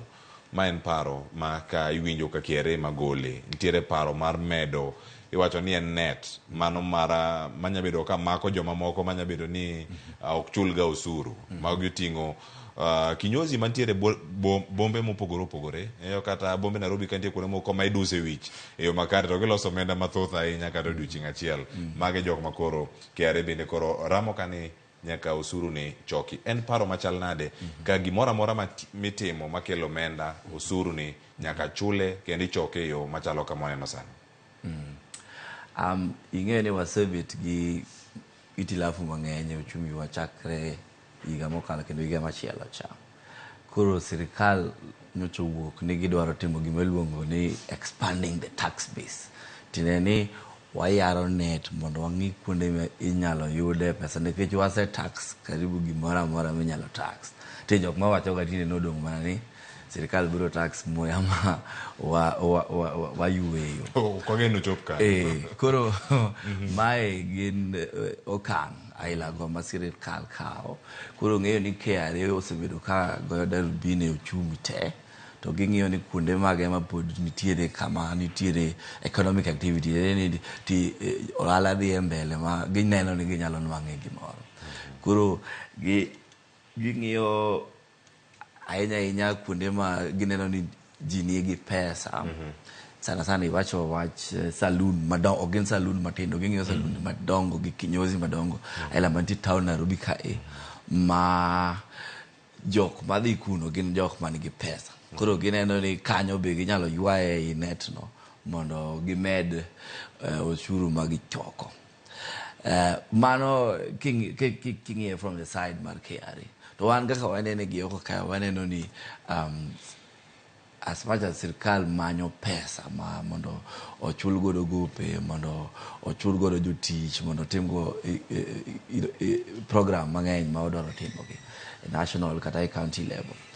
Lakini style ma wa medo godo oshuru to style ma be wa expande go nyaka gik machon onge ng'ama ne nyalo paro ni en kama ne KRA nyalo chope. Nyisi chal mar ochumi wa, tiende ni wan kod shida mang'eny ahinya ma gima tero sirikal timo gikailago, tiende ni nitiere squeeze ma sirikal manyo source mora ma ginyalo yudo mondo omedi. So king'iye from jo KRA to gin gimanyo mana kama ginyalo mede mondo gimedo oshuru magitigo. Lakini japiny matiyo ma in mane isave pesa ni moro matin kaka ng'at matiyo kamoro to wacho ni wadhi ayawe onyosi na moro mondo omedna mapato mayudo adhigo dala, tidhi hinyri nikech king'iyo gima jogi tiyogo sana kwa ng'iyo for instance jo kinyozi gi en stima, en chemicals, en jok mondik kanyo. Gigo te dwaro ga ni sirikal miyo miyogi services ne nitiere kaka kabech stima ni mala ahinya tineno ka gin gihinyre to gigo ka okodok piny but sirkal to dwaro mana choko kuomgi tiende ni ng'at moyawo biashara no dhi hinyre ma kwa chako penjore penjo ni higa manyien tibedo ka moko kuomgi nosetho moko ntiere kanyo lakini pesa ma giloso onge so sirkal nyaka ng'i kaka gi balance nyaka ging'i ni kama wadwa dhi choke ni ang'o ma wasetimo ne jogi ma biro miyo ohala go dhi mbele tang'o ka wadwa choko kuomgi to wabiro choko maromo nade mondo eka kik waneg jok ma tiyo matek mondo chak biashara to ayud wambi. Kenya ne ore nade obadho machalo kama ng'eni kata kapok adhi akaunti ma Migori mondo atudre kod CPA Evans Ogutu Kenya no yudre kanade makoro iyudo ka sirkal osejuogo osuru kembe mopogore opogore makoro sani osechopo makoro ero duogo ne jo ohala mantiere karka to mana ka kilero karka nitiere ohala matindo mitimo karka jo Kenya bende nitiere gino miwacho ni motivation mar chulo osuru ni kata ka ok obi gi weche gi mag buogo gi ne ko gichulo osuru wabiro loro kambini kata wabiro timo ni gima chalo kama motivation obede nitiere ma ja Kenya kan go ohala moro matimo tanya wacho ni oyo achudi kaluwore gi dongruok maneno ka osuru ma osegol kinde mokalo osebede ka itiyo kata ka ineno ka osuru ma ogol chon ino ka tiyo sani yo makare. Ing'eyo ni pinje maoko gi kaka Ulaya, Uingereza kata mana Amerika ichoko osuru matek kendo sirikal mane kama ok onego ituge kata ibed ni ng'at achiel kata in gi biashara to wach osuru ema miyo ji dhiga e jela nikech sirikal choko osuru tieko ne michoko kata nus mar mapato 50% lakini pesa no timo gima nonego beni otimo maka isechulo osuru ka in midhi tich to transport system yore midhigo kumidhi e tich yo ber kituo to kidhi e hospital tinwang'o ka midhi manade ithiedhie koro miyo gin gi motisha kata gin gi motivation mar timo mar chulo osuru nikech gineno kama osuru gidhie kata jo biashara gin be gineno ni ka an ng'at matimo import export to ndara ber tiende ni kagolo gimoro Mombasa to chopo Homa Bay kata chopo Migori e yo maber ma gik moko ma wang' chak biro miyo mapato ga reduce onge tiende osuru machulo cha sirkal kete kama ber man ng'at matimo ohala aneno kaka okonya ineno koro mano e shida ma wan go ni wachoko osuru ahinya lakini osuru no tinne madhi e dongruok tinne madhi e thieth mana winjo ka iwacho ka tinne madhi e ndara tinne madhi e infrastructure kaka stima kata internet gik matinde dwarore mondo biashara odhi maber mane pogruok wa kuom pinywa gi pinje maoko manyiso nitie rot moro mantie ka bugo ni odhi kanye nikech ka ichoke iwacho ni ichoke yo makare to be ka iwacho ni rokete yor mbui gino osuru moko nyabere ni choko matindo mantiere kuonde mopogore opogore kata chudo moko matindo mantiere kate mbui mar e-citizen gino mane jatend piny Kenya timo kar kacha kano wacho ni ero oganda duto chudi kokalo pay bill cha mano mar 222 bende ka nitie kar kacha kama nitie kani manya bedo ni en yo ma sirkal rango ni rot mosebedo kata ka omenda gi lale iduoko kachiel koda ka yore mag choko kata counties nikech gigi ma nyalo bedo ni saloon madongo gi ni Nairobi ka moko ni Kisumu moko ni Homa Bay yudo bombe madongo moko mantie kata Mombasa kata gintiere counties bende nitie kaka nyalo konyre gi KRA mondo michoko ni bende ochope yo makare koro ing'eyo ni sirkal nigi migepe mang'eny to migepe go te nitiere ma oyiene gi choko gimoro ma iluongo ka ni appropriations in aid tiende ni ka en hospital maduong' to nitiere seche moko mikwayi 20 moro mar buk kiang'o mago choko ma migepe mag sirkal go choko ga monego be ni dok e tich ma huduma ma ji yudo to nikech gin migepe mang'eny ma ng'ato ka ng'ato nyocha niga gi pay bill gi koro pesa ni okere kuonde mang'eny to sirkal manyo kaka ginyalo consolidate nyalo keto pesa ni kamoro achiel ma koro omre 20 to ging'eyo ni pesa ma kama nitiere koso ging'eyo kaka machulo sara machulo pension gik moko te koro mano effort no war kelo total pay bill no en ni sirkal temo kaka ginyalo choko pesa duto e migepe gi gote mondo ging'e ni nyalo konyo gi nang'o ma ok en gima rach, but sirikal onego bed ni ng'iyo ni seche ma gichako implement gima chalo kamano ni nitie jomoko ma gino biro affect, kaka wach sikul ni neno jok ma wacho ni oketno ka e-citizen ni nyaka wachul fees e-citizen, to jogi ok ong'eyo ni nitiere jomoko machulo fees kao bando ne to tero sikul tema nyathi somo. Koro sirikal to temo mondo ging'i kaka ginyalo consolidate choko te e migepni maero koro gi extend nyaka e skul. Ma ng'ama obet kamoro to nyalo neno ni gichandre adier, gimanyo kuma ginyalo yude pesa. Koro consolidation no king'iyo from side margi to samoro ber. But gine ma ok giseng'iyo ni nitiere seche moko ma policy ailano ok nyal implement maber. Aila kaka kuro ma wacho mar sikul no. Lakini ndi penjo miya penja ni ang'o momiyo wachoko osuru mang'eny to ji ywak. Sirikal mokalo chakre higni 10 mokalo, aparo chakre 2013 kanyo, ne wadonje gimoro ma kao hola mwakawo ga pinye maoko, lakini nodonje kao hola ma beche tek, ma ok kaka ne wakawo chon to nwakawe mang'eny. Moko nowach ni gero godo reru moya Mombasa moro mane biro Nairobi miluongo ni SGR cha. Koro nwakawo hola maduong', to hola mana kaka in kata ni dhi mana mikawo e simongi ti tarik ma kochope to nyaka ichul. Koro hola gi ne wakawo gi mang'eny to chopo sama koro nyaka chul. To kochopo sama koro nyaka chul, tidok ing'iyo ka in ng'ama tiyo to ochul adi mana timang'o achul. Ka in sirikal ting'iyo ni jomage ma akawo ga pesa kuom gi oshuru to romo nade mondo timang'o achulu.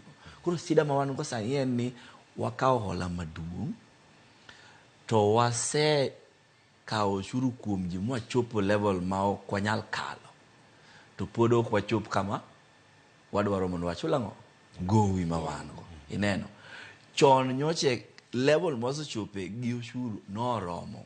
Ka wang'iyo chon kaka ne Kibaki gini ne kawang'o ne kawo gowi, to Uhuru gi Ruto chakre 2013 nyaka 2017 ne gidwa kawo ahinya, to sano koro chopo sani mar chulo gopi go.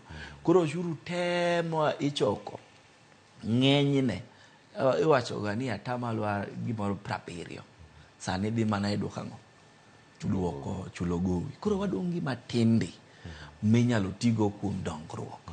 Emomiyo ka in Migori kata in Kisumu tiwacho ni ndarani ang'o miyo kotimo nade ok lose, to ndarani ema wagolo go niang' to watero kanye, watero godo e factory monego bed ni konyo uchumi. Tiende ni sirikal onge gi pesa ma ginyalo timo godo development. Erokamano nyaka ne thukori lero yo makare. Ang'eni gik mimulo godo to pod wabiro mondo walose ne gik kumare. Jopiny obeda ni kod ng'eyo ni kwalose gowi manokawo maningo ne tek ni mar Eurobond ni kaka oro chopo kinde ma koro ichudo, en ang'o ma piny Kenya yude pek kata pek mane modhi kelo ne jopiny e ofuko gi, mana achiel kuom gi kachiel koda ka weche gi mag loso yore gi ma opogore. Yako ne an gi weno machielo e county ma Migori utwe koda kokalo e yor Zoom. CP Evans Oguto timo mos ahinya kuom gigo molos gi lwet dhano. Iwacho ni gi jopodho ga, kendo ka gipodho kanyo winjo ni ero koro konya tudore achiel kachiel. Wago ni erokamano kuom bedo kodwa podi e chenro mar mbako romo. Watu wa kae kotenore kod weche gi mag uchumi kata chal mar uchumi ma pacho kae, to kama wasechope kae gi wendo Kenneth Okwaro ma bende sebedo kanyo kae winjo kata kapod waloso weche gi mag tudruok achiel kachiel kama wasechope weche gi mag choko mag osuru. Itimo gi yo machal nade ma piny Kenya lo bedo ka ni yudogo yuto moro ma kata ng'ama ni piny wacho ni adieri agolo osuru ni mora ne kaka idhi los na ndara, agolo osuru ni wane kaka idhi los na hospital, e kin gik mamoko mantiere kar kae. Sirikal chano kokalo kuom kere chopo ne nyaka weg saloon madongo dongo kata kinyozi madongo dongo mane bombe kata kumora mora magintiere nyaka gichulo osuru. Yaro net makama tiende nang'o ne uchumi ma japiny kama intiere piny ka. Erokamano ahinya Cleo. Amoso nyikwa Ramogi nyadichiel no yawre uru kumora mora muwinje awuoyo kod achiel kawuok e dala mar Migori. En adieri Cleo ni wach mar ushuru osechope level moro manyalo wacho ni osechope ng'ut. Ochalo gima koro dwa thung'o jopiny. To gima nyaka yiere ni sirikal, administration mar sirikal ema lokore higa bich ka bich, to sirikal to chwere. Manyiso ni decision ma previous government manokawo nyaka koro sirikal masani dhi go na mbele. Sirikal nyocha ogolo issues mag financing budgets magi mane gipogo kategori adek. Ne gipogo ni pesa ma gibiro choko gibiro chulo go jotich sirikal. Mar ariyo ne gichoko ni pesa ma giyudo ginyalo riembo godo offices gi ma giluongo ni operations and maintenance. To mar adek ne giwacho ni pesa ma giyudo ginyalo timo go development. To chutho king'iyo that budget structure margi, nitiere a huge percentage mare mar chulo gope manokaw gi sirikal mokalo. Manyiso ni administration mokalo. Sirikal ni nokaw mijingo kata chike ma ginyalo wacho ni gin the administration approach ni ne gidhi enhance productivity through sustainable development or inclusive growth.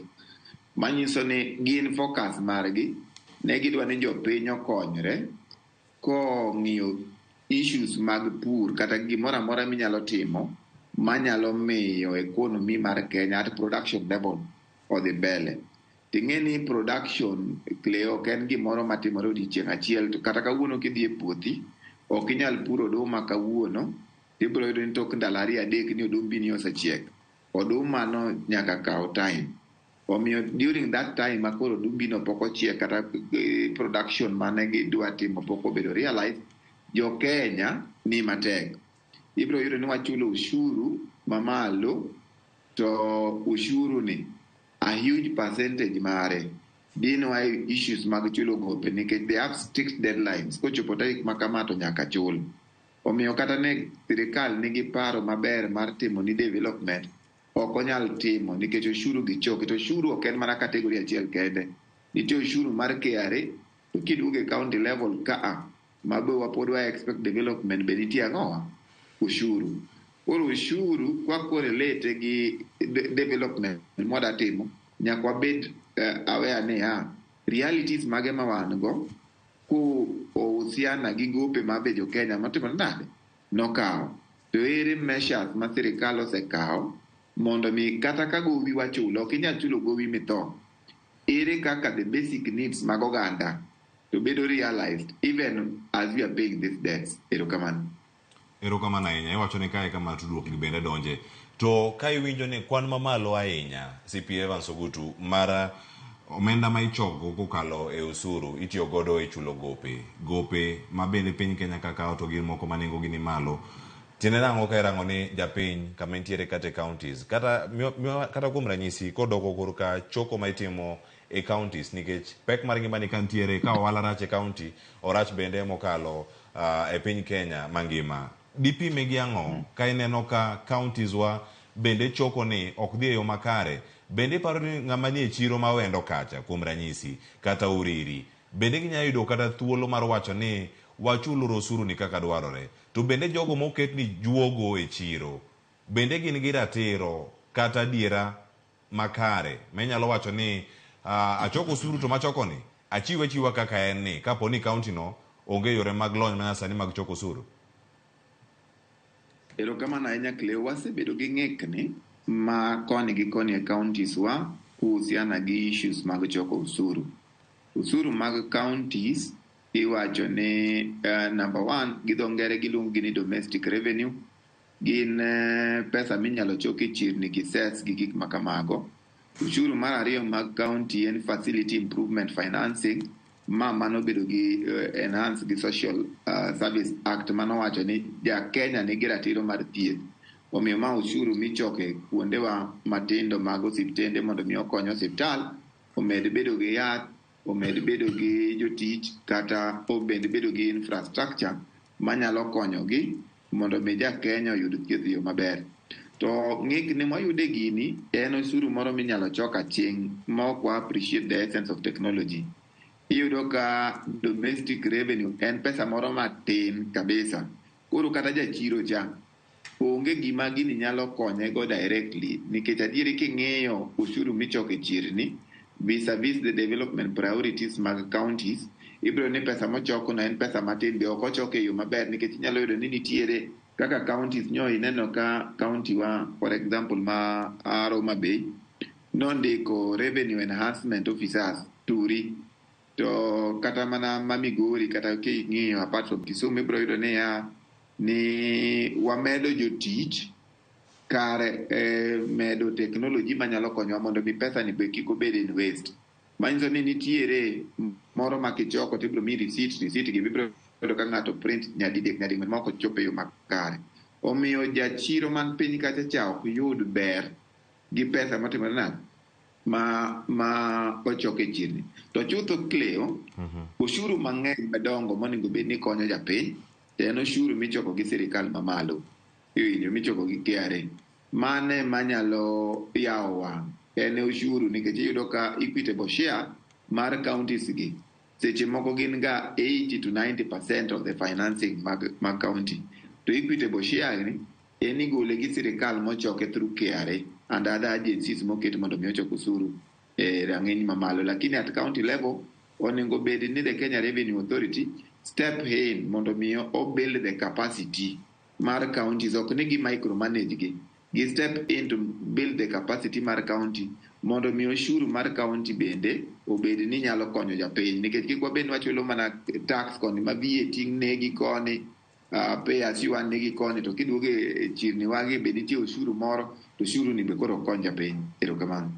Erokamano ahinya, ilero yo makare kendo ng'eni kanyo e kama oganda mathoth penjore. Onya bedo ni rango mana sirikal mamalo ni kanye kama lal ma kamagi nyalo bedo ni yute. Teko mane mantiere counties wa manyalo wacho ni ka bende nyalo bedo yo machielo minyalo rang ni dongruok chopo ne jopiny e yo makare. Kenneth Okwaro. Ing'eyo ni counties wa gi te moro ka moro nigi kaka Nyasaye nomiyo gi pok. Kaka counties wa wan kod nam, nitie counties moko man gi lope maber ma ji nyalo time pith. Koro gima onego bed ni watimo e level mar counties en ng'iyo kaka pok ma Nyasaye omiyowa go ni wanyalo tiyo kodgi e yo mane maber mamiyo waloso pesa ma koro wanyalo tiyogo kaka timo godo dongruok kiwan e counties wa, kata kapok warito pesa ma national government ma ichoko gi KRA.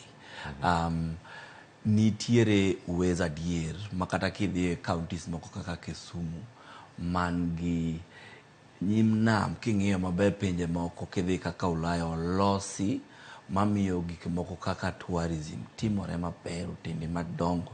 King'iyo tinde conference mang'eny dhi Naivasha kae. Gimomiyo gidhi Naivasha en ang'o? Naivasha nigi nam matis maromo kama, to Kisumu to nitiere nam mang'ongo to nigi shoreline maduong'. Tiende ni mago kuonde moko ma kata wan be kaka counties wa kaka Kisumu, Homa Bay kata Siaya gin gik ma ka wang'iyo long term, higni 10 mabiro, to wang'iyo kaka wa invest to gin gik mabiro miyo ochumi wa mag counties gi dongore. Seche ma otende obiro mang'eny, wan kod airport mang'ongo ma international e Kisumu. Tiende ni biashara nyalo timore e counties wago maber kabisa. To mana ka tendwa mag counties be nie e mindset mar dongo ji e county kata kapok warito pesa mawuok e national government. Ineno ayie kod argument ma owacho ni sani to pesa ma wa collect kaka ma wachoke chirni en pesa matin makata kiwacho ni wada ng'iye ni mondo watim godo dongruok to tin makata ndara ok dolosi kata osiptal ok dokete yath malich. Lakini pinje moko mantiere gi federal system kata mantiere gi states kata counties kaka king'iyo America, ineno ni governor mar county achiel for example, ging'iyo ni county gino ang'o manitiere madegi invest mamiyo biashara timore maber, to gichoko piny kanyo to tich ji yudo mamiyo uchumi mar county dhi mbele kata kapok warito pesa maya e national level. Koro ananeno ni nyaka wang'i, nyaka wamed gima long term. Ing'eni sani ahinya jo siasa ng'iyo higni 5, mabok en ga higni 5, en higni 3. idonjo sama gidonjo gichako tich igni areto ji osechako campaign sana dong iwinjo ni ng'ane dwa bet gavana tiende ni gionge time ma ginya paro go maber makikaw Migori ting'iyo ni Migori ni wanyalo donge nang'o igni 20 mabiro ineno ma ok ni sani en gavana makama gavana koseket plan ma long term to ing'iyo ni gavana sama entiere kae for 5 years en o contribute ang'o e mpango wano mar gero county for the longer term ng'at machielo ka biro to okawe mana gi kama oyude ineno e gima omiyo sama no wacho ni sirikal ochwere adier en mana ni administration ng'amo ket kanyo higni 5 ema timore ema pogore to nyaka wabed gi paro e piny kata e counties wa mar ng'iyo kaka wabiro dongre igni mabiro to kowaketo ni dongruok en ng'iyo ni wachoko osuru maromo nade e dweni ng'iyo ni wachoko osuru maromo nade higani to ok nyal dongowa nikech sani waseyie ni osuru te ma wachoko dhiang' e chulo gowi ma wadongo tin ma en mana mar maintain sirikal koro we have nyaka wapar maber long term ni ochumi mag counties wage especially mantie Lake Victoria Basin gi ni ang'o ma wadhi timo mondo waket kanyo mondo ochumi ogerre go. Erokamano ahinya nyakora Ramogi Jwang' kochopo wechego mag choko osuru bende intiere kod chuny ma nya wacho ni achiew kiny adhi achulo osuru adhi akon sirkal ni magi omenda mayudo pile ka pile e ohanda kata gimopogore opogore kama intiere kacha kosise koso geno rem mar koso geno ni kelo midhiero machal nade ang'eni pod wadhi nyime kod twak kama wantiere sani ka nyakora Ramogi Jwang' wadhi okang' machielo deno walose ni weche mag pek mar dola ni osechalo nade dola kod siling ma pachoka siling ma Kenya yudo teko kose nang'o manyalo bedo ni timore hie achakane kod CPA Evans Ogutu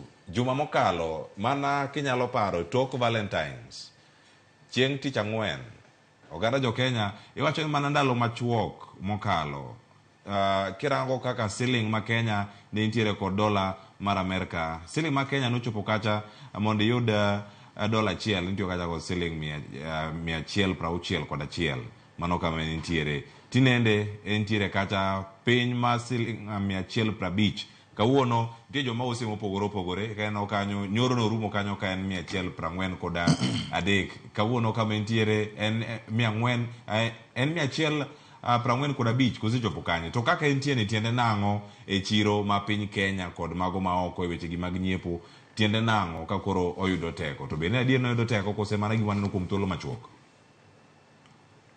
Erokamano ahinya Cleo king'iyo economy mar piny ing'iye tieng' diriyo nitiere miluongo ni microeconomy to gi macroeconomy.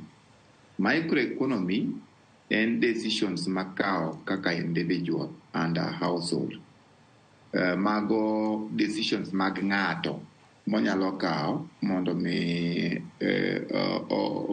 decisions mag individual ma affect economy.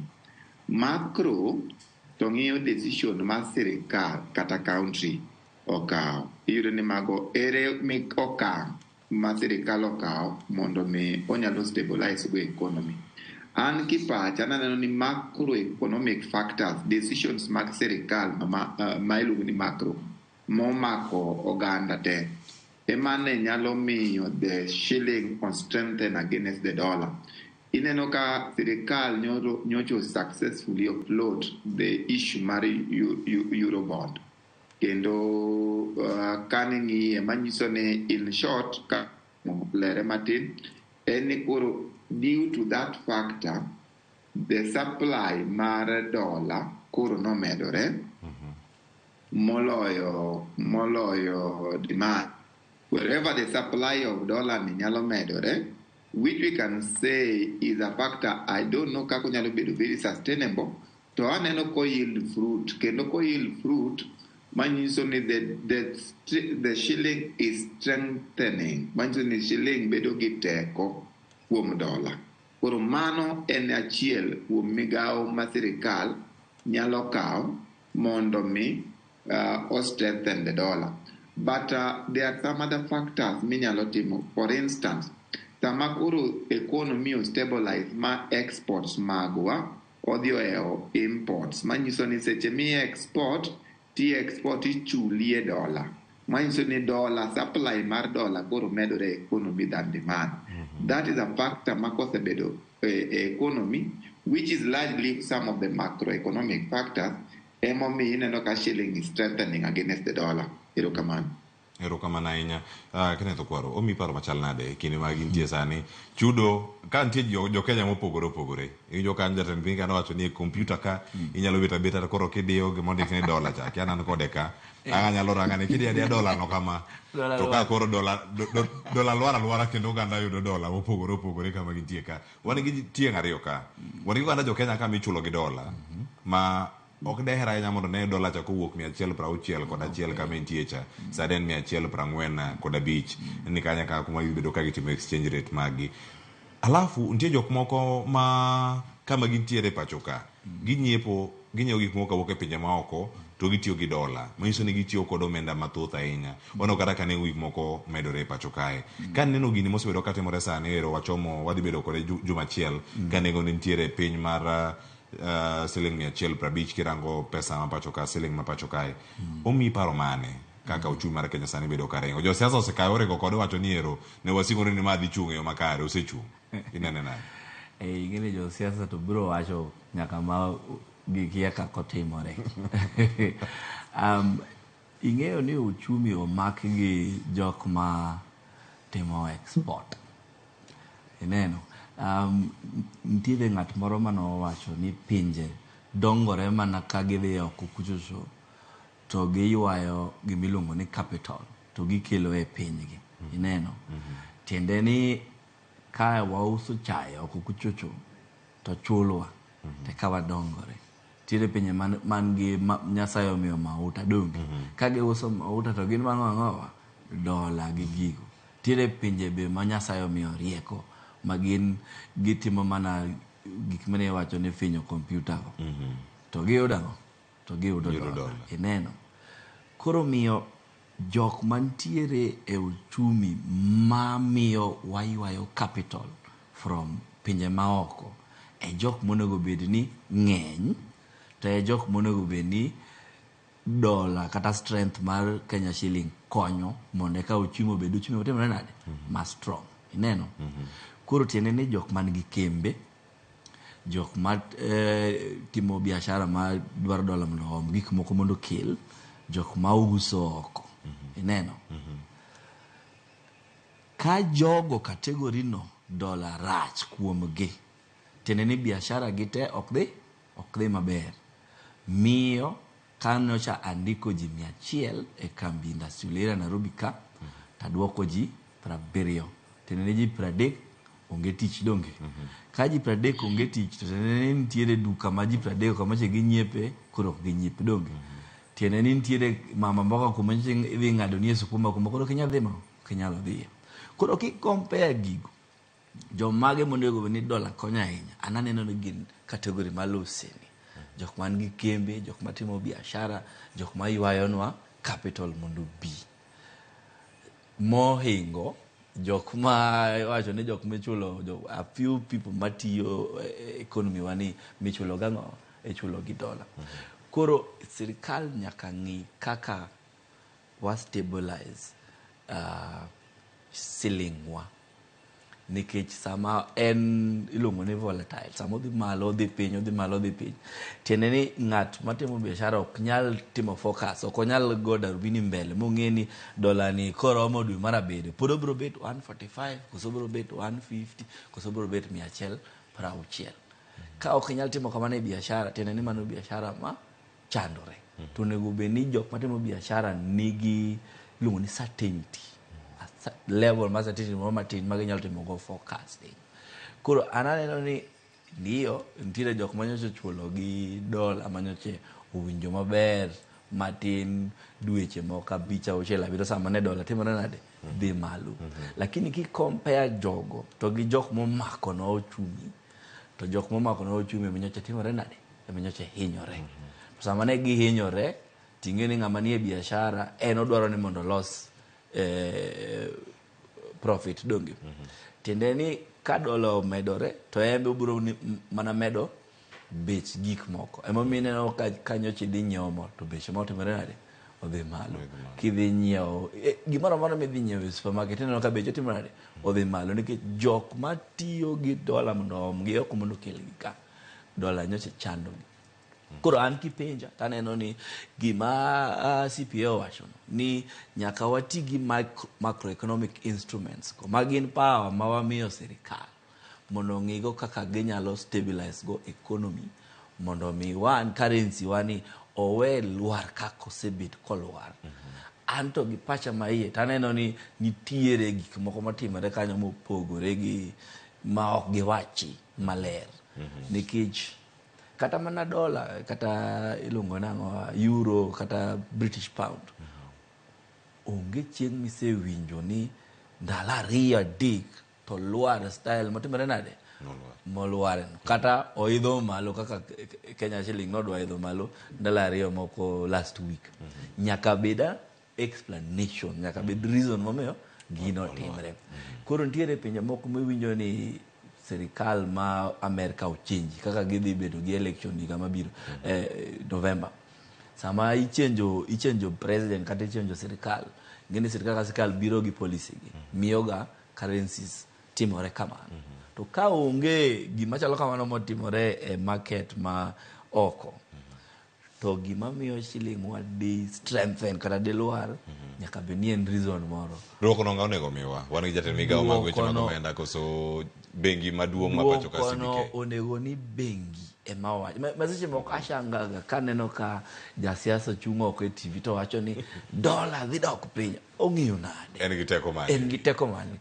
Jo bengi kaya momiyo ang'o thuolo mar timo tijno. Wadaro maparo ni kanya aduogo mondo wawinj paro mamoko bende mogik e wachno kowuok kuom CPA Evans Ogutu. Kata kamano sani en amora dhi e kaunti ma Migori podi jafwambo wadwa mantie kanyo Jo Juma kawuono nitiere kanyo koluwo wechegi mag kedo gi tuo kansa tainya kansa mano mar dhod nyodo tainya sani kawaloso en wechegi mag chanjo bende madhi nyime mano chanjo mano mar HPV. Adana tura kod achiel kachiel sani Jo Juma oyawre Migori uchiwo e yo machal nade kawuono ng'eni wan gi twak weche mag uchumi kata kamano bende uchumi mar Kenya debed marach ka oganda onge kod ngima makare kaka inyalo tudo gi achiel kachiel mondo rangane kaka ginyalo yudo thieth kata geng'o tuoni mara kansa ahinya to mar dhod nyodo. Odiochieng' ma kawuono Migori unade machiegni George. Erokamano Cleophas. Migori wechiwo makare no ka weche dhi makare ka bendo kinyi makawuono gima duma dwa ng'iyo en tuono mar kansa to ahinya mano mamako fuku mar kanyuol kata cervical cancer. Higa mar 2018 piny owacho nochako chanjo no mar tuo mar virus mar midhusi no mong'ere kaka human papilloma virus ma bende en mong'ere ni koro kelo tuono mar kansa ma idendo kaka cervical cancer. Ka okinyi makawuono wantie kod apisa mochung' chenrogo mag geng'o tuoche go mok gam ma idendo kaka non communicable disease. Wadang'e ni to nyaka ne chaki higa mar 2018 chanjo ni michiwo nyithindo go manyiri kindi higni 10 nyaka 14 osego okang' machalo nade to be geno nitiere ahinya mar kedo kod tuono mar cervical cancer ma bende thothne osebedo e kaunti ma Migori to nyaka sama wueni be geno nitie ni tuoni wanyalo tieko to okang' mane bende waseketo kaka kaunti ma Migori mar kedo kod tuoche go mag kansa ma bende osemiyo oganda mathoth wito ngimbe kaachiel kod tiyo kod mwandu mathoth ka githiedho tuoche machal koda mae. Adwa ne miya thuolo mondo koro atwag kod Migosi Oligo bende dhi lero to wasego okang' machalo nade ka otende kod chanjo ni to wanya bende ka otende kod kedo kod tuono mar kansa to wanya kansa bende koro mako fukuno mar kanyuol. Adwa ni chori machiegni ka matin king'iyo ajacha. Adwa ni mokwongo yangri ne joneno watu wang'ene nwachako chanjo mar virus midhusi ni makelo cervical cancer idendo kaka human papilloma virus 2018 nyaka sama wuende wasego okang' machalo nade chiwo chanjo ni to be geno nitiere ni chanjo ni dhi konyowa e kedo kod tuoni. Erokamano ahinya. An iluonga ni Paul Olik, an coordinator tuoche mok gam miluongo ni non communicable disease Migori. Doko erokamano ahinya kuom opportunity ni. Nyaka nwachak chanjo in 2018 nyaka sani wasego okang' maduong' kabisa. Kang'iyo ka nwachak chien kocha ne joma ne kelo nyigi mondo chanji ne thin kabisa. But kaka wan sirikal to gi non-governmental organizations to gi other stakeholders like schools, parents and other organizations wasetemo matek ma chanjo ni wasetero ne nyithindo nyaka skunde ma anya wacho ni last month ma en January ne wa celebrate National Cervical Cancer Awareness Month, ne wayudo support maber kuom partners wa ma support cervical cancer. Mane within that month kende wachanjo nyithindo 14,000 gi wiye, to wayudo ka wasebedo ka wa improve nikech target manomiwa gi national marwa as per our population and 91,000 girls ma age between 10 to 14 years. To naneno kaka last year ne wa hit 85% of that number, meaning ni kata jonyuol oseyie gi chanjo ni, nyaka jo kanisa nyaka jomoko machon ne wacho ni chanjo ni nen mana mar family planning, nen mana mar covid. Koro aneno ka ji oseyie maber masani kendo koro ji kelo nyithindgi maber mondo chanji. Geno nitie geno maduong' kabisa. Chanjo ni en mondo mi obed introduced in Africa ka, oyudo ka ne en chanjo ma pinje ma olony mag Europe, the Americas, the Australia, ne ji chanjo ni.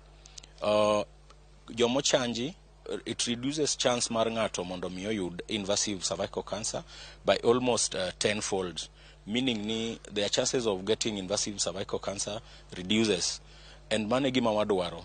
So chanjo ni wachuoyo in 2 doses, dose 1, then after 6 months we give dose 2. So dose 2 ema yudo ka wan pod wan gi challenges, nikech yudo ka seche moko nwachuoyo e school, kidok e school seche moko school olor, or seche moko kudok to calendar mar school yudo kata ka nyithindo timo penj. So wan gi challenge kanyo, but watemo matek mondo mi warich nyithindo tete manyiri mane higni 10 kendo 14.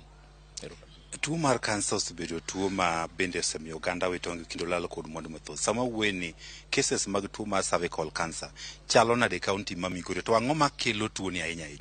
Erokamano ahinya. Tuo mar cervical cancer e Migori being ni kabisa kendo like the last quarter manene from September to December, Migori County was number 1 in the country going by data mar joma nopim. Koro being ni wapimo ji mang'eny, wayudo ka wayudo ji mang'eny bende. So it doesn't mean ni ong'eny ahinya, en mana because of our population has been sensitized. People have come out to pimo tuoni, kendo wayudo ni sani koro ji mang'eny kabisa kata mana within the hospital, they come asking ni to dayude pim mar cervical cancer. To cervical cancer ikelo gi gimiluongo ni human papilloma virus. Human papilloma virus en virus ma yudore koponi ng'ama miyo oromo gi ng'ama dichuo, to ng'ato nyalo spread from one person to another. So ng'ato koseyude to onyalo bedo kuom ng'ato for close to 5 to 10 years. Koro luwore gi immunity levels mar ng'ato. Joma nigi HIV, the progression is very, very fast. Ng'ama onge HIV, it can last even 10 years before we start seeing signs and symptoms. So that is why ko bio pim ng'ama nigi HIV, to through test moro mwatimo iluongo ni VIA, and every year wa request ni mondo gidoge facilities mondo pimgi, to ka wapimegi through moro maluongo ni HPV DNA, to every 2 years ng'ama nigi HIV.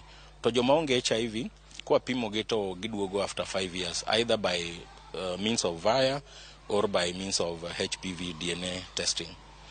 Mabesa ni koro will be available very soon, nikech nwayao our molecular lab ma can help us test around. Then again, one gi partner mobiro manyelo ni kiwa cervical cancer, which will be working with in the community to embrace the primary health care. We will also be doing HPV DNA testing within the communities. Kwatieko wanie okang' maber mar kedo kod tuoche mag kansa, to kaka county ang'o mwatim? Ndalo moko nonjo kane governor lieko ne udwa bedo gi cancer center, wagik kanye? Erokamano ahinya.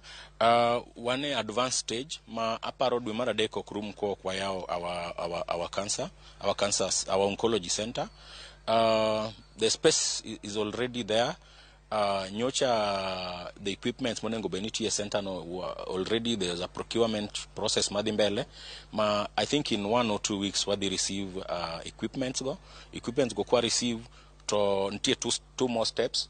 The first step and your National Cancer Institute onengo bima credit our facility ni en kamo center monengo beni offer cancer treatment.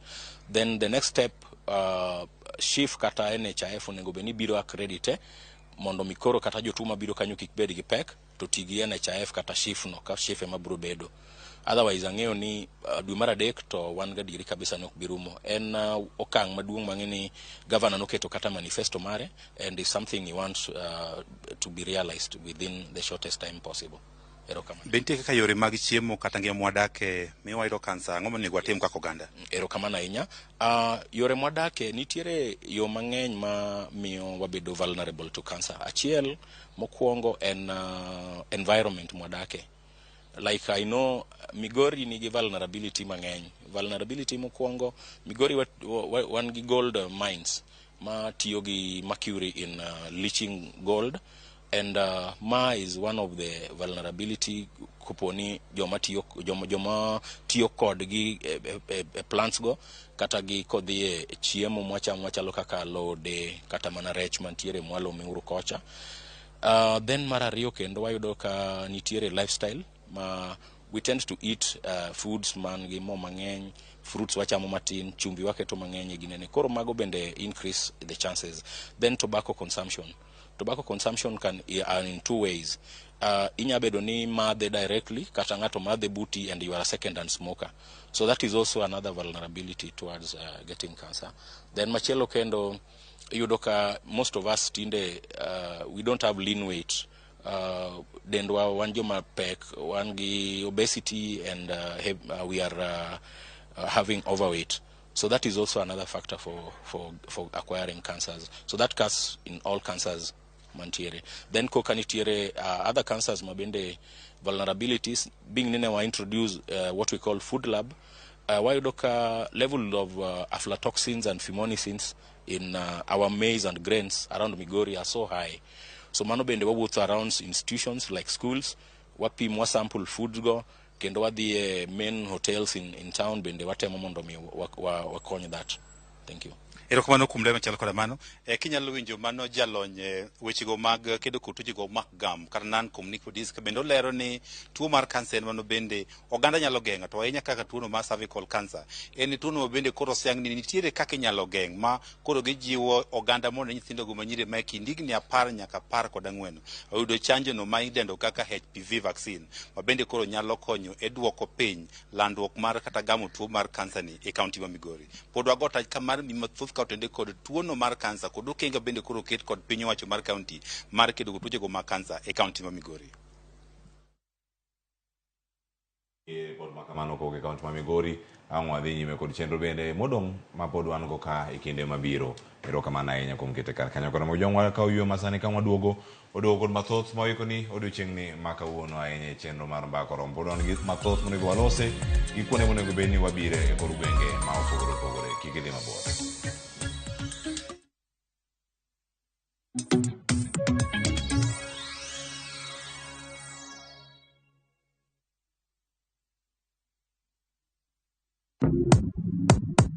Mtu wangu, imagine kuna over 1000 ways to win on shabiki.com. Usimiss out, pata multi-bet boost massive ya 1000% ukicheza on shabiki.com. Cheza sasa na shabiki.com na upate up to 1000% multi-bet boost. Min shabiki na nade kupress tena, nilieka kichwa yangu ikabai tenda.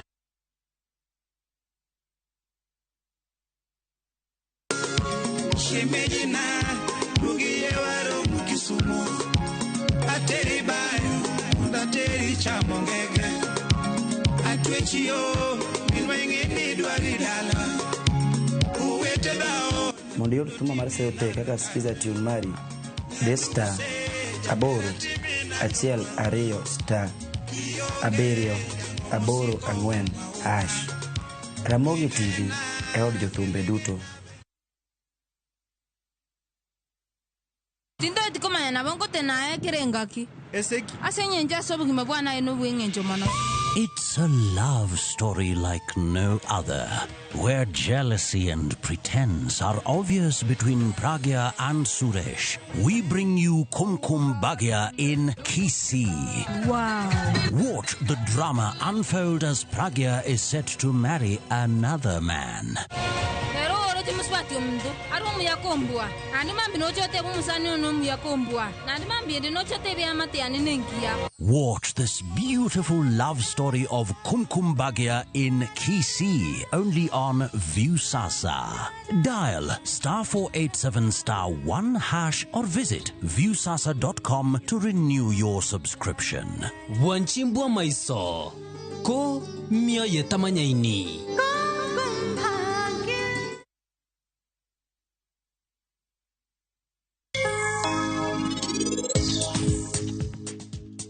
Siling pirario. Wauso nyako tumbu. Pirario. Yaye. Koro en ng'awa ma uso nyanya gi kitungu sani gotieno. An bende ero medane pasta matin. Well, what a coincidence. Bende chamo pasta. Mane gima nachamo. Mr. Gila fwenyo ni gimora mora maheri bendi hero. In bende kuyo nikech nerwa ma Vikram owuok odhi bawe ika ikendi.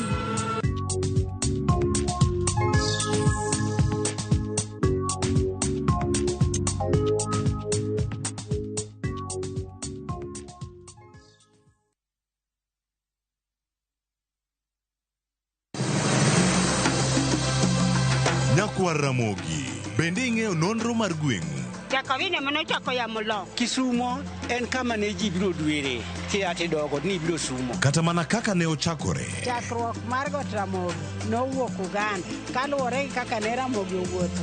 Tich ariyo ka tich ariyo, Millicent Adhiambo. Machiegni e chenro mar ng'e gwenge wakatielo ma kawuono, wakelo ni nonro mar gwenge yo ma koloni kendo mi lere nyinge, chakruok kachiel kod humb gwenge mopogore. Somo nowuok kuom nying mar Kesoma. Ei manyaka kaendi, umbe landore kod ang'owa. We wawinj anena.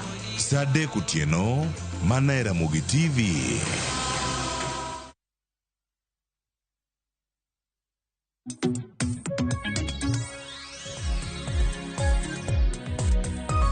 Machiegni nyako Ramogi jwang' en mor parani pod ikete kar kawa medo rango chal mar uchumi ma pacho kae. Kawa medo mana none achiel kachiel antie ka kod wenda jolonyo weche mag uchumi Kenneth Okwaro kachiel kod Kasipie Evans Ogutu ka en Migori. Wamedo mana nono gi achiel kachiel kendo en koro mokanyo sa 4:55 ang'wa tieko chenro gi kanyo. Kata kamano kinde ni ang'wa mi thuolo mar winja ne pach jopiny bende kor gwenge ma opogore opogore. Wasechako gi kaunti ma Migori, wabire kaunti machiegni kodi kar kanyo. Koro kik idhi mabor. Nyakwa Ramogi jwang' debed ni gope thung'o Kenya. To ka gope gi thung'o Kenya tiende nang'o? Eurobond tiere kar ka onego bed ni chule.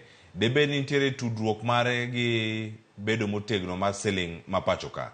Ma penjo machwalo ne CPA Evans Ogutu ka wachako twak ayanga kende tielo mar ariyo ma ntiere go kar ka. Monego bed ni chulo kinde mantiere kae, ka kinde mag chudo chopo to pok ochul. Gik mage monego bed ni timore, kata ka kinde ma nego bed ni chude kata michule gowi ochopo to in kanyo kapok chako kata tieko chudo. Ka piny Kenya yudore kama chalo kamano, oketowa kama chal nade wa jopiny mantiere ka ma jotelo onego bed ni rito e yo makare. Erokamano ahinya Cleo. En adieri ni Kenya to nigi gowi, to kik wafocus ahinya e wach mar gowi. Wachalo jok moko madwa ponde tipo mar gowi, ma kopenjwa the state of economy kata gimoro amora matimore e yo mok ber, to wapondo ni Kenya nigi gowi. Koro gowi mar Kenya en gowi mar national government, to gowi mar Kenya ok en gowi mag counties. Ing'eyo ni katiba kane okal higa 2010 2010 constitution ne opogo sirikal e tieng' diriyo. Nopogo sirikal national government to gi county government. County government ok nyal kawo gowi unless en gowi mobedo guaranteed gi national government. Koro sirikendewa mag kor gweng' to nengo bed ni pesa duto ma giyudo, kata ka giyudo mana bilion 11 higa ka higa, gi prioritize development manyalo konyo sirikal ma county at county level. To king'iyo Kenya Economic Report 2024 ma otim as per Kipra Act, iyudo ka model mane sirikal okawo ne en enhancing productivity. manyiso ni the macroeconomic factors mag sirikal. Mokwongo, ka en sirikal mamalo in gi teko mar kelo gimiluongo ni economic growth. Economic growth ni ichiwo ne jopiny, jomatindo, johala, ng'ata opportunity kaka ginyalo timo ohala ma giyud yore gi mag konyruok. Second macroeconomic factor monego ibed godo ni giyud ni jowa mang'eny kata jowa matindo mosetieko sikul kata matiyo e informal sector obedo gi employment opportunities. Manyiso ni ginyalo yudo migawo ma ginyalo timo manyalo kelo negi chiemo e mesa. Mar adek, kaka sirikal onego bed ni ng'iyo yore kaka stabilize the inflation rate. Ma inflation rate mari ok odhi malo. Magi ma dho ngere wacho ni magi are macroeconomic factors kata decisions moko mag sirikal mamalo manyalo konyowa. Adieri kopo ni sirikal mamalo ong'iyo rang'iny manyalo timo go yore gi yo maber, to wach gowi kende ok nyal bedo ni kwa dwaro wacho ni ushuru ng'eny kata ushuru chokwa, to wawacho ni en taxation. Broadening tax base mano ber e yor ma sirikal nyalo bedo ni oyudo godo pesa. But increasing kata medo ushuru e nengo mamalo manyalo, ing'eni seche miketo ushuru e yo mamalo kabisa machok ng'ato to kimiye business opportunities kata pok iketo economic pok iyawo economy manyalo miyo ng'ani ohala manyalo yudo go pesa mochulo go ushuru, pod ok ikonyo japiny. Koro en adieri ni gowi to nokaw, to gowi ni nokaw mar timo ang'o? Cleo. Gowi nokaw nikech gowi kikaw ok onego ikaw gowi ni dhi chulo go osara e piny Kenya ka. Ok onego ikaw gowi ni dhi nyiewo godo fuel iole geche. Ikaw gowi mondo mi itim go development. Development en tiende nang'o? Development infrastructure onego bed ni chiwo opportunity mar chulo gowi ni. Iwinjo? Ok ni wawacho ni wachuluru gowi to kare pesa ni notimo ang'o? Manyiso ni onego wang'iya ne rang'iny ni pesa man waolo ni gi kuonde mane onego bed ni gitiye, be gitiyo ma ginyalo yudo ni Kenya koro nigi opportunity mar chulo gowi. Sani kawuono in a microeconomic factor, kawuono nyalo decide ni kane an go sacha moro to kane en 120 to adwa ng'ado 60 higa ka higa kata higa. Iwinjo? Koro higa achiel en times 12 months times 4 years. Kanyiso ni pesa ni kong'adi to en pesa mang'ongo. Onego bed ni pesa ni konya e yo moro mar development. Momiyo awacho ni gimomiyo asandora momiyo sacha chakoro kayud te en ni nitie kama nakete pesa ma expect ni abro bedo gi return on investment. Ma even in public sector kikwa focus uru e gowi kende wang'e ni gowi ni kano kawe ere gima okonyo wago momiyo jo Kenya koro dhi bedo gi overburden nikech kwa wacho ni wachulo gowi the next administration be kodonjo to bro wacho ni Kenya nigi gowi. Onego bed ni as much as Kenya nigi gowi gi be gikonyo wa mondo mi economy bed moyawre ma jopiny nyalo yudo yot. Nikech buro chope e level moro miluongo ni elastic limit, ichalo blada miseywayo mogik, onge kama nyalo dhi e kendo. Iwinjo? Koseyudo ni koro onge kuma nyalo dhi e kendo, idhi hinyo jopiny nikech jopiny koro ok dhi bedo gi any capacity therefore mondo mi gimed chulo ushuru. Erokamano ahinya, kendo mae kama oganda moko nyalo bedo ka gipenjo ero gigi duto timore gowi onego bed ni chulo. Iwinjo ka CPA Evans Ogutu Kenneth olero ka kanyo ni kik waranga ni gope ichulo ka gidhi kanye. E kinde ka warango Eurobond hie notimo ang'o ne piny Kenya ka magi achiel kuom gope manokawo to magi gope ma nengo gi ni malo e pacho ka. Inyalo paro time moro mane Auditor General machon mane luongo ni Edward Ouko nopenjo ker piny ni odwa dhi FBI US mondo ging'i transaction kaka Eurobond mar ariyo kuma nodhi nikech ning'iyo uchumi wakati penjo treasury penjo jo migawo mar tiyo gi pesa ni pesa ni notimo nade siemno ane to onge ng'ama ne nyalo timo ng'ama ne nyalo wacho gima ne oti gi pesa no. Ineno tiende ni nitiere gowi mane wakawo to ne ok otigo e yo maber. Ndalogo nawinjo ka josiasa moko wacho ni bilion 285 en pesa makata kibet kamoro kodonjo uchumi wakato diwinj moche ineno tiene ni ndalogo ndio ne wakao hola to ne waonge gi mpango maber kaka gimane hola no dhi timo. Koro nyalo yudo ni pesa ni nolale sirikal e gik moko mane CPA wachogo kaka keto mafuta, nyiewo mafua, nyiewo airtime, gik ma timogo ran go sirikal. Maringo bilion wiye, dola bilion gi wiye. To dhiga, ji donge kawo gande hola e bank.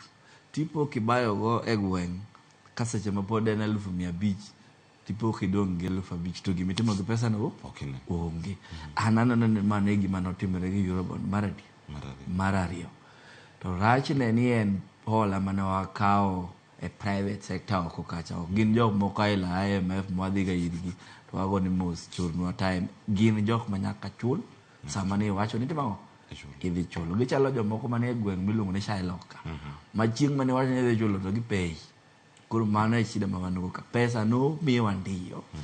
To king'iyo account mar sirikal, king'iyo program mar sirikal to ok dine gima ne gitimogo maduong' malich. Afadhali mokwongo cha nowach ni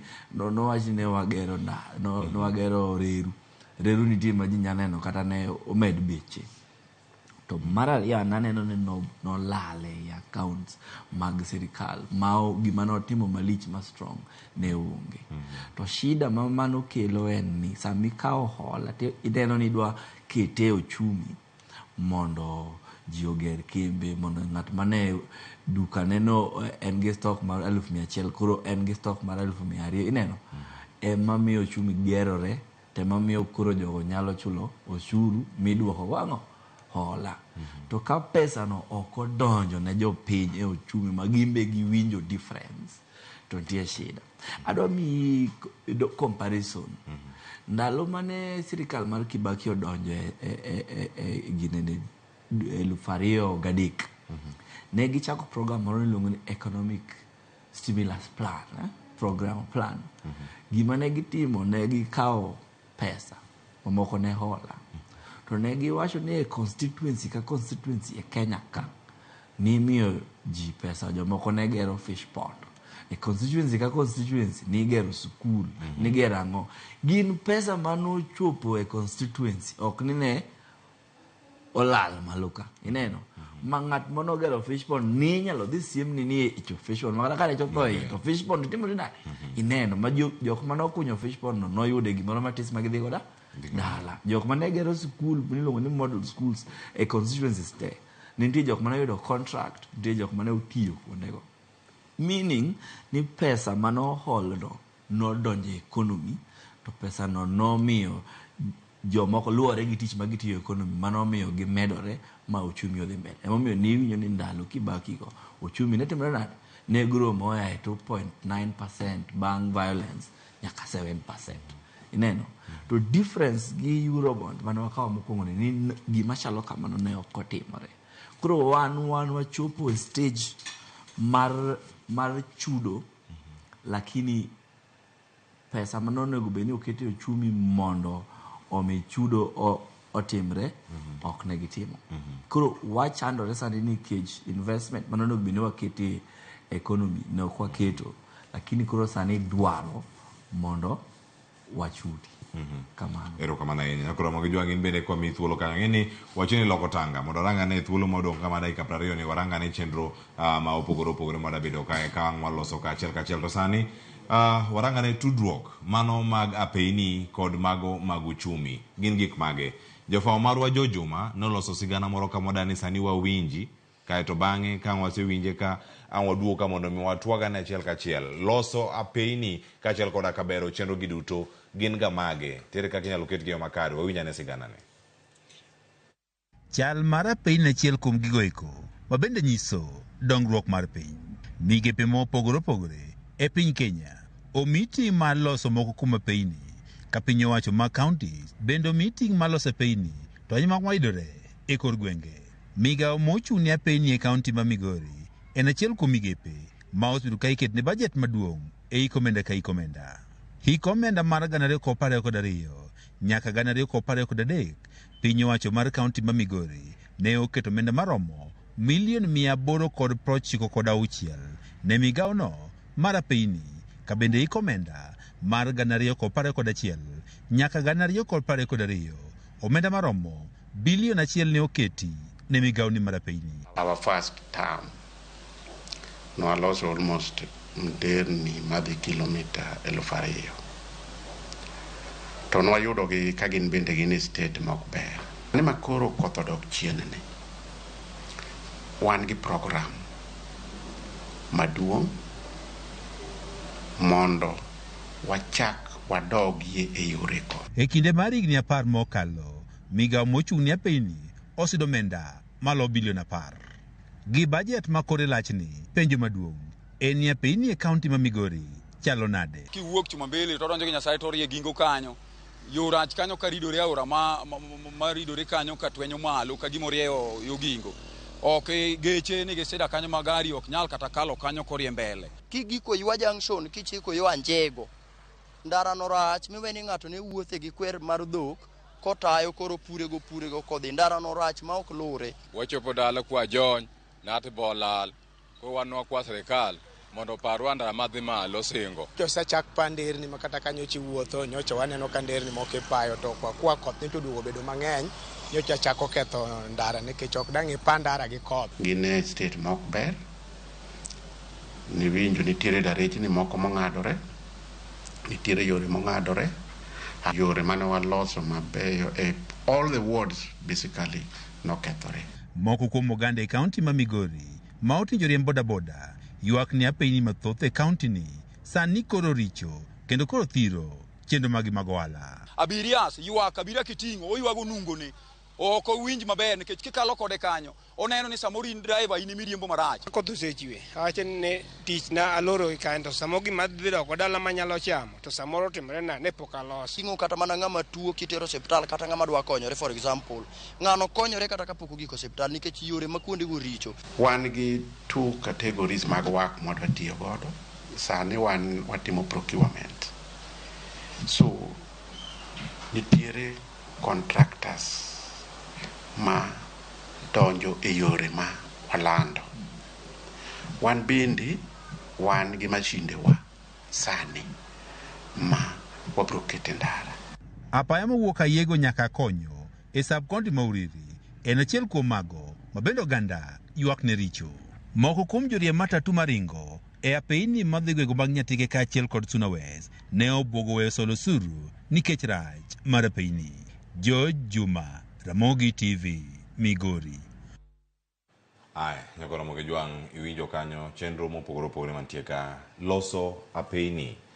Pinje manigi apeyni makare ineno gi ka pinje molony kendo manigi dongruok mopogore opogore. Ka intiere piny Kenya kendo pichni mawuok e pinje maoko tiwacho ni daher mar chopo e piny cha ne kaka piny ni chal kama kaka ochal e picha.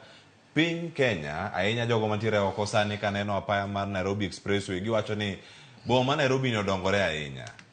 Kaunti ma Kisumu kineno overpass kata inyawacho ni en flyover mano manyamasaria makalo Kondele to kalo Bandani to donjo e apaya no mochomo Kisian. En mor ne jodak makanyo ahinya. To bende gineno apeyni mopogore opogore. Iranga ne jogo modak e gwenge mahero ka gintie kata gineno Ahero interchange chaka wuok boma ma Kisumu to make kochomo gwenge makatito tene modhi nyaka chodhi Kisii chomo Sondu. Nyako Ramogi Jwang' en mor lilo ka apeyni oger. To bende geni gedo mag apeyni makamagi bende nyiso ga dongruok mag uchumi nikech magi apeyni mitiyo godo dhi e chiro, dhi manyo thieth, golo gik moko e puothe kitero e chiro, gitudruok mopogore opogore. Ere kama gidonje ma onyalo wacho ni adieri gwengewa onego bed ni bedo kod apeyni malong'o moingo gi moneno kanyo katimore kaunti ma Migori mana kaka ranyisi. Antiere kae kod welo achak kod CPA kendo Evans Ogutu ka entie Migori. Iwinjo sigana mag jo Migori kaka giloso sani. Omi paro machal nade kaka jakanyo jadak e kaunti ma Migori ok jadak ero Migori to thuru kaka thuolo mondo iler machiel kachiel ni tudruok mare kod uchumi chal nade. Erokamano ahinya Cleo, ing'eni anae kaunti ma Migori. Kamano. Asewinjo ka jatich mar sirikal wacho ni ne giloso ndara madirom kilomita 2,000. kilomita 2,000 en kirieka tapani en ndara molos ma kiwuok tidhi nyaka Mombasa tichak iduogo. Mano chenro mane giloso, to kiyudo gima jopiny wacho to koro opogore ahinya chutho ae gwenge mag Uriri e ward moro ni West Kanyankago. Yore go chalo puodho, emomiyo inyalo wacho ni iyudo ka jowa manie boda sector kawo ga thuolo magipidh rabolo e yore ailago. To gima jopiny wacho en adieri, nikech kata ning'iyo the controller of budget report dhi nyisi kaka county ma Migori ne otiyo gi development. Inya yudo ni first quarter, second quarter gi third quarter onge gima gitimo. Mano 2022-2023 financial year. The fourth quarter ka koro gik makoro pesa kokitiyo go to dok e sirikal, eminya yudo ni pesa monyo otiye yorni.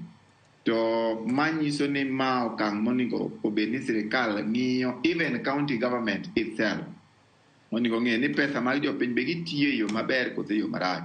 Nikech one of the factor ma affect ga economy en ga transparency and accountability.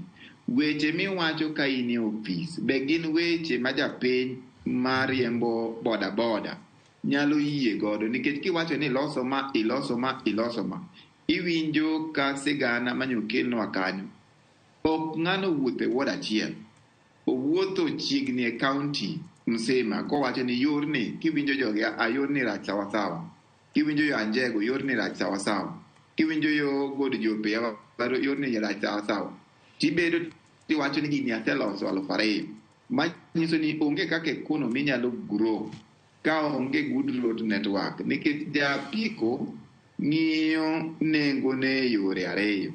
Number 1, ong'iyo yo mobiro chaji godo pesa mar apiko kolingana gi pesa mar mafuta ma ichaje, nikech mafuta en onge go gi control. Koro kopo ni control nengo mar mafuta dhi malo, en biro medo bei.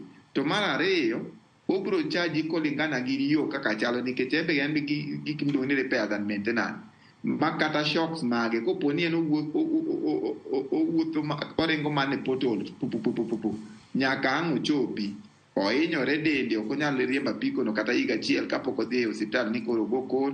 Kata mar ariyo, apiko neno biro bedo ni en apiko ma koro onge nengo, be onge gima nyalo timo. Omiyo these are real factors ma affect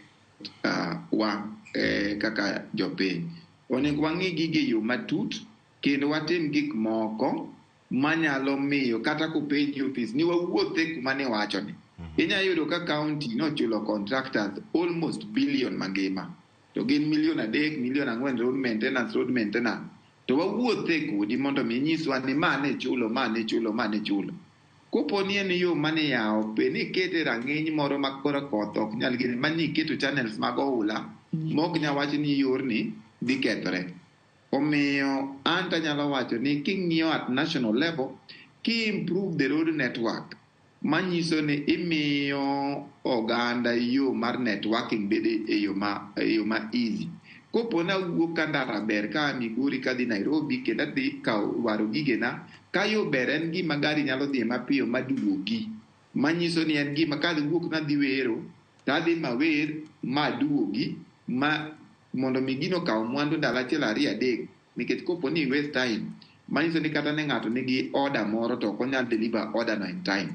Koro wa make sure ni even at national level and county level, national level ose invest so much in infrastructure and road. Kendo adieri waneno ka nderni ber. Migochi wa ka kibiro, iyudo ka sirikal mamalo no expand the Kisii Tirare expressway madhi e border madhi nyaka e pinje mag Mwanza Tanzania. Manyiso ni sirikal mamalo ka okang' mondo mi improve the intercountry trade, mano yo ni e yo maber. To kidhi e koro mag kor gweng' moko mag county roads gi ma inyalo golo go ng'ato town kitere gweng'gi kata dalane, mago to richo sawasawa. Omiyo onego bed ni watemo siro sirikal mar county ni umbe un gi development infrastructure, kuwacho ni uloso yorni kik obed abeda yo manie yamo minyalo wachi ni waloso kilomita 2,000. Kilomita 2,000 ni onego bed ni wawuotho ni naloso moro e 40 wards, kilomita 2,000 gi wards mag Migori gin 40. manyiso ni ward ka ward ni loso yo kilomita 50 iwinjo onego bed ni kilomita 50 no nenore ok en wacha nikech mago are the factors mabiro konyo mondo mi economy oidhi nikech employment rate kata boda sector bo employ a lot of young people. Erokamano ahinya Cleo. Erokamano ahinya lero yo makare kendo kanyo bende tudruok mag apeni ayud pachi Kenneth Okwaro ka irango jopiny ywak magi gima jotelo wacho kaka mijo mane kaunti ma Migori nyabende mai matimore kata gwenge mopogore opogore nojo kata kaunti ma Siaya jogo mabende ne ywak kaunti ma Kisumu bende iwacho gino mako kaunti zwa duto to bende tudruok mare koda bero mag uchumi mane wiye kanyo kato bang'e wayud thuolo mar gwinyo sigana mamoko mabende olosno kuke kaunti. Ing'eyo ni gik ma konyo ngima dhano sana gin gik moko adek. Chiemo maber, in gi ngima maber, tene ni kituo to nyalo dhi e osiptal, idak kama secure. To gigo te king'iyo gi maber gin gik ma waluongo ni infrastructure e gima miyo dhano nwang'ogi kamoro amora kama obete. Kichako kod ngima kituo to onego bed ni ndara nitiere maber materi e osiptal kata ka mama yach to dwa dhi nyuol to ndara nyaka bed maber matere e osiptal kuma odhi nyuole mamiyo koro itilafu mang'eny manyalo yudo seche ma onyuol wapunguza. Ineno awacho ni security e gima be gimoro maber kendo mamiyo ngima dhano bet maber. To kuonde miwinjoga ni e kuonde mantiere insecurity gin kuonde ma ndara onge machopo kuno maka polis dwa biro ng'wech ka maundu biro to ok nyalo chopo. To uchumi sana be e gima infrastructure konyo mogik nikech japur nyalo puro malos bandone kata lotne kamoro to gigo nyaka chop e chiro to gichopo mana e chiro ka ndara ber. To ka ndara rach apiko moting'o gigo kata lori kata pickup moting'o gigo beche biro idho. To ka beche oidho tiende ni ka gigo biro e chiro to koro bech gigo ni malo moko onego bed ni gin malo. Kata mana rech mwaluwo ni maonge pesa michulo e nam kucha to ka ndara rach from kama ne oluwe rech nyaka kuma ang' ochopo e chiro bei biro timore nade medore. Koro e uchumi mang'eny pinje maoko miwinjo ni dongore maber gima jo siasa chandore ne malich en infrastructure. Kidhi Amerika iwinjo ka ji negotiate infrastructure bill matene ni sirikal dwa keto mpango mage mamiyo ndara, mamiyo reru, mamiyo olalu. Tiende ni ji nyaka connect eka uchumi timore nade gerore. Jok ma produce kelo gik moko e chiro, jok ma dwaro gik moko be yudo yo ma gibiro go e chiro ma gitimo gidogi. Ng'ato ka tuo itero e osiptal. Koro miyo aneno ni wach ndara no en gima ber kabisa ma nyaka wang'i both nationally to county level. Aya, erokamano ahinya nyakoro Ramogi walere yo makare. Kaono ne warango chal mar uchumi ma pacho kae kendo thuolo ni bende nitie sigana mopogore opogore moko e kaunti gi pach jopiny kama gintie. To mokwongo jopiny mawuok e mbui mago mag Facebook achiel koda ka SMS noornwa paro. Ang'e nang'a duogo mondo ayud wach mogik kowuok kuom welo mantiere godo sani e studio kaka wach achiel kachiel. Nitiere ote moko ariyo madani mondo mi akadhe. Ote mondo nyokar kanyo kwa mbui mag Facebook. Aini kanga duogo weche mogik kanga yud gi kanyo. Odhiambo Joseph Kombo wacho ni mara lego agulu odheyo. Wacho ni Cleophas Musnawendo uchumi ma pacho kae rach usuru to ber kendo ichoke ndi. An penjona kaka ja Kenya en ni to be gichopo ga kare. Aya, gichopo ga kare. Wacho ni ero an gima lit ne ni jo Kenya golo osuru to ok gine tij osuru no. Cleo gino lit na ahinya. Ero adok alego agulu. Aya, erokamano nyako mote mari. Ruth Nyathi Ochieng wacho ni osuru to ber kendo ichoke ndi. Penjo en ni osuru ni dhiga kure. Penjo machal gi mar Odhiambo ka odhi mbele kaka kanyo en gima lit ne jo piny golo osuru to gima gine kanyo nyaka sani Pokot somo pod chochni. Nyithindo onge kata uniform, jopuonje onge, sikul chalo chiro. Nderni pod richo e gwengewa, arita kwe rach, ji inego to pile, jo ohala imayo. Koro wadhier nono ni to kare wachomo kure, jotendwa to odich goyo siasa, wach gopegi oselokore national anthem mar sirkand Kenya Kwanza. Wacho ni gopego ne gin adi, to osechul adi, to odong' adi, jopiny giketwa e ler. Paybill nitiere, to jochok osuru moko to pod kawo cash. Mibadhi thiro dongruok. Mano Ruth Nyathi Ochieng' ka en umoja. Erokamano ahinya. Mano kama gintiere kaachiel kachiel. Mano kotenore kod ote magin go kanyo. Ang'eni mar Siaya nyakora Mogajwang' wadani mondo mwawinjane pach jodak ma Siaya kotenore kod chal mar uchumi ma pacho kae. Nyaka sani twak mwan godo e mbakoromo. Asante sana na kujia moja kwa moja kutoka eneo la Karapul. Karapul ni eneo moja kati ya maeneo hapa mjini Siaya. Na hapa nataka kuzungumza na wananchi kujua hisia zao kuhusu uchumi wa kaunti hii na Kenya kwa jumla. Na hii ni baadhi ya maoni yao. Niluonga ni Christopher Juma, an Siaya ka. Ayudo ka piny wang'ni upogore kabisa. Kendo awuoro nono jok matiyo. Piny Kenya yuak e konde te ni piny rach. Dhano chiemo kibati bati, ji mang'eny nindo kech. To gini waseyuago ma kata kuma koro wachomo onge. Kaber to de sirkal mamalo onego bed ni rangowa ni to jopiny wachang'o mondo mi ong'e ni jopiny yuak to yuak gadier. Piny tek ma iyudo ni ng'ato duong' to onge tich, to onge kata gimocham, to nyaka wik achiel rum, ko onge kata siling 100. Siling 1000 ni tinde ji neno mana e picha. Gavana Orengo range gimoro madiwang' ijolgo kaunti ma Siaya mondo mi kaunti ma Siaya jogi obede maberber. To president imbende winje ywak ji. Ayie ni wacho ni piny ni yudo nono. To range osiepna. Rangie dhano tho e Kenya ka, nyaka jou dhano tho. Sani endi onge kaka dhano tim. Ani luonga Moyo Duol, aok Siaya ka, area ma Karapur. Ago erokamano ne sirikandwa. To sirikal jopiny hinyore. Ngima masani wuon kwa ng'ito ngima to change. King'iyo kod higni mosekadho chien kata loje mosekadho kwa compare guma ngima o change do kata nengo fuel no idha dichiel gi kila kitu no dhi bo change mangima mara yema kawaida ni ko ido kaino kadho ni shida to ikanti ma Siaya wan kod gik moko monego ben dongruok kaka Dominion Siaya Dominion kendo romo sab Siaya yo maber case Dominion kama ko lose yo manolose go kane Dominion work nido kano okonyo raia ma kawaida ne konyre ido kata kinyalo moko kod wan kata ka chiro tek tiwacho ni watingi ka gia deus kata kama tido ka konyru pesa nitiere sani kata na ng'ama nyiewo gino emido ka ng'ata tido ka kila kitu ena ywago pesa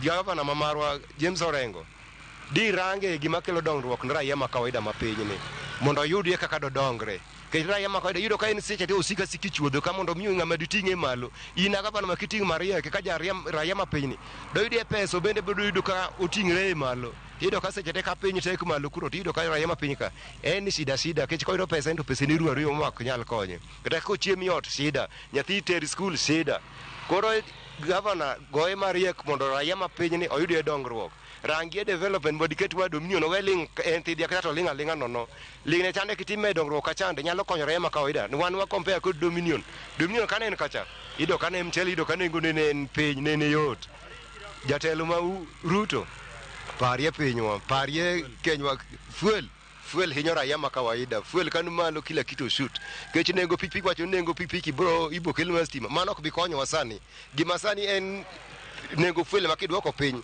raia ma kawaida boyudo konyruok agoyero kamano. Luonga Daniel Oduor ma wuod Game modak Siaya ka. An aonge weche mang'eny. Weche mada wuoye na weche moko ariyo adek moko. Mokwongo ochumi to wang'igo kaka rachno. Wabro kawe kaka wakawe no. Gima ang' watimie onge nosebedo. Namba ariyo. Awinjo ni baba owuok dwa dhi kuma dhi mtetezi wa Kenya onge. Wan kod doge lwet nono mane wach man go onge wach.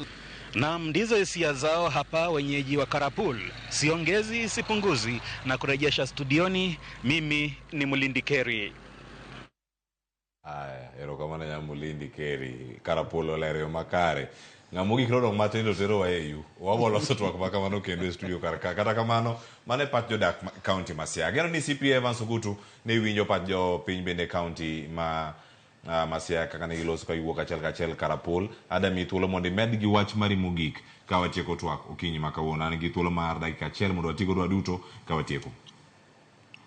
Erokamano ahinya Cleo, wasebedo kwa wuoyo weche mag ekonomi mag Kenya kaka chalo, wasewinjo pach jo piny kwa e gwenge mag Migori nyaka mag Siaya.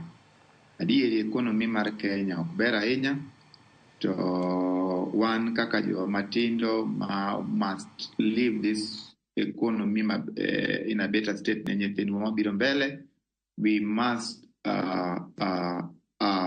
look at ways mwanyalo konyogo kata gi paro mondo mi ekonomi ma piny obede e yo makare. Mokwongo, anyalo mana jiwo sirikal ni kuyie ng'iyane uru weche mag transparency and accountability. Gope manego jopiny gi gin gope mamoko ok wanyal wacho historia gi. Deu nyiso jopiny wakawo gowi ni twadhi timo kachiel ariyo adek, seche mwadhi chulo gowi go ok wanyal bedo gi problem. Kata counties wa kopo ni omiu pesa inya yudo kata ni wuoth achiel kende Cleo national government ibiro ni okawo delegation ma million meche to wawacho ni economy tek ma counties ibiro yudo ni ji be wuotho gi million meche. Wang'iye uru kaka wa prioritize development opportunities mag jo piny mondo mi wayud opportunity kata kwa chulo ushuru economy obede yo maber. Erokamano ahinya. Erokamano ahinya CPA Evans Ogutu. Kenneth Okwaro, wach mari mogik. An adwa kawe kuom wach ma winjo jopiny wacho kanyo mogik. Ng'e ni onge gima rach kaka ng'ato wacho ni onindo kech kata kowacho ni ji nindo kech. Mano tiende ni wadhi mobam, tiende ni ochumi wa ok dhi maber nikech mano e gima iluongo ni basic need, ji nyaka chiem. Koro an be nadwaro mana sirikal kendo gi jo siasa ma wan go ni wasebet kwa lusa ahinya kuom gik manotimre. Nawinjo ka ker machon wuoye liel moro kani jatelo nyaka bed ng'ama ng'iyo mbele. Nwasekawo hola go ne wasekawogi, wang'i kaka wachulogi, lakini sani be nyaka wawe mawa invest e economy wani mabiro miyo kwa bed gi shida gi mbele. Kisani wadwa focus ahinya e hola go to wiwa wil ni ochumi be wan go sani ma nyaka dhi mbele. Ji nyaka chiem, nyithindo nyaka ter hospital, sikul nyaka dhi mbele. Koro nyaka wang'i mana ahinya ma sama wadhi e pinje moko to wang'i ni watiyo gi pesa di mwadhi to de watimo kodgi. What else could we have done with that money? Agone erokamano ahinya. Erokamano ahinya Kenneth Okwaro kuom thuolo mar twak kodwa RamogiTV. Okinyi makano kachiel koda ka CPA Evans Ogutu man to koda achiel kachiel kokalo yor Zoom ka entiere county ma Migori. Erokamano ahinya CPA kuom thuolo mar bedo kodwa kachiel. Ano chak chenro okinyi ma kawuono ka entiere kae kon jowetewa Joyce Oduor kachiel koda ka Sharon Ong'ao, jogo duto mokelo chenro ni okonyowa e kelo chenro ni achiel kachiel mondo mi obiri kanyo manoti Okeri Mulindi ka entiere kate county ma Siaya winjo duond jo Siaya. Okinyi makano biro winjo jogo mantiere county mano ma Migori. County ma Kisumu tigi mathoth matimore bed motang' ni maro wabiro kanyo weche manyien mag migago ibed kod ng'eyo ni ang'a timore county ma Kisumu kaachiel koda ke county ma Mombasa kama Paul Mackenzie gi jogo manodonjne godo bende odiochieng' ma kawuono ni e doho ma Mombasa. Ma okon mathoth ang' waluwo odiochieng' ma kawuono nyakwara Ramogi Jwangi bed kod ng'eyo ni gin gik mage. Director odiochieng' ma kawuono Alex Obado Wodu Yoma kaachiel koda ka jo graphics matie kanyo wantie gi Rosie Jamak Duol, Happy Maina kaachiel koda ka Milka. Jogo duto mokelo chenro biro e yo makare nyaka jo mag picha matiyo godo e studio okinyi ma kawuono. Kwach gi pak kendo erokamano ahinya nyaka jogo mokawo chenro ni okete mbui beti akinyi. Erokamano ahinya kuom keto chenro bedo mondisore ahinya odiochieng' ma kawuono. Odong' dakika achiel to romo saa 5 mar onyango. Nata e chenro ma kawuono nyinga Cleophas Oluoch jakisumo kanyakwar mokiewo nyaka sango. Oriti masani waromo odiochieng' ma kiny watim gima nwatimo kawuono e yo mopogore. Oriti masani.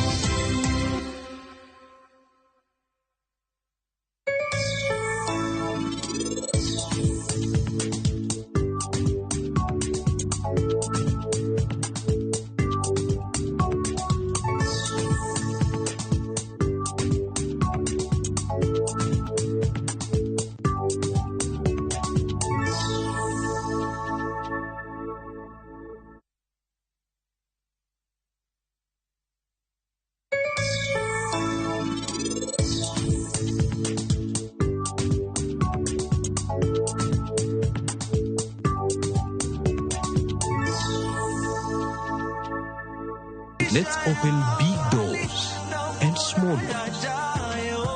KCB ni yetu. KCB is mine. KCB ni yangu. KCB ni yetu. For people, for better. No money? No problem. Travel now, lipa later. Na View Travel. Masai Mara or Amboseli, 3 days from 14,500. Savo, 3 days from 22,000. Mombasa or Diani, 3 days from 16,500. Malindi or Watamu from 25,500. Dubai, 5 days from $650. India, 6 days from $840. Thailand, 5 days from $1,190. Santorini or Mauritius, 5 days from $1,160. Maldives, 5 days from $1,799. Bali, 5 days from $2,000. View Travel. Dream, explore, discover.